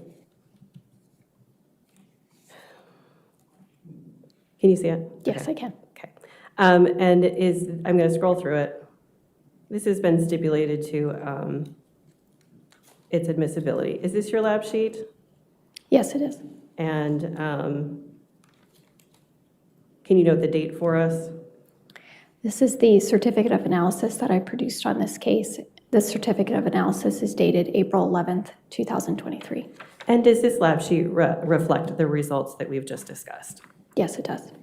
Thank you. Judge, if we could terminate this view, I would ask to admit this as Commonwealth 234. Any objection to 234? You need your microphone, Mr. Carroll, I can't.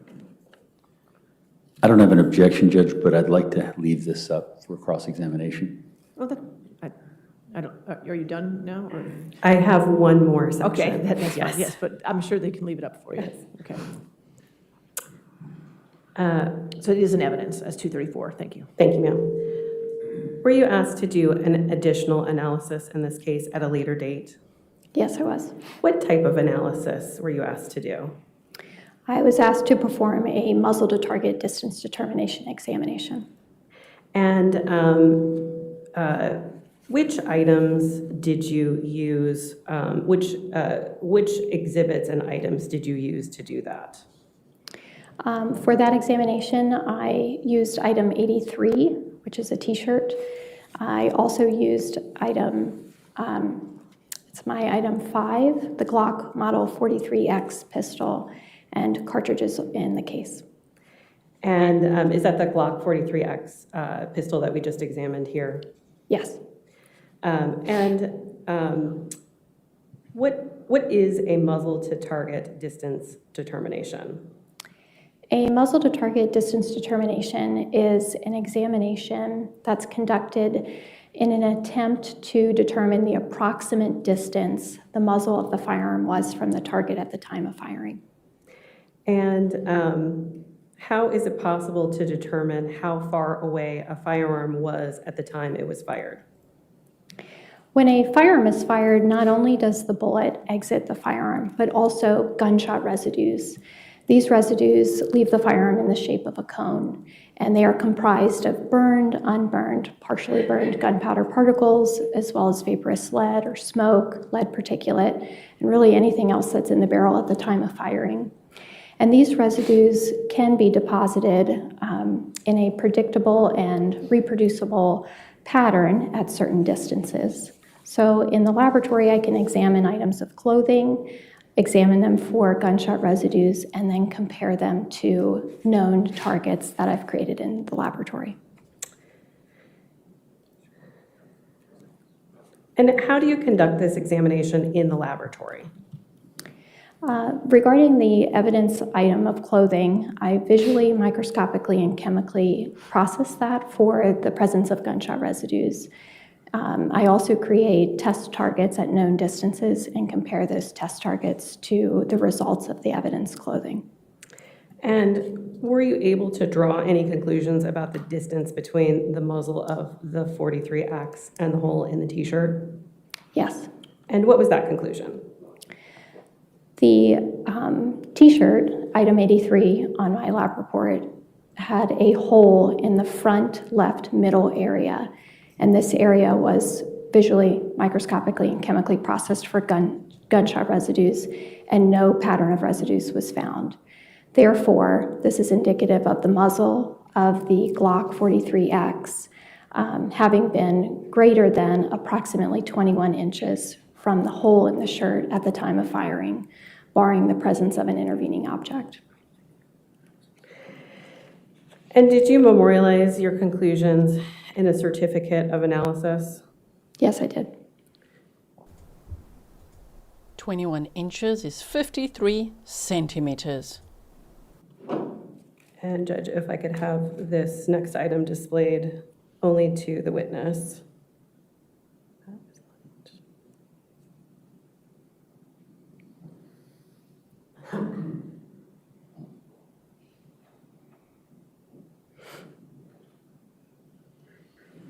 Do you see the document on your screen? Yes. Okay.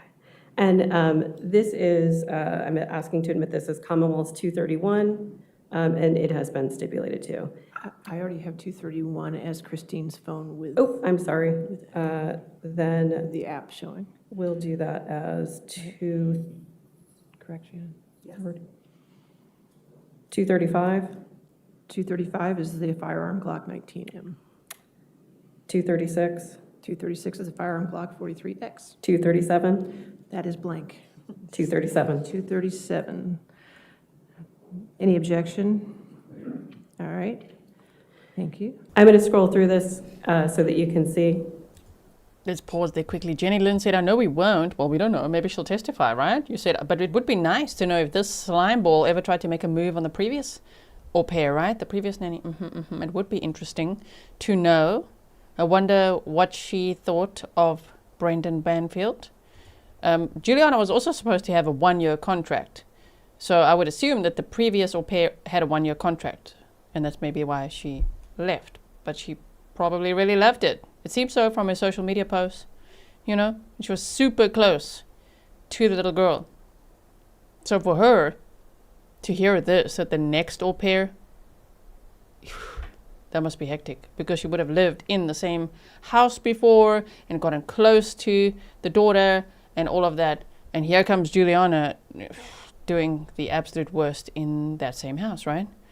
BB said, do you have a witness list? I don't have one. Not every state offers that, you know.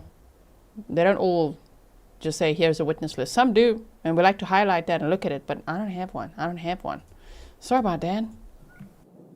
Is this your lab sheet? Yes.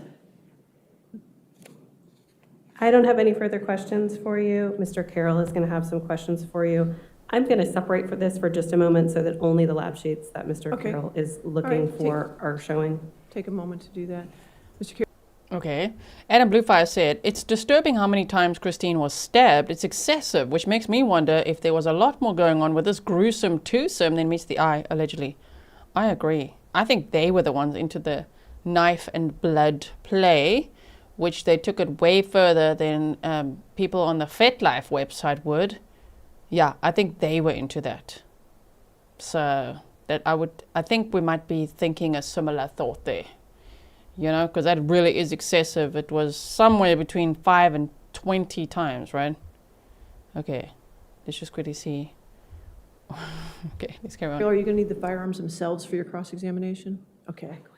You can bring them in here. I'm Deputy Johnson, thank you.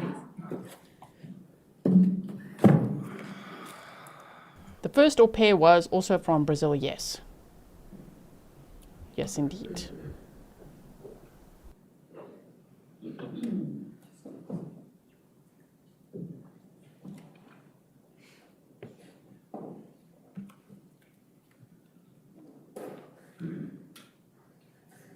She looks very excited for cross-examination. Going to hear me type. Ready, ma'am? You're going to be here for hours. Sorry. Rest of the day. Buckle up.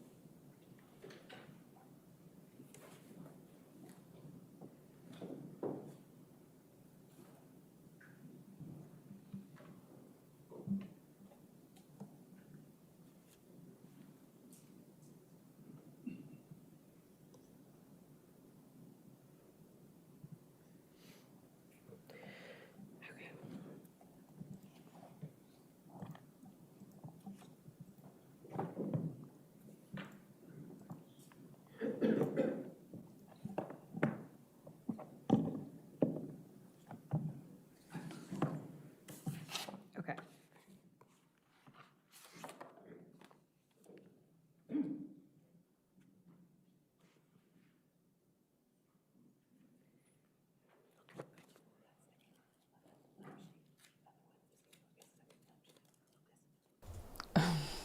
We can go forward a little bit. I Are we ready? indicated that I was going to stipulate to your lab sheets when they Here asked we me to go. do that. But I did have some questions related to how you receive the firearms and what you do with the firearms after you're done. That's okay. So at some point you receive, and if I'm assuming something wrong, please tell me. Okay. At some point you receive the firearms from the evidence detectives at Fairfax County Police Department, correct? The firearms are submitted to the laboratory to evidence receiving specialist, and that's when they get a laboratory number assigned to them and they're entered into our system. Okay. And so there's someone in your organization that takes it and then brings it to you for whatever the specific test is? They receive the evidence from the agency. They may transfer that evidence to the section, or I may pick up the evidence at their section. Okay, and I think we're talking about on 235, Exhibit 235, we're talking about the Glock 19M? Yes. Okay. Was it packaged like it was today for you when you opened it up?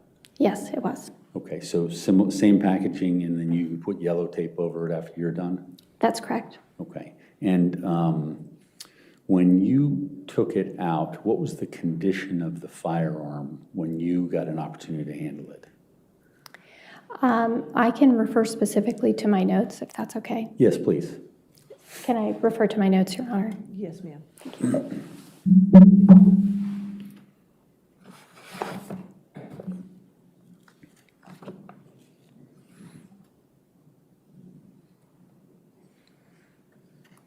The Glock Model 19M was received in a closed brown bag with a zip tie through the action of the firearm, and a flashlight was attached to the firearm.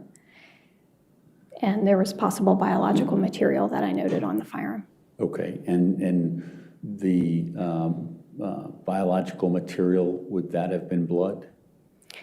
That's outside my area of expertise. Okay. Well, I guess that my question is there any sort of a cleanup of that firearm in order to do the things that you do to test it? No, I did not clean the firearm. Okay, and are there any instructions to police department evidence clerks or detectives who are bringing things like firearms to you and how they should be in, what condition they should be in before you get them?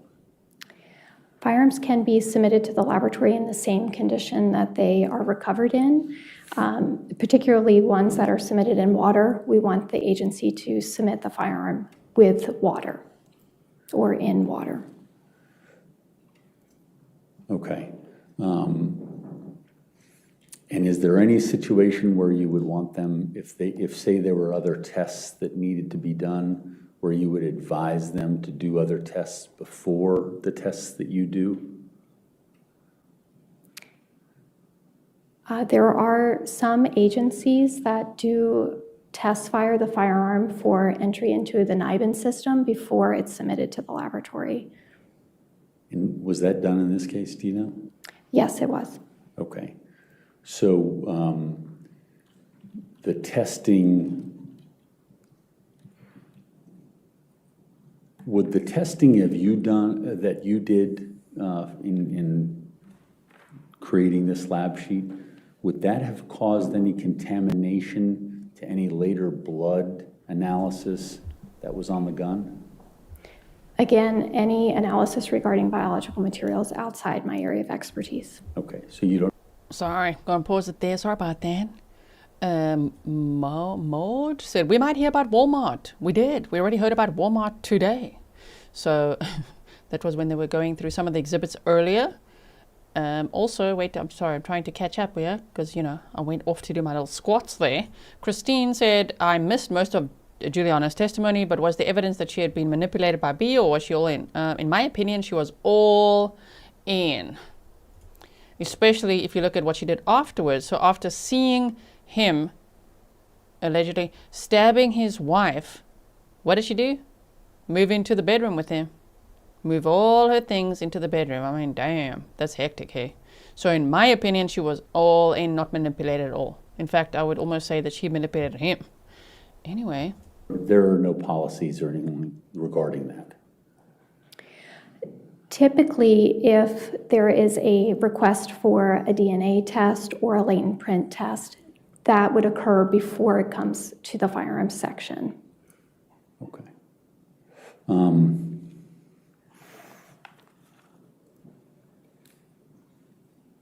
I have no further questions, Judge. All right, redirect.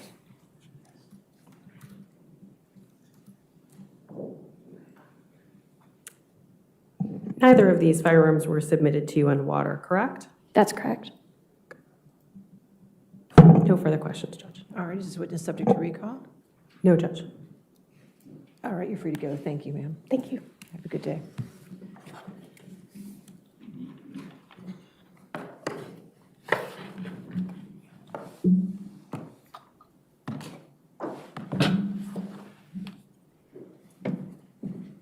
All right, your next witness. Kathryn Colombo, please. Kathryn, I'm sorry, what was the last name? Colombo. Colombo, thank you. Kathryn Colombo. Okay.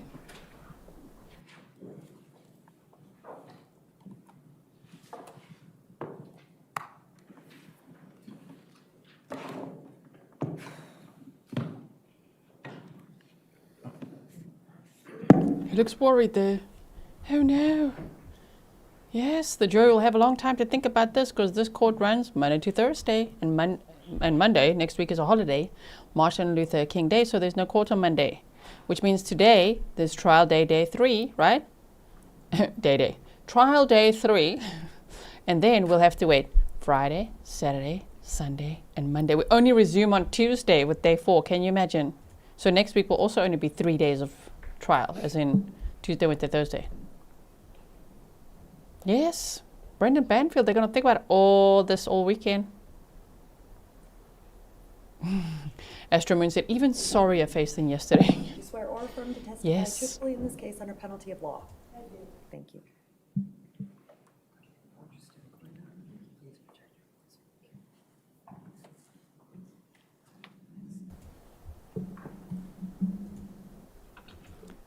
Jen R says, but how much gold would there have been after Christine was out of the picture?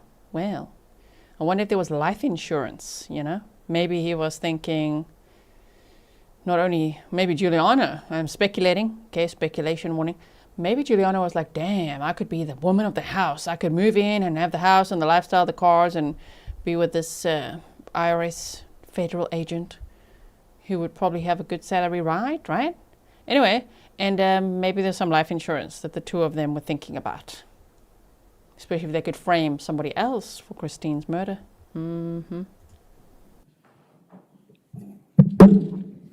Good afternoon, how are you? Good afternoon. Could you please state and spell your name for the court record? My name is Kathryn Colombo. My first name is spelled Kathryn. My last name is spelled Colombo. Thank you. What is your current occupation and where are you employed? I'm a forensic scientist and I'm employed by the Virginia Department of Forensic Science. And how long have you worked for DFS? For 18 years. Did you have any experience in forensic DNA testing prior to DFS? I did. I was employed for 9 years as a DNA analyst at a private forensic DNA testing laboratory. I was employed for 3 years at the FBI laboratory conducting testing in the serology and DNA analysis units. And I was employed for 1 year at the Suffolk County Laboratory in New York in the same capacity, conducting body fluid testing and DNA testing. Outside of your extensive experience, did you have to go through any specific training to become a DFS employee? At DFS, and actually for each of my places of employment, there was specialized training with supervisory and senior scientists, and it involved a combination of attending lectures, reading the literature, processing a wide range of samples in the laboratory, and then successfully completing laboratory written and oral competencies. Thank you. What are your responsibilities as a forensic scientist at DFS? I examine items of evidence for the presence of body fluid stains, such as blood and semen. I conduct DNA testing. I issue reports of my results and interpretations, and I testify in court when needed. Speaking of testimony, have you testified as an expert before? I have. All right. Do you recall testifying as an expert in Fairfax County? Yes. How many times? Approximately 30. All right, thank you. Judge, at this time, I would offer Ms. Colombo as an expert in the field of forensic science and DNA analysis. Any objection? So moved. Thank you. Thank you. Ms. Colombo, can you briefly describe for the jury what DNA is?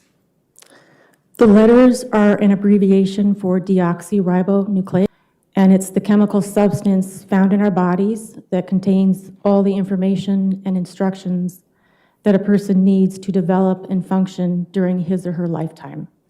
So it contains the information and instructions that influence the person's physical traits, and it contains the information and instructions that directs and regulates cellular processes occurring in the body.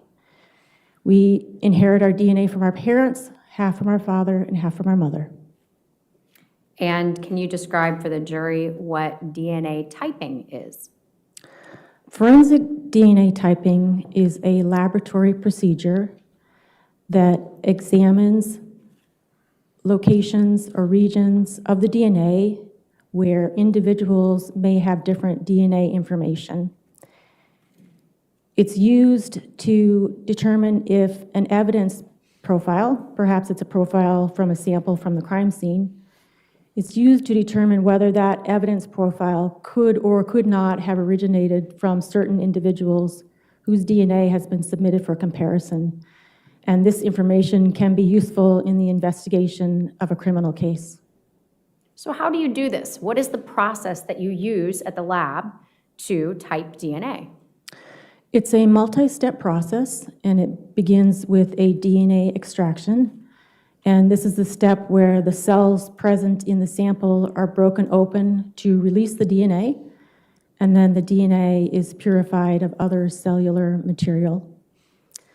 Then an assessment is made of the quantity and the quality of the DNA. Then a technique is used to label and make millions of copies of specific regions of the DNA. And at the end of this step, I have labeled copies of DNA fragments of different lengths. I then utilize an instrument to separate the fragments by size and detect the labels. And the information or the data from this instrument is imported into a software program that allows me to visualize the DNA profiles. And what is the name of that software program, if you will? That's called Gene Mapper. Okay. Do the terms Powerplex fusion mean anything to you? Yes, that's the name of the routine DNA test that I conduct, and it examines 24 regions on the DNA. I also conduct Y chromosome testing, which examines 17 regions on the Y chromosome. What information do you then rely on for your statistical analysis?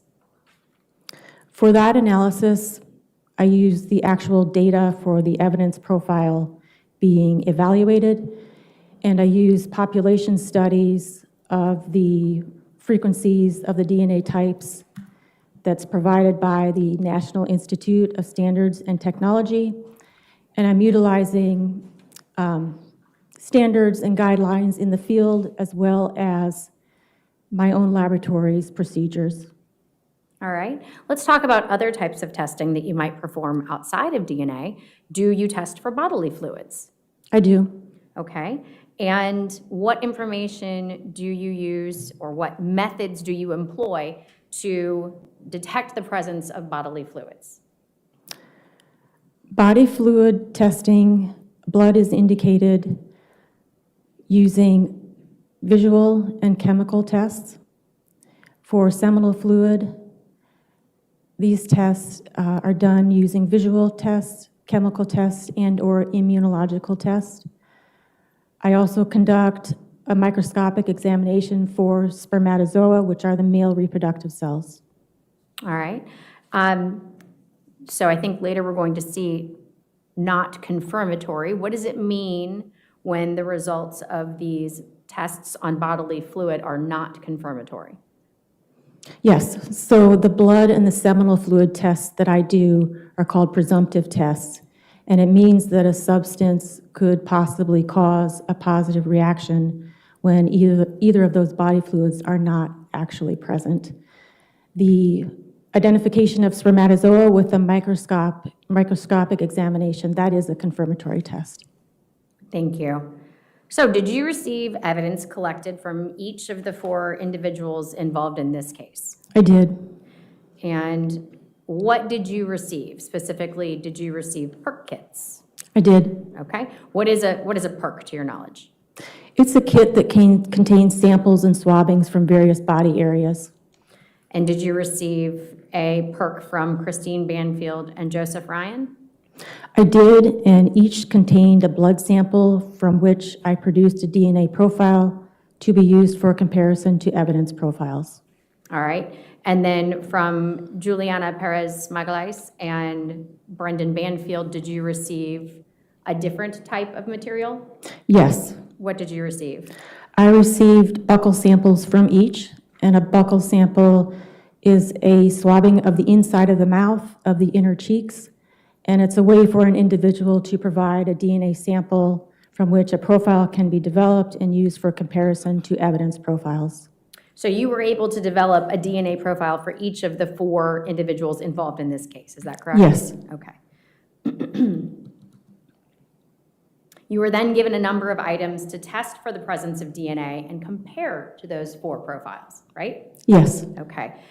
Approximately how many certificates of analysis did that produce? 5. Okay. I'm going to draw your attention to what I would like to offer into evidence as Commonwealth's 160, the lab analysis sheet from May 22nd, 2023. Any objection? All right, 160 in evidence? And if that can be published, please? Yes.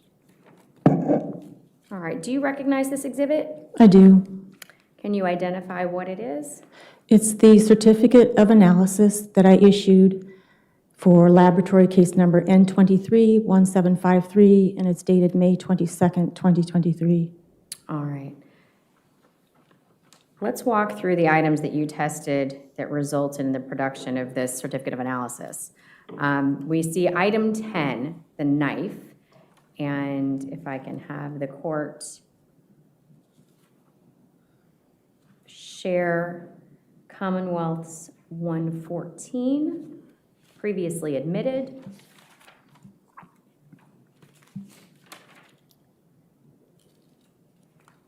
Is this the item that you tested? It appears to be, yes. All right.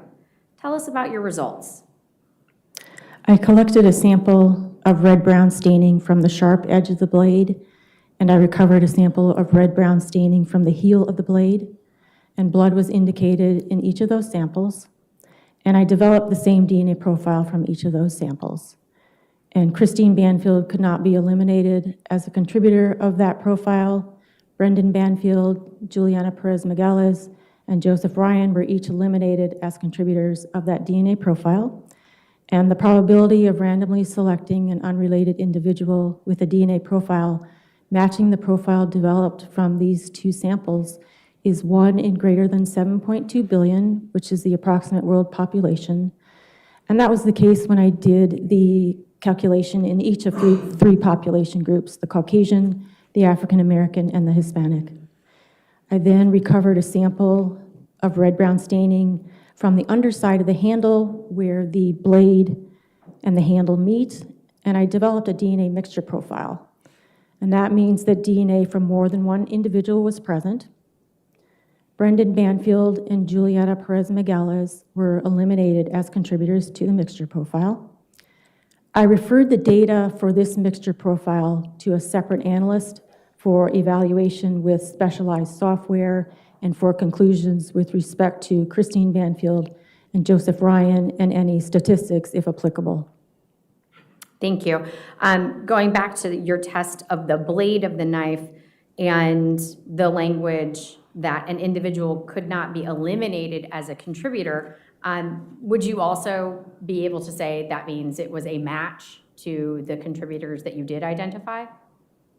That could be another term that could be used. Could not be eliminated, a match, an inclusion. Thank you. I'm now going to ask you to take a look at what's been previously admitted as Commonwealth's. Interesting. Let me just give a YouTube disclaimer. This content is for adults only and for educational purposes. They are showing exhibits at a homicide trial happening in Virginia. 129.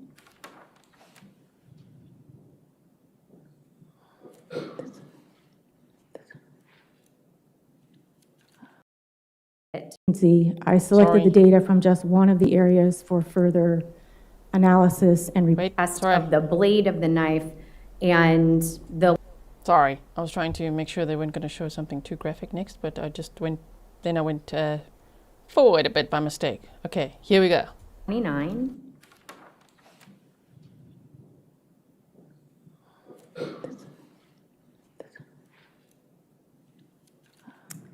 Do you recognize this photograph? Yes. Okay, and this was the fitted sheet from the bedroom of Juliana Peres Magalhães. Is that your understanding? It is. What areas of this sheet did you test? I tested 5 stained areas.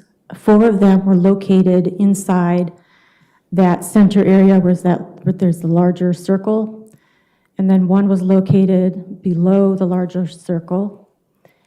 And spermatozoa, which are the male reproductive cells, were identified in these 5 stained areas. I collected samples for DNA from 3 of the 5 areas, and I developed DNA profiles consistent with originating from common contributors. And because of that consistency, I selected the data from just one of the areas for further analysis and reporting.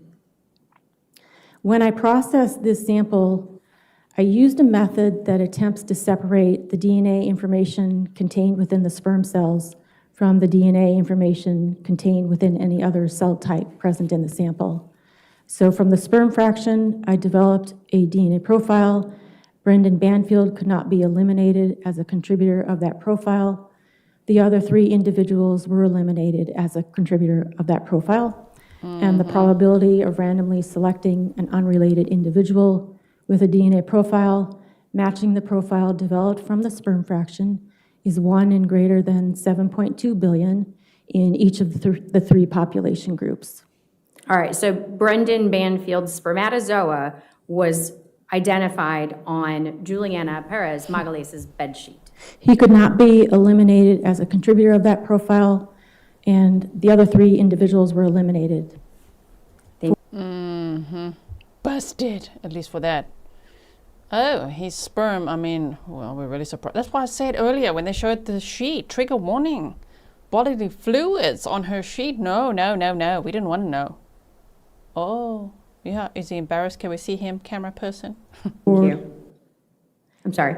For the non-sperm fraction, I developed a DNA mixture profile, and Brendan Banfield and Juliana Peres Magalhães could not be eliminated as contributors to the mixture profile. Ma'am. Christine Banfield and Joseph Ryan were each eliminated as contributors to the mixture profile.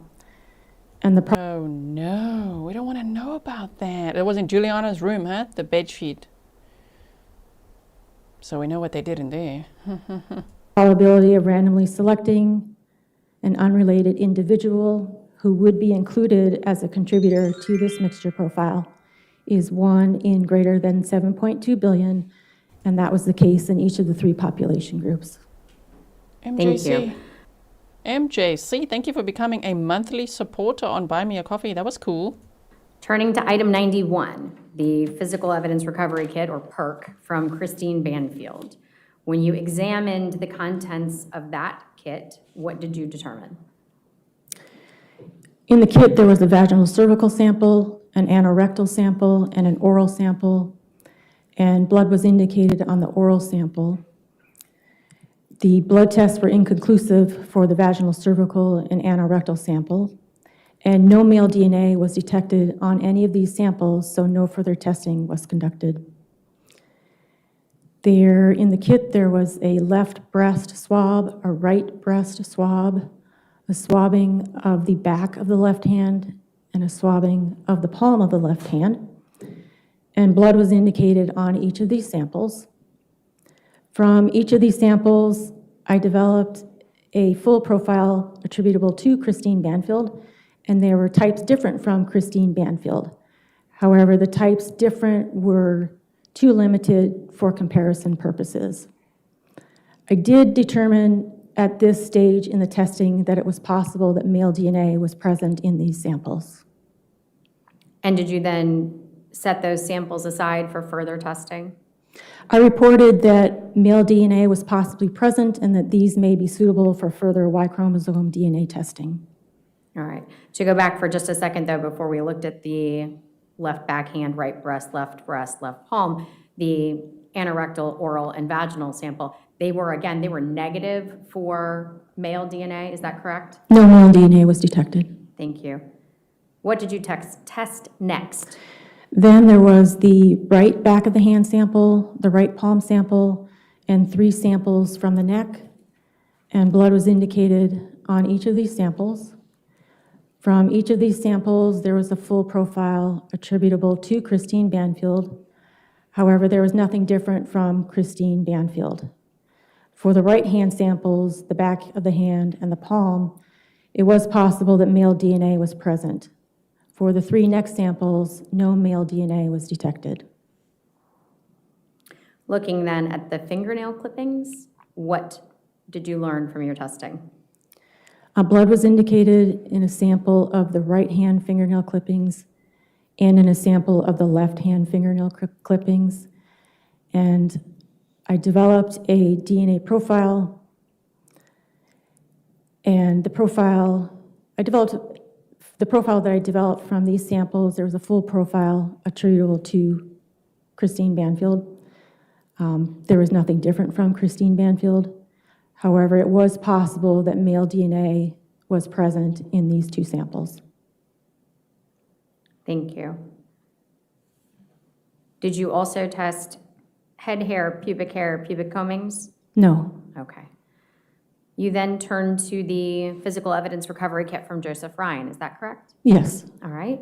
And what item from that kit did you test first? I tested them contemporaneous in time, but listed in the report is the genital penis sample. No blood was observed on this sample. And I developed full profiles that were attributable to Joseph Ryan. There was nothing foreign to Joseph Ryan. From the genital penis sample? Correct. Okay, thank you. You then have reported on his right backhand, left backhand, right palm, and left palm. Is that correct? Yes. And what was determined from that testing? Blood was indicated on each of those samples. There was a full profile attributable to Joseph Ryan in each of those samples. And then from each, the same profile different from Joseph Ryan was detected, and Christine Banfield could not be eliminated as a contributor of the different profile.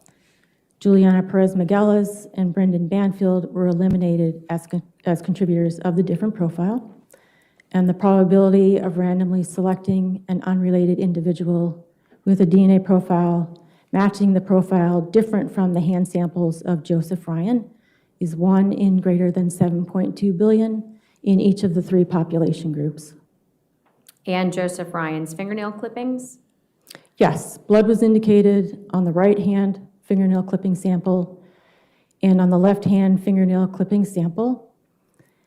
And I developed a full profile from each of these samples attributable to Joseph Ryan, and the same profile different from Joseph Ryan was developed from each of these samples. And Christine Banfield could not be eliminated as a contributor of the different profile. Brendan Banfield and Juliana Peres Magalhães were eliminated as contributors of the different profile. And the probability of randomly selecting an unrelated individual with a DNA profile matching the different profile developed from each of the fingernail samples from Joseph Ryan is 1 in greater than 7.2 billion in each of the 3 population groups. Thank you. I'm going to direct your attention to what's been previously admitted as Commonwealth's 119. And this was a photograph at the scene of the crime of what I believe you tested as item 39, swab of stain on wall. You were also given what was photographed in Commonwealth's Exhibit 112, previously admitted. Items 42 and 43, swabs of stains from the carpet, and specifically from the carpet in front of the laundry basket. Now, tell us about your testing on these 3 swabs. Blood was indicated on each of the swabs, and I developed the same DNA profile from each of the swabs. Joseph Ryan could not be eliminated as a contributor of the profile. The other 3 individuals were eliminated as a contributor of the profile. And the probability of randomly selecting an unrelated individual the probability of randomly selecting an unrelated individual with a DNA profile matching the profile developed from these 3 swabs is 1 in greater than 7.2 billion in each of the 3 population groups. Okay, so that's Joseph Ryan's blood on the wall and these 2 locations on the carpet, is that correct? He can't be eliminated as a contributor, yes. Thank you. I'd like to show you what was previously admitted as, one moment, Commonwealth's 120.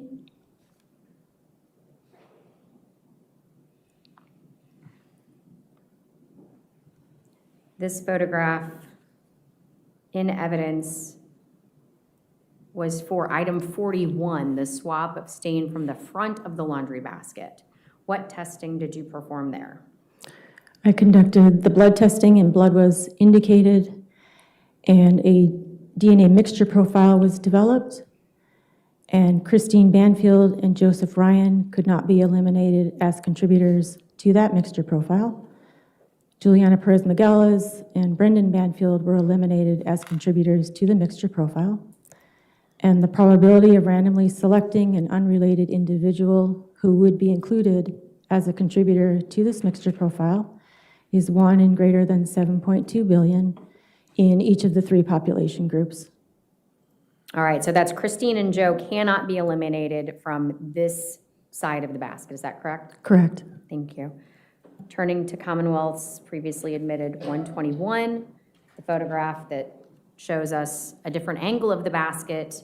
You tested a swab from the side of the laundry basket as item 56. Is that correct? It is. And what profiles were present there? Blood was indicated, and I developed a DNA profile. Christine Banfield could not be eliminated as a contributor of the profile. The other 3 individuals were eliminated as a contributor of the profile. And the probability of randomly selecting an unrelated individual with a DNA profile matching the profile developed from this stain swab is 1 in greater than 7.2 billion in each of the population groups. All right, I'm going to ask you to take a look at Commonwealth's 103, previously admitted. Here we have the side of a bed frame. You were provided with a swab of a substance from that bed frame as item 71. Again, what did your test reveal? Blood was indicated, and a DNA mixture profile was developed. Juliana Peres Magalhães and Brendan Banfield were eliminated as the contributors to the mixture profile.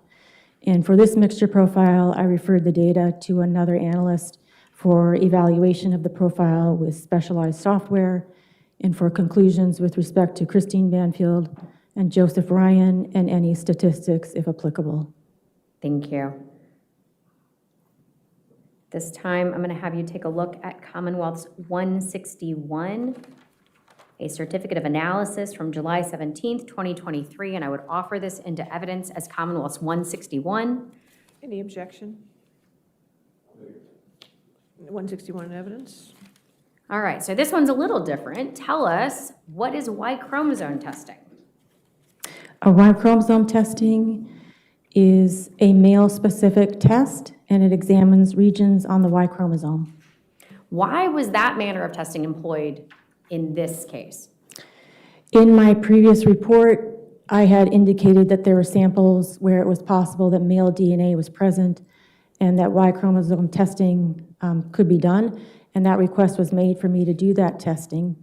And the Y chromosome testing can be useful in situations where larger amounts of female DNA are mixed with smaller amounts of male DNA, such that with the routine test, I either don't get any information from the male component or I get limited information that I can't use for comparison. So the advantage of the Y chromosome test is that it will ignore the female DNA and it just examines regions on the Y chromosome, which is found only in males. The disadvantage is that it's not as discriminating as the routine test. There's less diversity, and with this test, males in the same paternal line would be expected to have the same Y chromosome DNA profile. Okay, so using this alternative method of testing, what did you learn from the knife? First, I want to mention that for the known samples from Brendan Banfield and from Joseph Ryan, I developed Y chromosome DNA profiles that I used for comparison to the evidence profiles developed. Thank you. And did you compare those profiles to the profile developed from the knife? Yes, I developed Y chromosome DNA types from the sample that I recovered from the sharp edge of the blade. However, these types were not suitable for comparison because of the limited information obtained. Okay, and then you took a look at the perk from Christine Banfield again, and specifically the fingernail clippings? Yes. Did that reveal any information?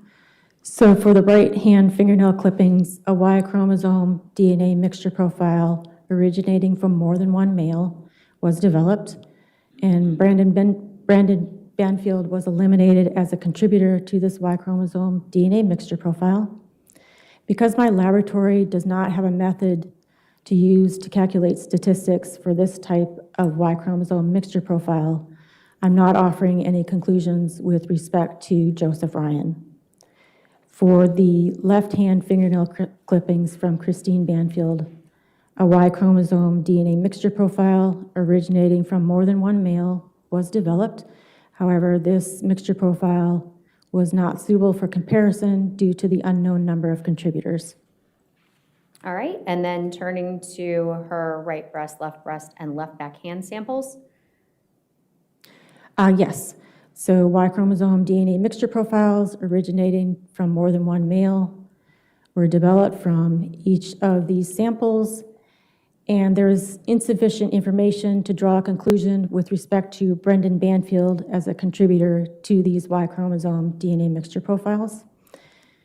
And again, with these mixture profiles, because my laboratory doesn't have a method in use for calculating statistics for this kind of a Y chromosome mixture profile, I'm not offering any conclusions with respect to Joseph Ryan.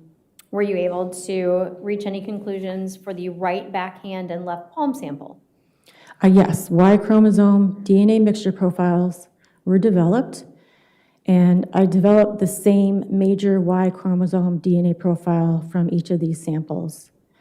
And a major profile means that one of the contributors is contributing more of their DNA relative to the other, such that that profile can be clearly and easily determined.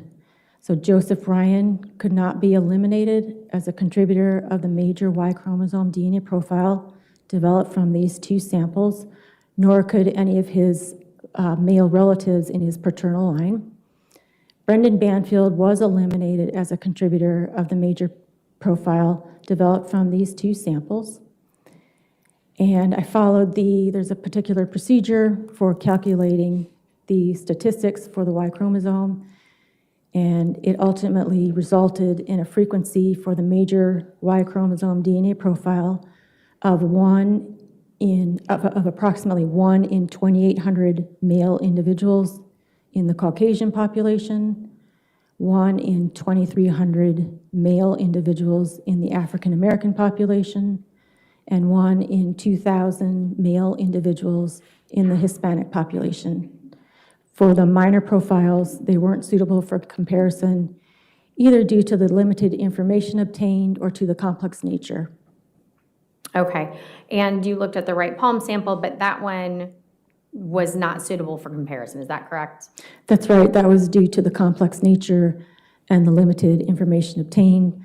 It was a DNA mixture, a Y chromosome DNA mixture profile that was developed from that sample. Okay.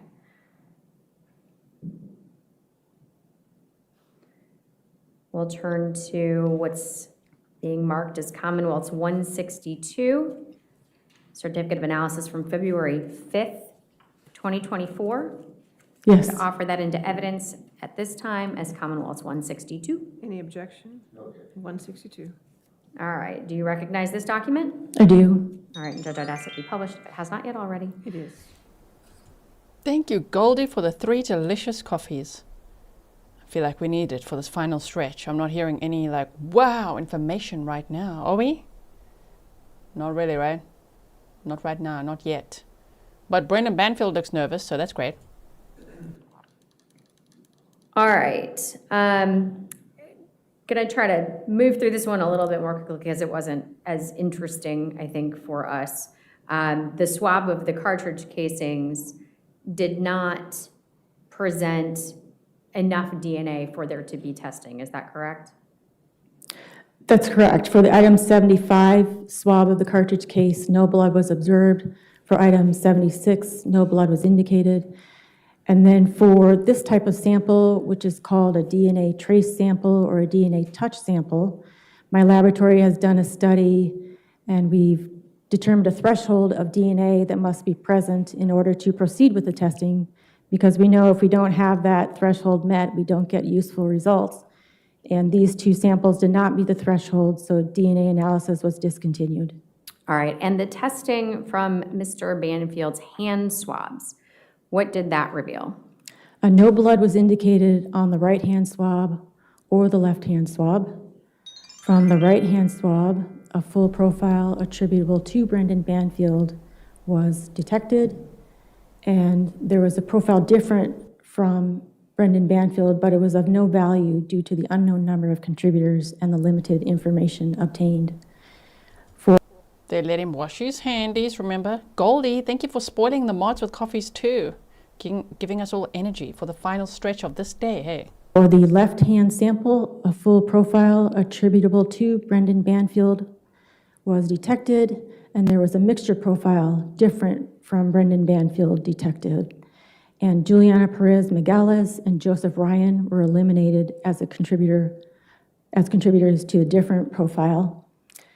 For this profile, I'm not offering conclusions with respect to Christine Banfield, and that was due to laboratory resource management considerations. It would involve the software, and it didn't appear to me that it was particularly probative.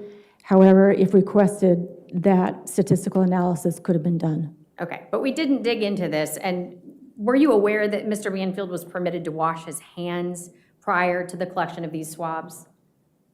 I believe I was told that, yes. Okay, and would that have affected your testing? The washing could remove blood and DNA.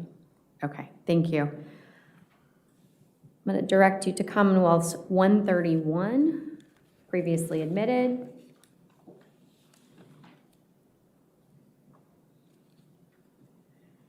All right, this photograph is of Mr. Banfield's coat, is that correct? Yes. All right, so let's talk about the testing that you did on this item. You reported in your certificate that there were several testing locations. Are those locations marked on this photograph? Most of them are. The only ones that aren't are the general swabbings that I made of the exterior of the left sleeve, the front and the rear, from about midway to the top of the sleeve. Okay, so if we dig into your report then, can we talk about your testing of each of the areas on the coat? What did your testing reveal? Yes, I was requested to examine the exterior back of the coat and the exterior of the sleeves, except for the cuff areas for blood and DNA. On the exterior back of the right sleeve, there were 2 red-brown stained areas, and blood was indicated in each of these areas. And I arbitrarily designated one as A and the other as B. And I developed DNA mixture profiles from each of these stained areas. And Brendan Banfield and Juliana Peres Magalhães were each eliminated as contributors to those mixture profiles. I referred the data from the mixture profile from stained area A to another analyst for analysis with the software for conclusions with respect to Christine Banfield and Joseph Ryan and any statistics, if applicable. For stained area B, for that stained area, I'm not sure if I mentioned that Brendan Banfield and Juliana Peres Magalhães were each eliminated as contributors to that profile. I'm not offering any conclusions with respect to Christine Banfield and Joseph Ryan, and that's because it was an approximately equivalent profile to stained area A, and to conserve lab resources and prevent redundancy, I'm not offering conclusions. All right, what other areas of the jacket did you test? There was an area on the exterior rear, the lower left side, and an area on the exterior rear on the upper left shoulder area. And these were discolored areas, and the blood tests were inconclusive for each of these areas. I developed DNA mixture profiles from each area. Joseph Ryan was eliminated as a contributor to each of these mixture profiles. For the mixture profile developed from the exterior and the lower left side, I referred the data for that mixture profile to another analyst for conclusions with respect to Christine Banfield, Brendan Banfield, and Juliana Peres Magalhães using the statistical software. For the area on the upper left shoulder area on the left side, that was an approximately equivalent mixture profile. So to avoid redundancy, I did not refer that mixture profile for further analysis, and I'm not offering any conclusions with respect to Christine Banfield, Brendan Banfield, or Juliana Peres Magalhães. Okay, Crochet Mama, thank you for being a member for 31 months. You said, I'm completely lost. Thank you, Gisela, for your hard work on these cases. I will admit, my brain is full. But I'm very happy to be here with all of you. I'm just like, okay. Guilty? So we got a DNA or what? No, not yet, not yet. A lot of elimination going on. But I mean, you know, it just seems like a lot of the victims, both victims, blood everywhere, as we know. And who knows if Brendan Banfield was wearing gloves. I mean, he was able to wash his hands as well, you know, being an IRS agent. I don't know if that's the reason they were just like, oh yeah, I know he can wash his hands. It's okay. Shame, you know. There was an intruder. His wife was attacked. Wash your handies. So it makes sense, you know, so that a lot of even the blood stains and things would be blood from the victims. Also, did they confirm, they did with the firearm, right? That his holster was like for a right-handed person. The reason I ask is because he's writing so much, and he's such a con artist type that you could almost speculate that he's writing because his hand is bent like that. And I know not all people that write with the left hand write like that, but some do. So imagine if he's actually left-handed and he's just writing the whole time so that the jury can be like, see, he's right-handed. I wouldn't put it past him, but I do think that they testified that he's right-handed. But can you imagine if he's just pretending this whole time, writing nothing, just trying to show everyone, look, I'm right-handed, when really he's left-handed? Anyway, speculation to keep us awake. Okay. All right. There were 3 additional areas that I tested. Oh, I'm sorry, keep going, more coat. Oh boy, look, he looks worried though. Okay, good. Are you worried? Brendan Banfield. Stefan said the problem with this crime scene was that there were 4 people in the room, a lot of movement and staging afterwards. So a lot of mixture profiles, right? Yeah. And sometimes, well, we've seen it in trials where maybe the DNA evidence isn't quite a slam dunk. But there'll be other evidence that the state would have to present, of course, to get this guy convicted. The strongest witness being Juliana at this point. Stefan said, yeah, his holster, that's what I heard as well, right, was for right-handed people. Was he pretending that? No, I'm just kidding. I don't know. I'm just like, this guy, what is he writing? He writes a lot. He writes all day. Yeah. On the exterior rear, the lower right side, and on the exterior front of the left sleeve and the exterior back of the left sleeve, from midway to the top of the sleeve, blood was indicated in each of those 3 samples. And I did develop DNA mixture profiles. However, none of them were suitable for comparison due to the unknown number of contributors and the complex nature. All right, thank you. So I'm going to have you take a look at Commonwealth's previously admitted 139, and we'll scroll through to 142.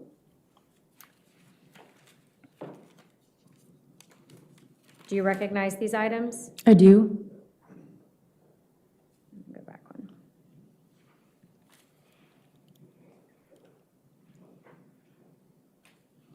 What was the result of the testing on the shoes of Juliana identified in your lab? There were 16 stained areas across both of the shoes, on the exterior bottoms and on the exterior lower front, rear, and back sides. Blood was indicated in each of those 16 areas. I developed DNA mixture profiles from each of those areas. 5 of them were not suitable for comparison due to the unknown number of contributors and the complexity. For the remaining 11, a major profile was developed, and Christine Banfield could not be eliminated as a contributor of the major profile developed, and the probability of randomly selecting an unrelated individual with a DNA profile matching the major profile developed from these 11 stained areas is 1 in approximately 7.2 billion in each of the 3 population groups. For 8 of the 11 areas, Juliana Peres Magalhães, Brendan Banfield, and Joseph Ryan are eliminated as contributors of the major profiles. However, the minor profiles were not suitable for comparison. either due to the limited information obtained or to the complex nature. For the remaining 3, for 1, Juliana Peres Magalhães, Brendan Banfield, and Joseph Ryan were eliminated from the mixtures as a whole. For the remaining 2, Joseph Ryan and Juliana Peres Magalhães were eliminated as contributors of the mixture profiles as a whole, and I'm not offering conclusions with respect to Brendan Banfield and those mixture profiles, and that was due to laboratory resource management reasons. Okay. Pause. Caroline Fenton, 24, said if B, which would be Brendan Banfield, was a real man, he never would have let Juliana in the bedroom while he was confronting the intruder, right? Yeah. I mean, Joe wasn't being an intruder, but yes, that's why you say it like that. I'm just saying it for anyone just listening.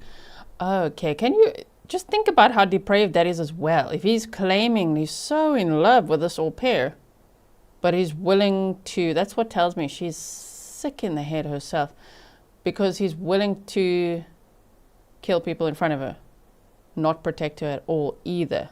Like if he had this plan to eliminate his wife to be with the au pair, you wanted to be in the room in danger as well. That's so crazy. And then the daughter in the basement. I mean, yeah, he doesn't have a protective anything in his body. Okay, let's take a look at what I would like to offer as. So many people that were left-handed and all of that, huh? Lots of people saying things. Okay, so Black Widow said, all the left-handed abuse stories are very upsetting. I didn't see those now, they went by, but you said, I'm sorry you all went through that. I also went through it. I didn't see them all, but I was supposed to be left-handed. My mother would not allow it. So I was forced to be right-handed. That made me ambidextrous for a while, especially playing tennis. I was like, pa, all right. Anyway, I don't think I can do it anymore. I think I lost that. Now I'm right-handed. There we go. Commonwealth's 164, Certificate of Laboratory Analysis from June 10th, 2024. Any objection to 164? All right, 164 in evidence. Thank you. All right, the testing just keeps coming. In this particular instance, you tested item 24, the fitted sheet. Is that correct? Yes, All right, this is the sheet from the primary bedroom. Is that your understanding? it is. What were the results of your testing, this time for blood, right? Yes, I was asked to test a specific red-brown area. It was on the exterior of one of the corners, and blood was indicated in the sample, and I developed a DNA mixture profile.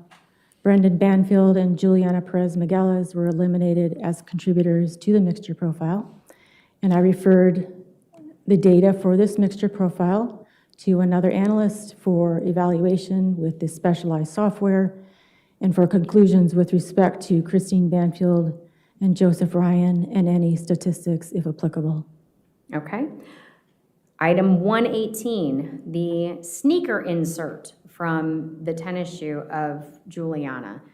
This time you were testing not the outside of the shoe, but rather the inside. Is that correct? I was asked to test the staining on the left sneaker insert.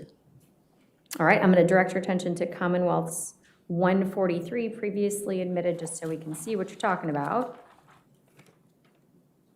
Was this the object that you tested? Yes. Okay, tell us about the results. There were 2 red-brown stained areas. One is within that circle that you see on the screen, and another area above, the staining above that area. And blood was indicated in each of those areas. And DNA mixture profiles were developed with the same major profile, and Christine Banfield could not be eliminated as a contributor as a major contributor to those mixture profiles. The other 3 individuals were eliminated as major contributors to the mixture profiles. And the probability of randomly selecting an unrelated individual with a DNA profile matching the major profile developed from these 2 areas from the insert is 1 in greater than 8.1 billion in each of the 3 population groups. My laboratory had undergone a revision of its manuals, and the approximation of the world population had been updated from 7.2 to 8.1.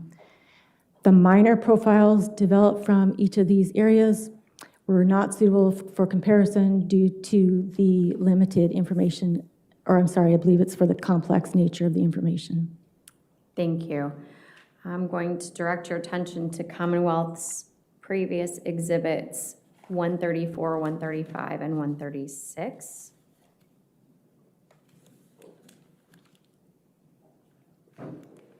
So here's 134, 135,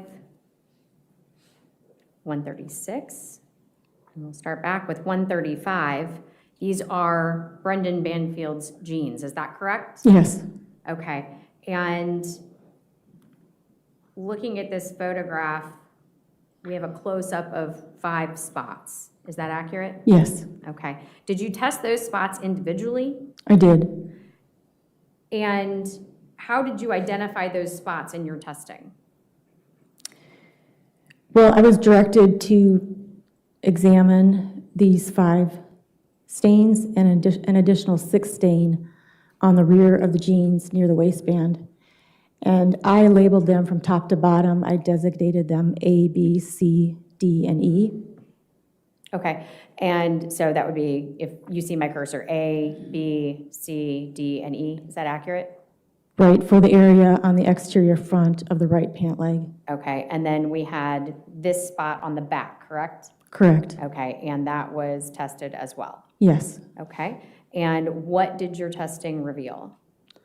Blood was indicated in each of the stains. I developed 4 single source profiles. It was the same single source profile. From the remaining 2 areas, I developed mixtures with the same major profile, which was also the same profile as the single source profile developed from the 4 previous stains.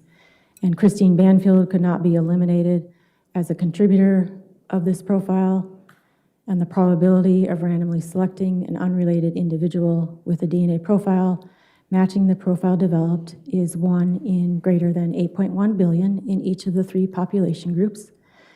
The other 3 individuals were eliminated as contributors to this profile.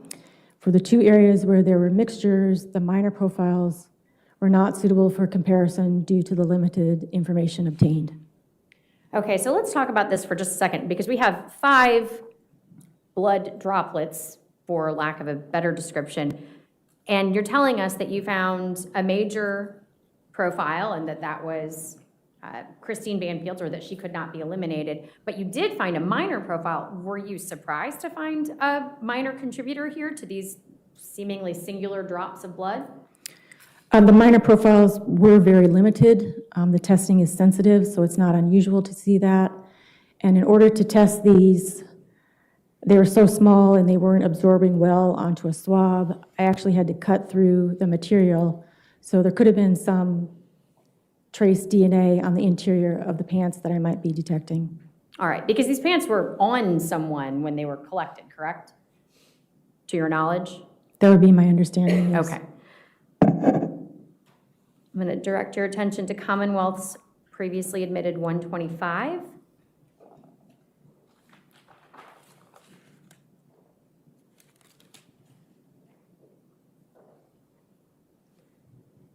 Do you recognize this photo?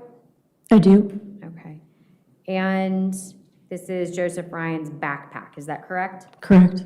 Does the circle mark the area from which you drew your samples? That was the area that I was asked to test, and I took a representative sample of the red-brown staining, and blood was indicated. And Joseph Ryan couldn't be eliminated as a contributor of the profile that I developed from this stained area. The other 3 individuals were eliminated as contributors to this DNA profile, and the probability of randomly selecting an unrelated individual with a DNA profile matching the profile developed from the stained area on the backpack is 1 in greater than 8.1 billion in each of the 3 population groups. All right. I believe you had 1 additional sheet, but that did not indicate any positive profiles, or there were not any profiles developed from the items that were tested. In that case, the over-the-ear hearing protection, Juliana's socks, and the stain swab from the Hyundai. Is that correct? From the socks, I developed profiles, mixture profiles, but they weren't suitable for comparison due to the complexity and/or the complex nature. For the over-the-ear hearing protection, I collected a sample from the ear cushions, but that profile did not meet the quantitation threshold in order to continue the testing, so DNA analysis was discontinued. Okay, and we'll just go ahead and make sure that everyone has everything. That's what would be Commonwealth's 163, the Certificate of Laboratory Analysis from April 2nd, 2024, offered into evidence. Any objection? All right, in evidence. All right, I believe I do not have any further questions. Doctor, thank you so much. I'm sorry, Ms. Colombo, thank you so much for your patience. I appreciate your answer any questions that Mr. Carroll might have for you at this We will time. do that after our afternoon break. Okay. Let's go ahead and take our Okay. 15-minute break. Thank goodness. Please do not discuss the case and do not do any outside research, okay?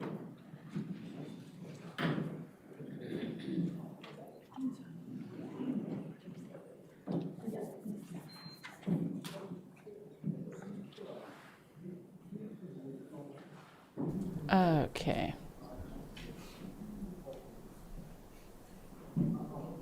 Take him out of here.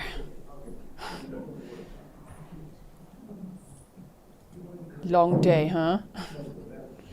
It's 3:45 local time there now.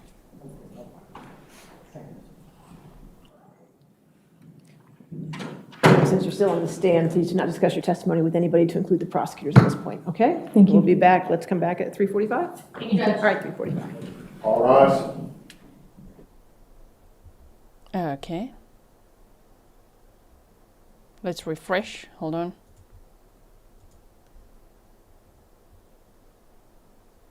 Okay. Afternoon break. And right now, it's 3:44. 1 minute and they'll be back. Let me quickly have a look at this. Here's an exhibit. Thank you to Grizzly Cat for obtaining exhibits from the court. Look at this one. This, I think this is Christine's phone that they found. You can see Juliana's phone on the right. I could see something happening with Uncle Google on the left here. But anyway, this, or Juliana's messages. Interesting. I'm assuming, but the point is the front door was unlocked.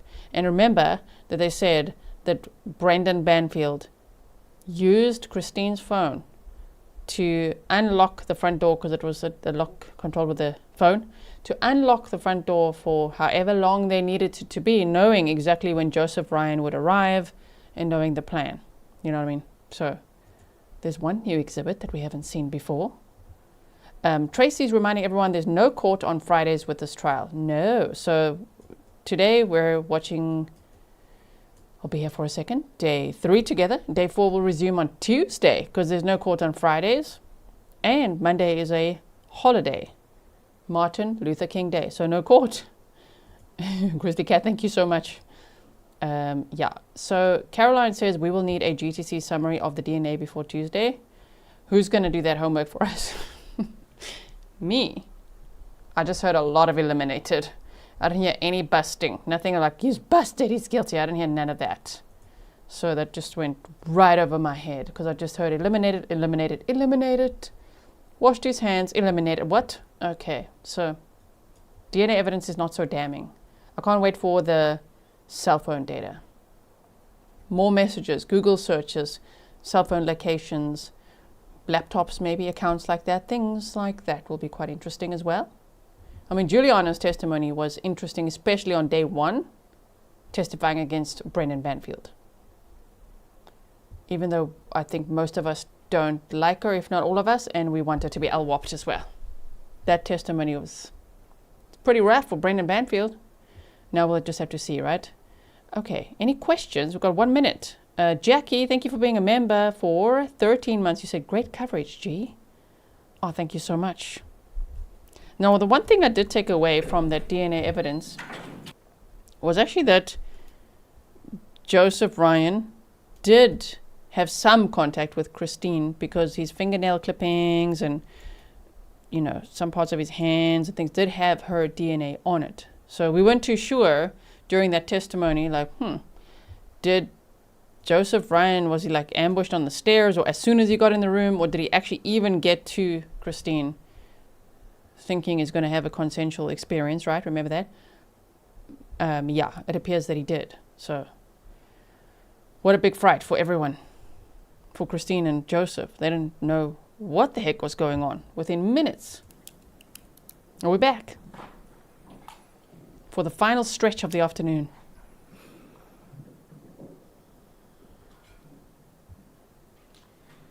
Yes, thank you, Erin, for reminding everyone, even though there's no court, it doesn't mean there's no grisly true crime. Thank you, Erin. Oh boy, cross-examination. Everybody drink a Red Bull, have a coffee, get your caffeine going. We need energy for this final stretch. Will it be cross-examination? Probably all day. Isn't it going to be the rest of the day? I hope not, but it might be. Yeah, so we will be meeting over the weekend to talk about other cases, all sorts of things. Who knows, right? So make sure that you are subscribed, notifications on, so you don't miss out. It's not like I'll only see you on Tuesday. It's never how it works around here. I don't think I've ever not been around for more than a day, right? Have I ever not done something for 2 days? Maybe once. And then I think I was probably freaking out. You can ask Mr. Grizzly. I don't like it. 1 day is fine. If there's a break for 1 day, it's fine. Then we go again for probably 14. Anyway, so you've got plans, okay? Ready for cross-examination? Sure? Okay, here we go. Good afternoon. Good afternoon. And I forget, do I call you Dr. Colombo? No, Mrs. Colombo? Miss. Mrs. Colombo. Thank you. Okay. I don't have any questions about your lab sheets. We've discussed this before, so I appreciate that. I do have a question, though, regarding transfer DNA. Would you be able to talk about that? Yes. Okay. And I'll just give you a factual scenario. If you have the same mixture on someone's hand and that hand hits someone on a certain part of the body, would you expect transfer in the same identifying amounts from the hand to the body? So the ability to develop DNA profiles as a result of transfer, it's dependent on a number of unpredictable variables. So if the hand with the stain was still wet and it was very soon that the contact was made, I would suspect, well, with each transfer, there's a loss of information, but I would expect that sample to transfer. Okay. Thank you. That's the only question I have. All right, assume no redirect then? I am shocked. That was the shock of the day. What? That is the only question you have, sir? Whoa, round of applause for the defense attorney. Defense attorney, they love DNA evidence, right? Cross-examining on that. Wow. Okay. I'm impressed. All right, is this witness subject to recall? She is not. Thank you. All right, you're free to go. Thank you, Ms. Colombo. Thank you, Your Honor. Your next witness? Dr. Susan Greenspan, please.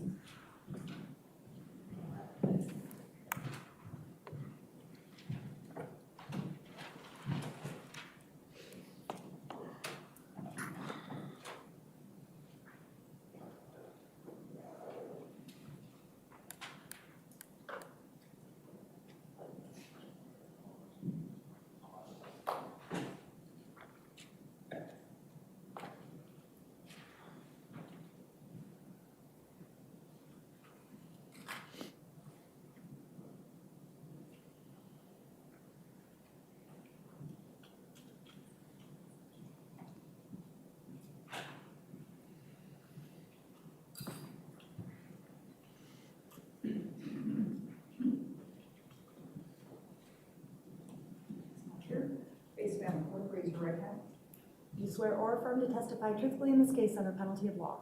Yes, I do.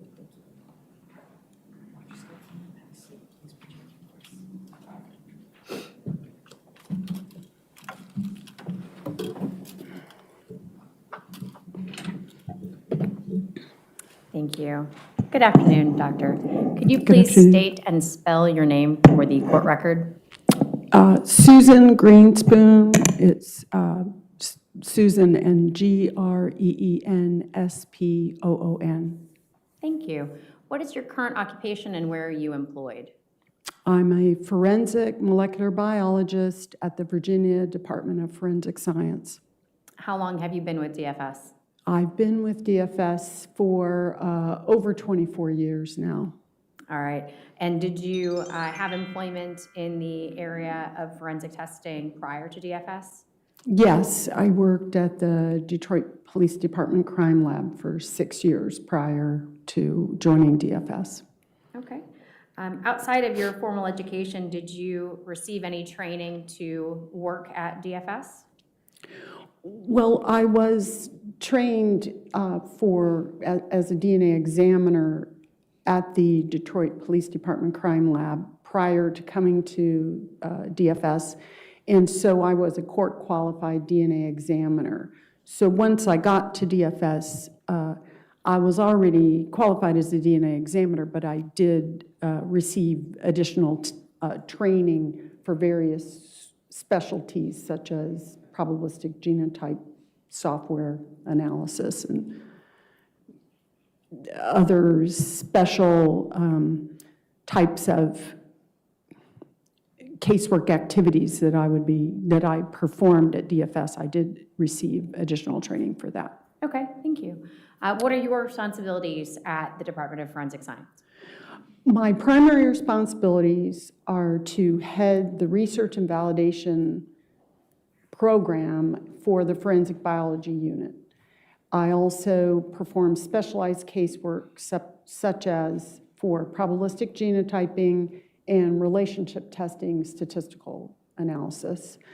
I mentor graduate students primarily through Virginia Commonwealth University master's program, and I help troubleshoot various technical problems that occur in the laboratory, and then also assist the program manager when, on specific kinds of tasks that may need my assistance. Thank you. Have you ever testified as an expert before? Yes, I have. Have you testified in Fairfax County as an expert? Yes, I have. Do you know approximately how many times? I've testified over 60 times, approximately 70 times, I guess. All right, thank you. Judge, at this time, I would offer Dr. Greenspoon as an expert in the field of forensic science and DNA analysis.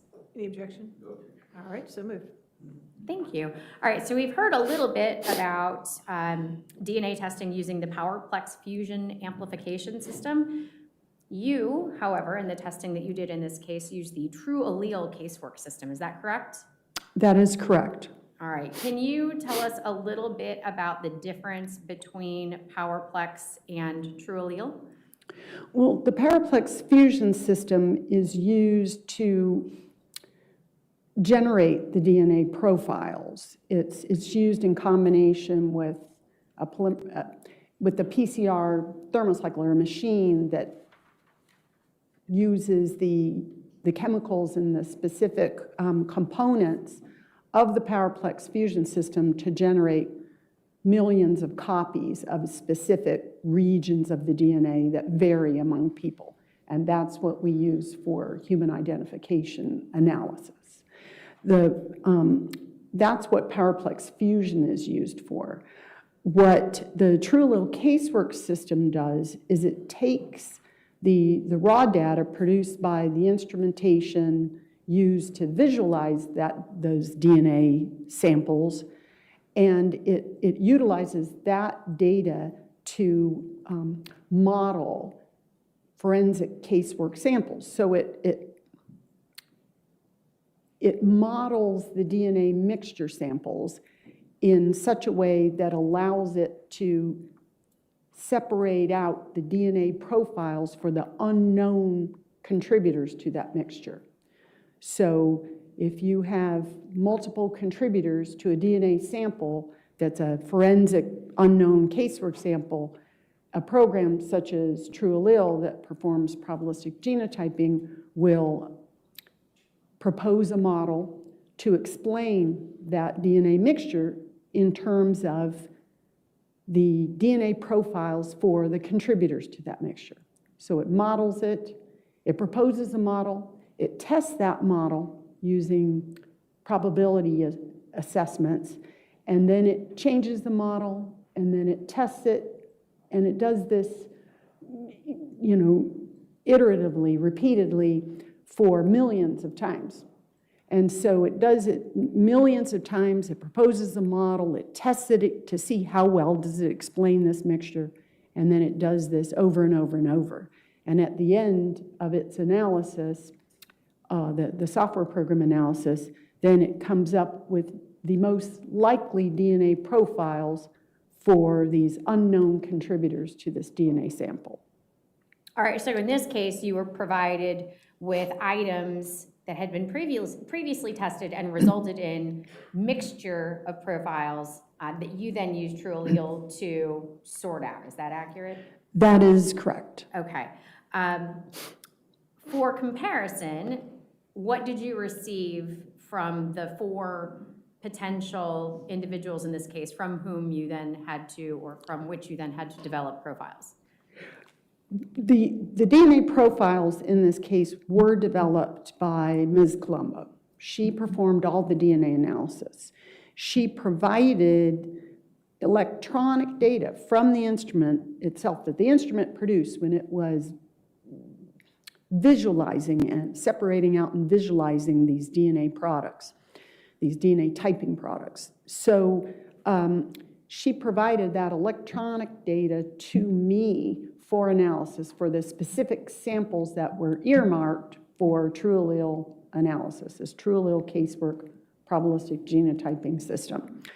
So she provided those to me on that electronic data to me on a secured server that we all can access in forensic biology around the state.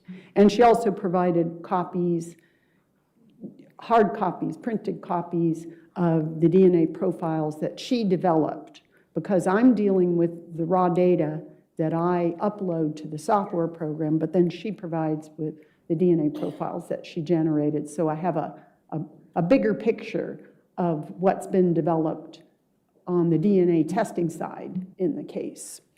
Okay, so let's turn to what I'm going to display here as Commonwealth's 165.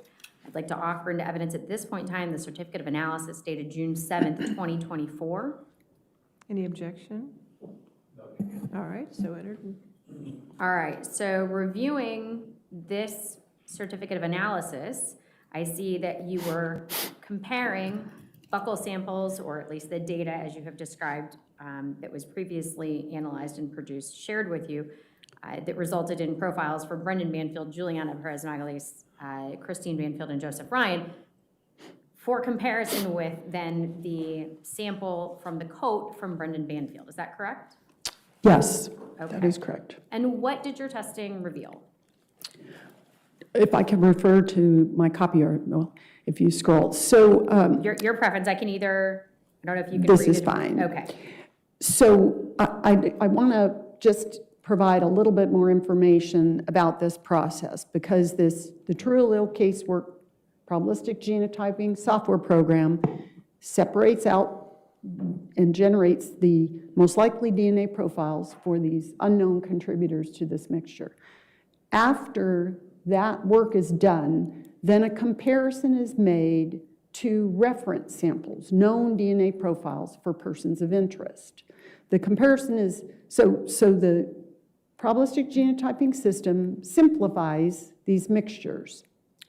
And then comparisons are made then to the analyzed mixture sample in the form of a likelihood ratio using these reference samples. This report reports the likelihood ratio values. A likelihood ratio compares 2 alternative explanations for the DNA, the forensic DNA sample, the mixture sample, based on this comparison with this reference sample, with the person of interest.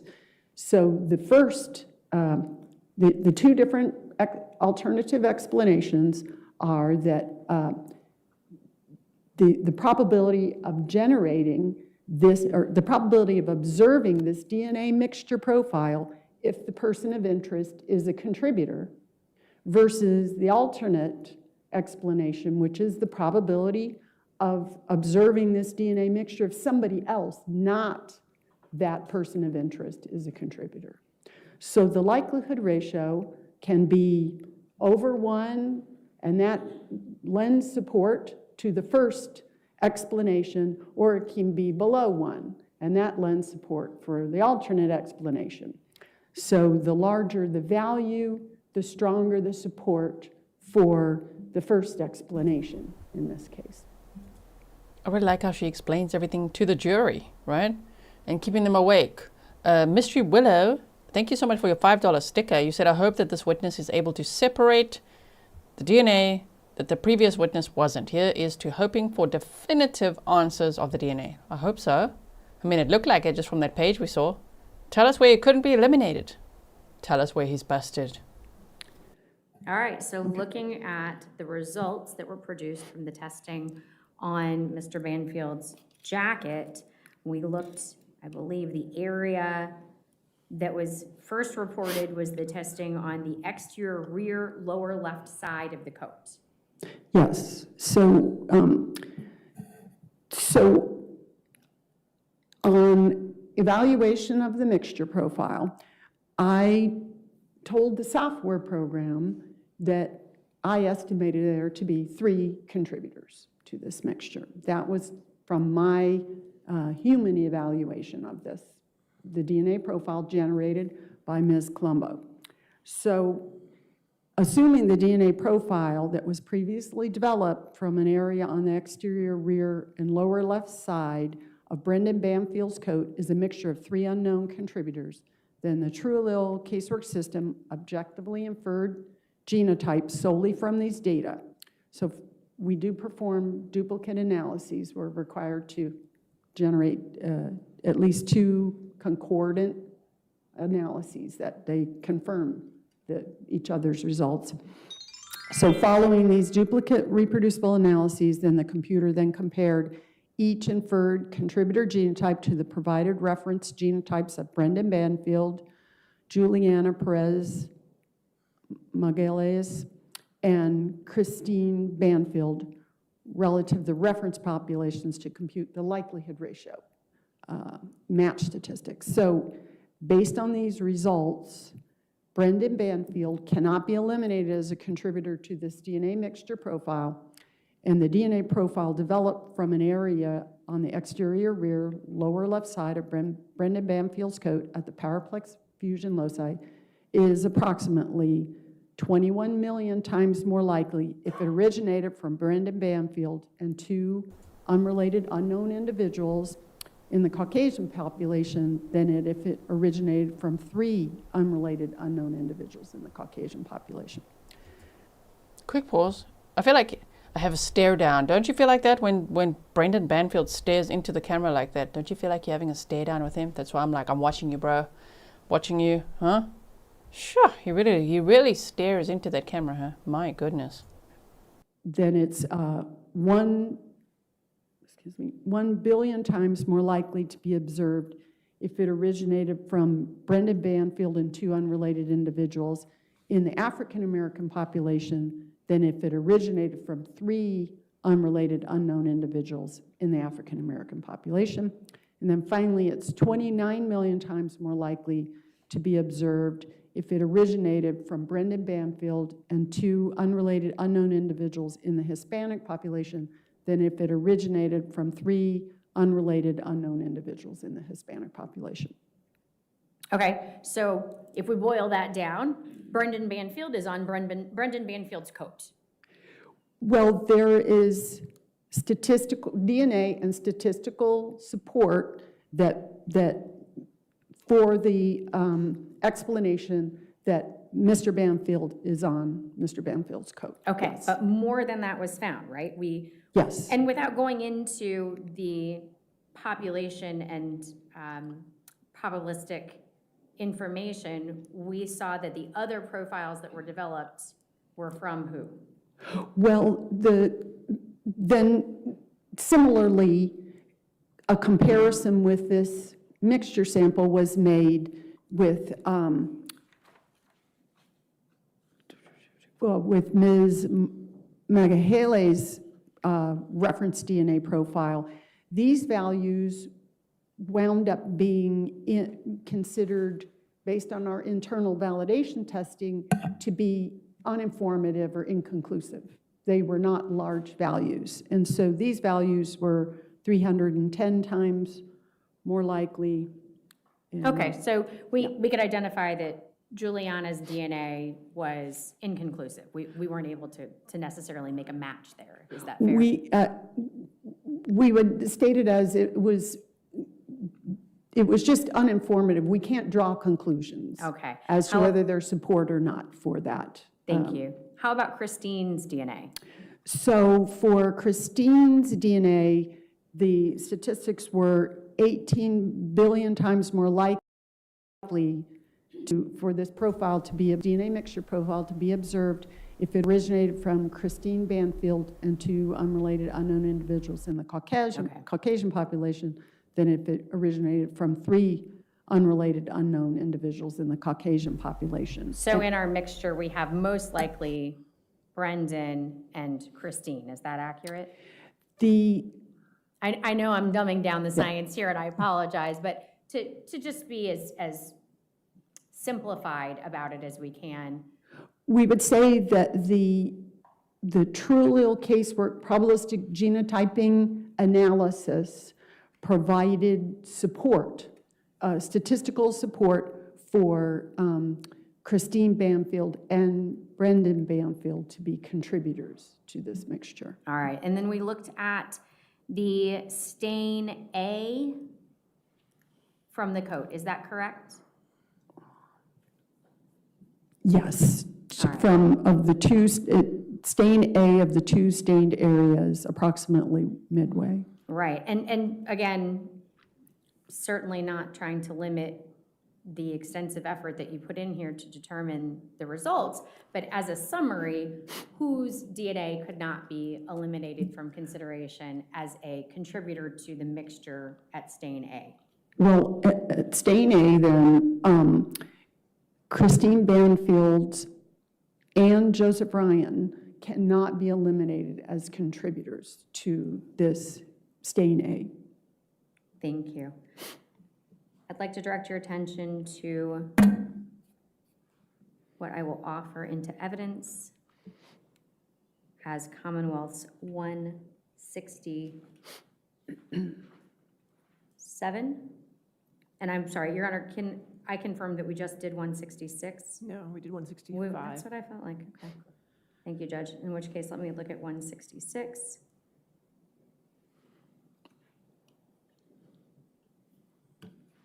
That is not what I want. So I am going to jump, Judge, to Exhibit 167.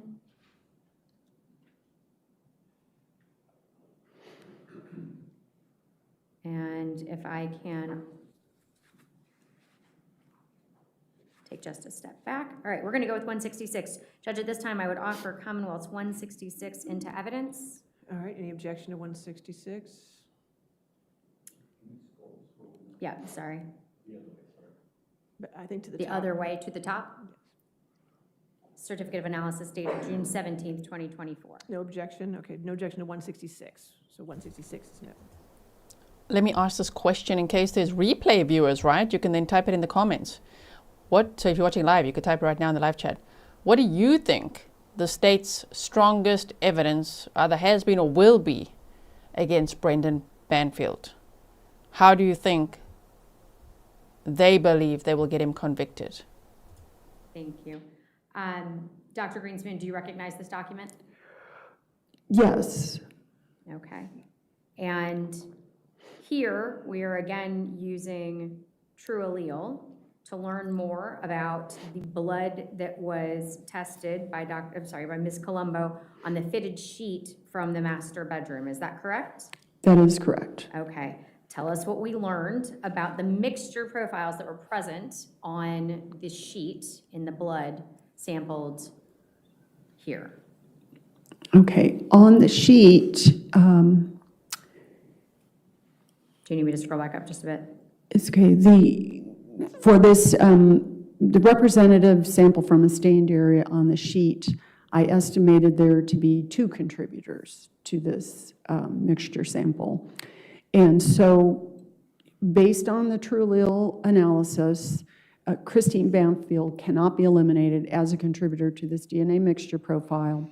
And the DNA profile developed from a representative sample of the stained area on the exterior of one of the corners of the sheet of the Powerplex fusion loci is approximately 12 septillion times more likely to be observed if it originated from Christine Banfield and one unrelated unknown individual in the Caucasian population than if it originated from 2 unrelated unknown individuals in the Caucasian population, and 6.3 octillion times more likely to be observed if it originated from Christine Banfield and one unrelated unknown individual in the African American population than if it originated from 2 unrelated unknown individuals in the African American population, and then 160 septillion times more likely to be observed if it originated from Christine Banfield and one unrelated unknown individual in the Hispanic population than if it originated from 2 unrelated unknown individuals in the Hispanic population.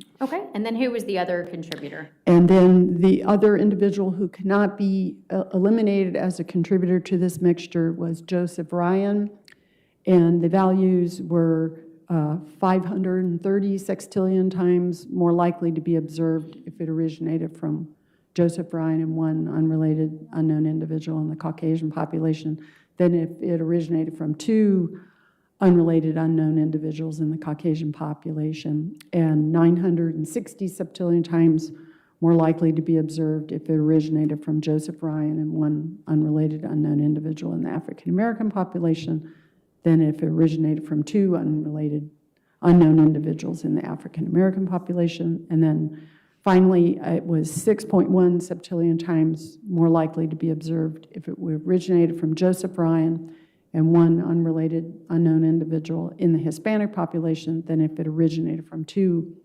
unrelated unknown individuals in the Hispanic population. Thank you. I'm going to direct your attention to Commonwealth's 167, and before offering that into evidence, just going to scroll down so you can take a look at it. I believe you've had the opportunity to look at it before today, but let me ask you, do you know Lisa Schermeyer-Wood? Yes, she's a colleague of mine at the Virginia Department of Forensic Science. Okay. And this document, Commonwealth's 167, was this drafted by Lisa Schermeyer-Wood? Yes, this is her certificate of analysis. Have you had the opportunity to review it, and are you comfortable reporting her findings to the court? Yes, I did review her case file prior to coming in here. Thank you. I appreciate that. Judge, at this time, Commonwealth would offer as Commonwealth's 167, Certificate of Laboratory Analysis dated July 13th, 2023. Any objection? All right, 167 in evidence. All right, thank you. All right, what was tested here? The swab from the stain on the side of the bed frame, is that correct? And the knife. And the knife. And what, as I scroll down to a stopping point, were the results of the testing on the mixture profile from the underside of the handle of the knife near the juncture of the blade and the handle? Okay. And the stain was designated B3.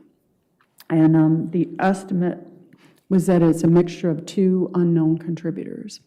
And I think we can probably, looking at these numbers, again, we're talking about octillions and septillions. These feel like very convincing numbers to me. Are they pretty strong? Those are large values, yes. Okay. So without diving into the values, were you able to determine who the 2 contributors were here to the stain on the underside of the knife?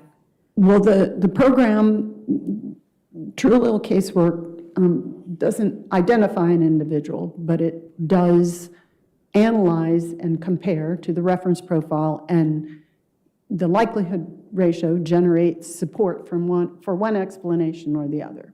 And in this case, the likelihood ratios for both We lost the report. Yep, I see that. It's telling me that the battery is running low and it's plugged in. Okay, so the likelihood ratios generated showed statistical support for the explanation of both Christine Banfield and Joseph Ryan as contributors to this stain, or the stain B on the knife handle. So remember, why would Joseph Ryan's, the other victims, DNA be on the knife? Because he brought the knife, because he thought he was coming over for, you know, a consensual fetish-based experience. So he brought along a bunch of things in that backpack, right? And in between him having the knife, I don't know if he got it out of his bag or not yet, but allegedly, Brendan Banfield took the knife, stabbed his wife, and then staged the scene and smeared his wife's blood on Joseph Ryan after they shot him the second time, and then had the knife close. They wanted to make it look, they wanted to frame him, so it would make sense. I just do wonder, as many of you do wonder, did they wear gloves then? Did Brendan Banfield wear gloves? He probably did. He probably did, right? Interesting, because his DNA is not on the knife. Because, you know, he thought he's going to be 10 steps ahead all the time. And in many ways, he planned so much that one would think he would be. But there's a lot that he really didn't think about. And I do think you guys were answering, what do you think is the strongest evidence? Scott said at the first 911 call, because it corroborates Juliana's story, right? Lisa and Mandy, thank you so much for the 6 delicious coffees. So that one is interesting because there was the too early, you know, 911 call that Juliana made. And then it was a whole mess because they waited 14 minutes to call again. That's weird. Juliana's testimony, of course, is some of the strongest evidence that we've seen so far. Someone said motive means an opportunity. DNA, au pair, and McDonald's. I mean, the McDonald's thing is interesting too, but we needed Juliana's testimony for that to make sense. And then somebody answered the text that maybe we'll see between Brendan and Juliana. That's going to be interesting too, if they show some of that. I don't know if they typed any of their plans out. Remember, they got new phones too. But anyway, interesting nonetheless. B3, sorry, the stain B3 on the knife handle. Sorry, bear with me here for just a second. I'm just going to go through every possible combination of chords. This JLD film said no, he used the towel. I mean, he might have. He did ask Juliana to go get a towel. Yeah. Oh my word. I got it. All right. So we established our contributors to the stain on the underside of the knife. How about when we looked at the stain from the swab, the swab of the stain from the side of the bed frame? So based on the true allele analysis, using the DNA profile data generated by Ms. Colombo, the swab from the side of the bed frame was estimated to be a mixture of 2 people. And based on these results, the true allele casework analysis results, Christine Banfield cannot be eliminated as a contributor to this DNA mixture, and Joseph Ryan also cannot be eliminated as a contributor to this DNA mixture. Thank you. I want to go back really quick on the knife. We have a mixture, we have contributors. The sample is identified as blood on the underside of the handle near the blade / handle juncture. Can you be certain that the mixture of DNA was extracted from blood and not skin cells? It could be a combination of blood and skin cells. It could be just blood, since blood was detected. So we can't actually discern that. Okay. Helen O'Hara White said, I don't think the knife was brought by Joe, not the one that did all the harm. The knife was Brendan's, in my honest opinion. I think it was Joe's, because he even showed Anastasia the profile that Juliana and Brendan made, the knife. And Brendan was surprised by the knife, like, oh, I didn't think it would look like that. So they showed us a picture of the knife, which looks just like the one that was found at the crime scene. Do you know what I mean? So I think he brought it. But not to stab someone to death. It was for like knife and blood play, as the FetLife groups would sometimes have, right? So connecting on that. And I think they wanted someone who had that interest to set this all up, in my opinion. Thank you. Judge, I do not believe I have any additional questions for this witness. All right. Please answer any questions Mr. Carroll might have. Cross-examination, do you have any? No questions. All right, is this witness subject to recall? She is not. All right. Is she subject to recall, Mr. Carroll? No Okay, questions. you're free to go. Thank you, Doctor. Thank you. Defense Your next attorney witness? is surprising me. Madeline Crowley. Madeline Crowley. Yes, ma'am. Okay. No longer subject to recall. Sorry. Okay. Okay. Sorry about that. And Your Honor, if I may address the court, it had been my intention before calling the first witness to alert the court to Mr. Carroll has agreed that Mr. Gudakunst is no longer subject to recall. Okay, And all so right, we'd good. ask he be released. All right, is that true? All right, I'll make that note. I like the judge's face. Well, just wanted to make the court aware the judge is like, what am I about here? Patient will be noted on the record. Thank you. Do you swear or affirm to testify truthfully in this case under penalty of law? I do. Thank you. I know, I do. I defend victims of crime. I think it's so unfair. Like Chris Best said, I'm sorry Joe was killed, but he was creepy too. But like, why kink shame? Why is that part of the equation? That's victim blaming, you know what I mean? He thought he was going to have a consensual experience with somebody that he was talking to for quite some time, and Juliana was doing the phone calls and using her voice and all of that. So yeah, he had no idea. And adults are allowed to have their fun. And he got there thinking he's going to have a great time and a great experience, and then got shot. You know what I mean? Like, he thought this is going to be great and the other person would really enjoy it as well. So I just don't understand the whole kink shaming. You know what I mean? Like, they can do it. It's adult fun that they're allowed to do. And shame, man. Like, what if, right, like, he gets there to the house and within minutes he's shot in the head. And then Juliana shoots him in the chest. Wow. It's really terrible, huh? Okay. Let me hear her name.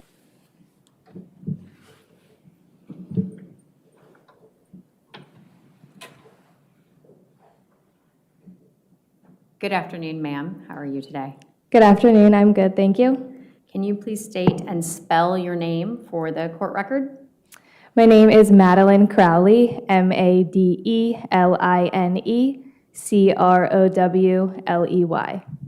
Thank you. What is your current occupation and where are you employed? I am a senior DNA analyst and a DNA analyst trainer at Bodie Technology. How long have you been employed at Bodie? I've been employed for about 7.5 years. All right. Did you have any experience in analyzing DNA prior to working for Bodie? No, I began working the year that I graduated, and I graduated with a degree where I learned and had experience in the DNA analysis process. All right. What are your responsibilities as a DNA analyst for Bodie? As a DNA analyst, I am responsible for directing and overseeing the in-lab processing of casework samples, analyzing the results, performing comparisons and statistics as needed, documenting the findings in a formal report, and testifying as needed. Did Bodie have... She's very pretty. I'm going to pause. Murmac said, I don't think it's victim blaming to agree that rape play in the bedroom is weird. I think it is victim blaming because it would have been consensual. If the other person wants that type of play and simulation, okay, you know what I mean? Because the other person would want that then. That's what they're into. And that's what the person offering that is into. They're both into it. So I just, just to clarify, I feel like people are going to think I'm into this because I'm defending it so much. I'm not. I'm defending the victim. And I'm just not like clutching my pearls and being like, oh, how dare they do that? When it's adults get us up to all sorts of things. Do you remember, oh my word, but those were not victims. Those were the two perpetrators. Do you remember the coroner? It was Megan Jackson and the coroner boyfriend and Blow Up Betty. I mean, that wasn't the issue in the case. The issue in the case was a murder, right? Murder, yeah. Okay, exactly. Thank you so much. Did you go through any training programs when you came to work for them? Yes, Bodie has a very thorough training program that lasts approximately 6 months. I was required to attend lectures, read required readings, observe qualified individuals in each procedure that I was training in. I then was required to complete 3 sets of mock cases from start to finish, meaning from receiving the evidence, doing that in lab processing, doing my interpretations, and writing the reports. These 3 sets, the first was a supervised set where I was observed by a qualified individual, the next was unsupervised, and the last was a competency set where I was to complete all casework independently. After successful completion of these 3 sets, I then was required to take a written exam on theory of procedure, complete a verbal exam on troubleshooting complex scenarios, and participate in a mock trial from one of the cases in my competency set. And I was required to have earned an 80% or higher on all of those exams, and I did satisfactorily and became qualified as an analyst. Thank you. Have you ever testified as an expert before? I have. All right. I'm going to ask at this time that Ms. Crowley be admitted as an expert in DNA analysis. Any objection? No. All right, so moved. Thank you. Tell us a little bit about Bodie. We've heard from DFS. Is Bodie established here in Virginia? Yes. Okay. And how long have they been performing DNA testing? Since 1995, so about 31 years. Okay. Are they accredited? Yes, we are. All right. Does your lab have a quality assurance process to ensure the reliability of their testing? Yes, we do. Okay. I'm going to ask you, was Bodie Technology given items of evidence to analyze for this case? Yes, we were. I'm going to direct you to what is marked as Commonwealth's Exhibit 168, a certificate of analysis from December 21st, 2023. Do you recognize that document? Yes, I do. All right, Commonwealth would offer that into evidence at this time. Any objection? All right, 168 in evidence. Thank you. All right, I'm going to shift for just a second back over to what was previously admitted as Commonwealth's 150, Joe Ryan's jeans. Does this photo accurately depict the items that were received by Bodie for testing? Yes, it does. Okay, what areas of this item were sampled? So within the red-brown staining on the upper right thigh of the jeans, we took 2 samples. We sampled one area within that red-brown staining, and we sampled another area between and around that red-brown staining. And did you receive samples for comparison? Yes, we did not receive physical samples to test. We received submitted DNA profiles for comparison. And what were the results and conclusions from the sample of the jeans leg avoiding staining? So not the red-brown, but the area outside the red-brown. May I refer, Your Honor, Yes. may I refer to my report? Yes, ma'am. Absolutely. Thank I you. can switch back over to it, or if you have. Joseph Ryan's jeans. Treasures 1, thank you for the New Zealand dollars. You said it's so important for a first face-to-face meeting to be in public, no matter what you're into. The guy that insisted on meeting first were excluded, exactly. So they needed, Brendan and Juliana needed to find someone that would be willing to take that extra risk and not meet in person. But Brendan allegedly sent pictures of his wife to Joseph Ryan, and then enticed him further by having phone calls and saying, no, the part of the thrill is not meeting in person. So that is how they lured him there by, everyone that they targeted being like, I'm not so sure about that. But at your house, like not actually meeting in person, So they tried and tried and tried and tried until they found someone who would be willing to, based on the argument that that would be for the thrill of it, the pleasure of it. So is it risky? Yes.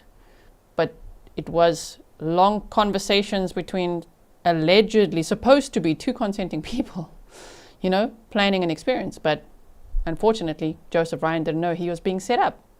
And unfortunately, Christine didn't know she was being set up. She had no idea about that account or anything. So she was just like surprised by this whole sick plan.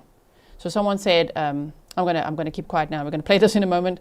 Someone said earlier, sorry if I'm a prude, but a rape fantasy is just too sick for you. It depends if it's role-playing, consent, or right. That's the one thing, number one. But you know what's more sickening? Murder. Murder. That's what he's on trial for. No one's on trial here for their kinks. The victim, Joseph Ryan, died because he had a kink. And that was not how it was supposed to be. And Christine had no idea what was going on. So you know what the most sick thing is? Murder. The thing that Juliana pleaded guilty to, well, that was involuntary manslaughter, but she admitted to shooting Joseph Ryan. She killed him. There's no reason to do that. He's accused of stabbing his wife in the neck multiple times. Disgusting. So he's disgusting. I like to focus on that. Look at the stare down. I'm going to look back at him. All right, where would you like me to stop?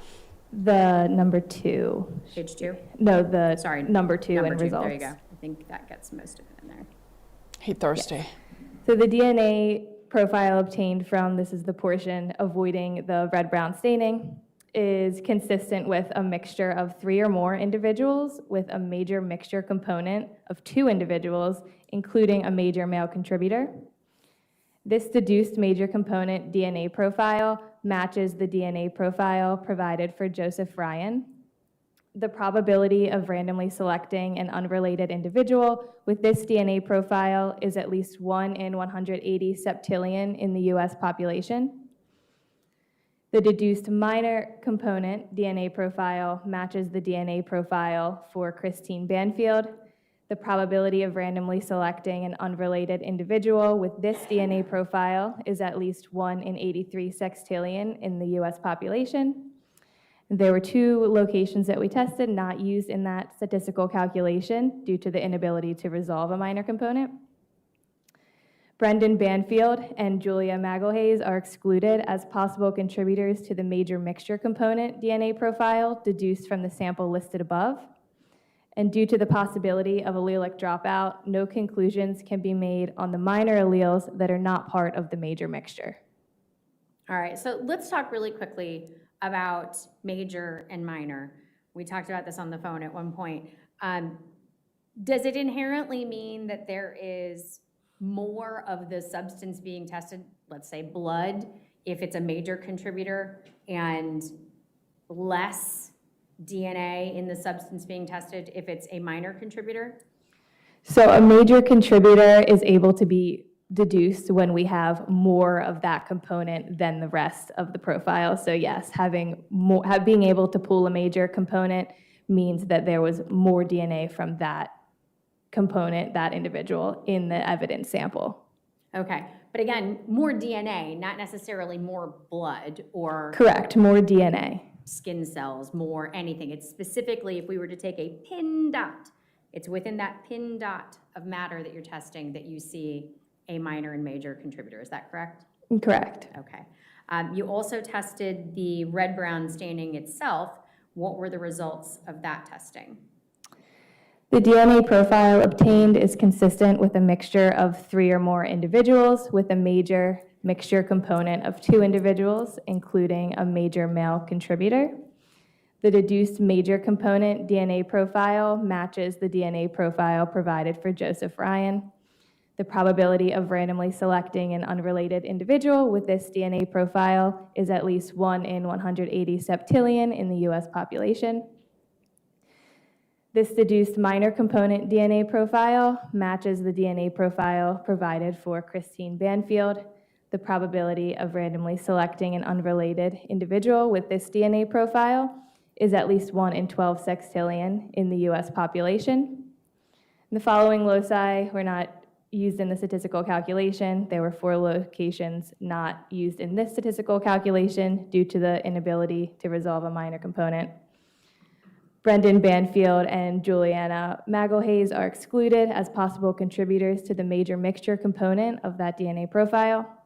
And due to the possibility of allelic dropout, no conclusions can be made on the minor alleles that were not part of that major mixture component. Thank you. Ooh, Gloria Clock and Brink says it's amazing that these 2 idiots thought this plan was going to work and they would live happily ever after. Well, until the next au pair. Oh my word, exactly. Imagine what was the plan? Huh? Juliana, he was going to get another au pair and then what?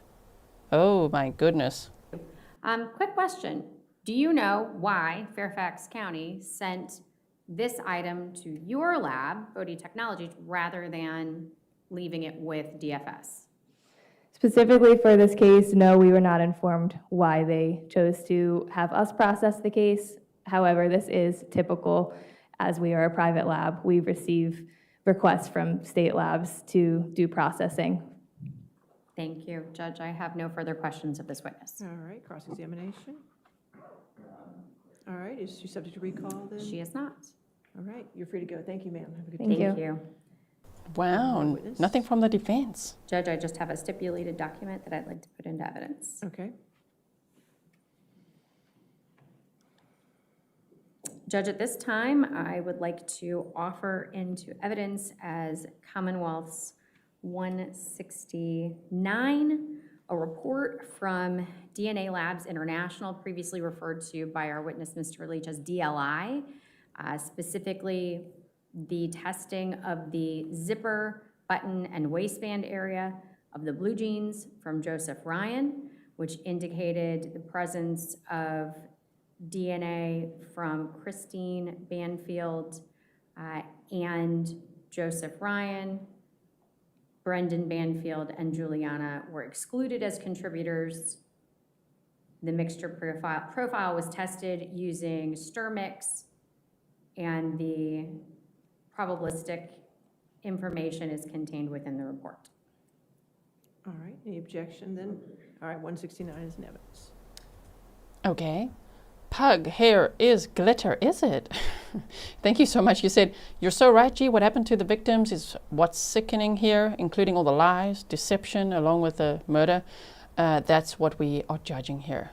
Also, I forgot to say this earlier. You know how, oh man, a pet peeve is when people call SA grape. Oh, I hate that so much. You know what I mean? So you know what you could do? Let's say with the word, instead of unaliving, I don't like that word either. Sorry about it.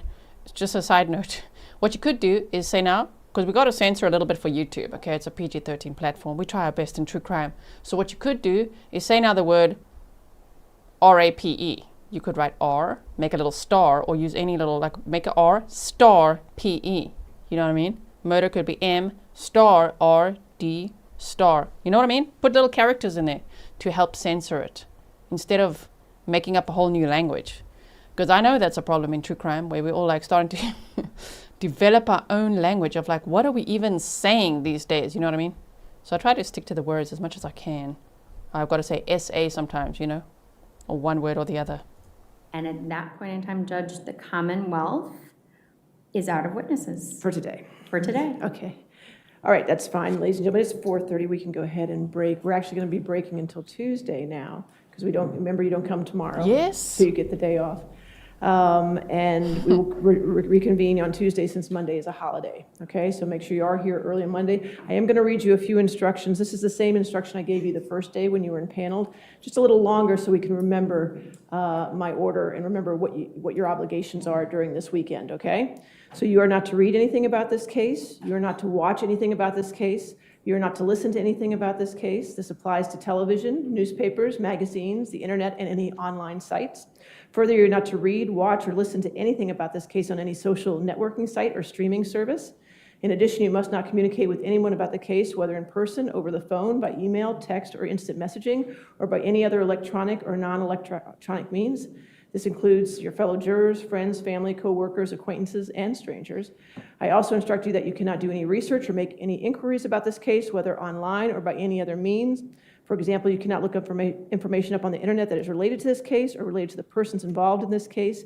You cannot do your own type of demonstrations or trying to figure out things on your own, please don't do that. Nor may you consult dictionaries or other reference materials. What you learn in this case is limited to what you learn in the four walls of this courtroom when proceedings are underway. Okay, so I want to make sure you understand that. Just have a restful weekend. Please take care of yourselves, keep yourselves healthy, and we'll see you on Tuesday, okay? Thank you. Enjoy your weekend. Keep yourselves healthy. I like that. Love this, Judge. Keep yourselves healthy. I'm going to take that. Be a lighthouse from Judge Dawn Ash and from Judge Escaret. Keep yourself healthy. I'm going to say that from now on. Listen, Grizzlies. Look at him. He's so desperate. It's time for a diaper change and off you go to jail. Can't wait for your buzz cut. Sorry. They don't have pacifiers in prison. Ms. Sands to Shannon, so we can take We've care of already handed over most of them. We have this last batch. All right. And we're good to go. All right, I assume we are still on track. Judge, I have 2 remaining witnesses. My What? first witness will take, my Stop guess is probably an hour of my time in direct, and then Mr. Carroll's time in cross. My second witness will then take approximately 15 minutes. And they're both for, and My jaw is on the floor. I'm sorry. Did you just say you have 2 more witnesses? They've had 15 so far. 2. Ma'am? And look at this lady's also like, ma'am. Did you not say it's a 4-week trial? We're going to be on verdict watch by what freaking Tuesday? Okay, the defense still have their case. Look at Brendan. Even Brendan Banfield's like, ma'am, yeah, you're going to be LWAP sooner than you thought, bro. at that point in time, I believe we would rest. You would rest upon Oh, after those my 2 word. witnesses. So we are far ahead of schedule, I would say. All right, so then are you prepared for, it sounds like Tuesday afternoon, to be able to put on evidence? Yes, sir. Okay. I will say this. Yeah, you need to use the microphone, sir. I know you like to walk around. I apologize. That I anticipate hearing their witness, and it's related to one of the motions that we had previously, so they're Okay. going to be specific. Do you want to voir dire the witness outside the presence of the jury? That or- might be a good idea. Okay. Do we want to do that? Is that your first witness on Monday? It is. Okay, so maybe when we come in at 10 o'clock, we'll go ahead and call her as a witness first and do the voir dire first. And then after we've resolved whatever, we can bring the jury in then for her, whatever testimony is allowed. Yes, yes, Does ma'am. that sound okay? That sounds great. And you'll be ready to go for I'll be ready. Tuesday afternoon. I'm sorry, not Monday, Tuesday. Yeah, Tuesday. Tuesday afternoon. If Your Honor has told the jury to come at 10, would you prefer to have the witness present early? No, I don't think the voir dire, at least from the experience I've had so far in this case, I don't think the voir dire will take very long of the witness. So I think we can work that out pretty quickly. So I'd rather them be here on time and they can just stay back there for a few minutes. That's fine. All right? Okay, so, all right, enjoy your weekend then. Yes, thank you, We will Judge. see you on Tuesday. All right.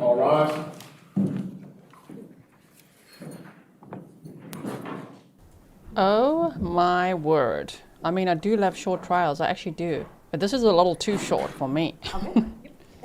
Okay. You know, when it's like a 2-week trial, isn't that just the best? I don't know, man. To each their own. Sometimes, you know, if it's like a 12-week trial. Yeah? No. It's too long. Why are you taking so long? I like this. But wow, Tuesday? They're going to rest on Tuesday. Who the heck are the 2 other witnesses? Yeah, Stefan's like a 5-minute voir dire. Can you imagine? And is Brendan Banfield going to take the stand? We can already ask ourselves that. If not, and the defense rests. Wow. Maybe they'll come back on Wednesday for closing arguments and verdict watch. We'll be done by mid next week. Can you imagine? Thank you so much for watching day 2. Correction, my word. Day 3 of the Brendan Banfield trial with me. So please do remember, there's no court tomorrow. There's also no court on Monday because it is Martin Luther King Day. Martin Luther King Jr. Day, a holiday in the USA. No court. So we'll be back on Tuesday, which will be January 20th for day 4, which could be the last day or the second last day or whatever. Oh my goodness. Interesting. We shall see what the defense brings as well. Really appreciate your time. Thank you for choosing to spend your time with me. I really love seeing all your chats and everything. Leave some comments below as well in case I missed anything, or share your thoughts. What do you think? Again, I will ask, what do you think is the strongest evidence they have? I do think it's Juliana on the stand. That's why they gave her such a sweet, sweet deal, because it's like, you throw him under the bus. then the jury will hear it straight from someone who was in the room. It just, do you find it credible? Do you not? I mean, the story was very easy to visualize based on everything we heard, right? Lynn Britton said, who had a speed trial on their bingo card? Not us, right? You said, love your coverage and snark. Oh, thank you so much. Yeah, we've got plans. You've got plans, okay? Tomorrow's Friday. Maybe we take one day, like, to chill. I'm not so sure. I don't trust myself with that. I'm always just like going live or making something for you, right? But we will meet again this weekend. So make sure you subscribe, notifications on. Now we're not teleporting anywhere. Maybe we'll do a members only live stream tomorrow, huh? Being Friday. Maybe we'll do that. All right, everyone. Thank you so much. Have a wonderful evening ahead. And I will most certainly see you in the next one. Stay safe. And I'm going to say what the judge said. And keep yourself healthy. Bye, everyone.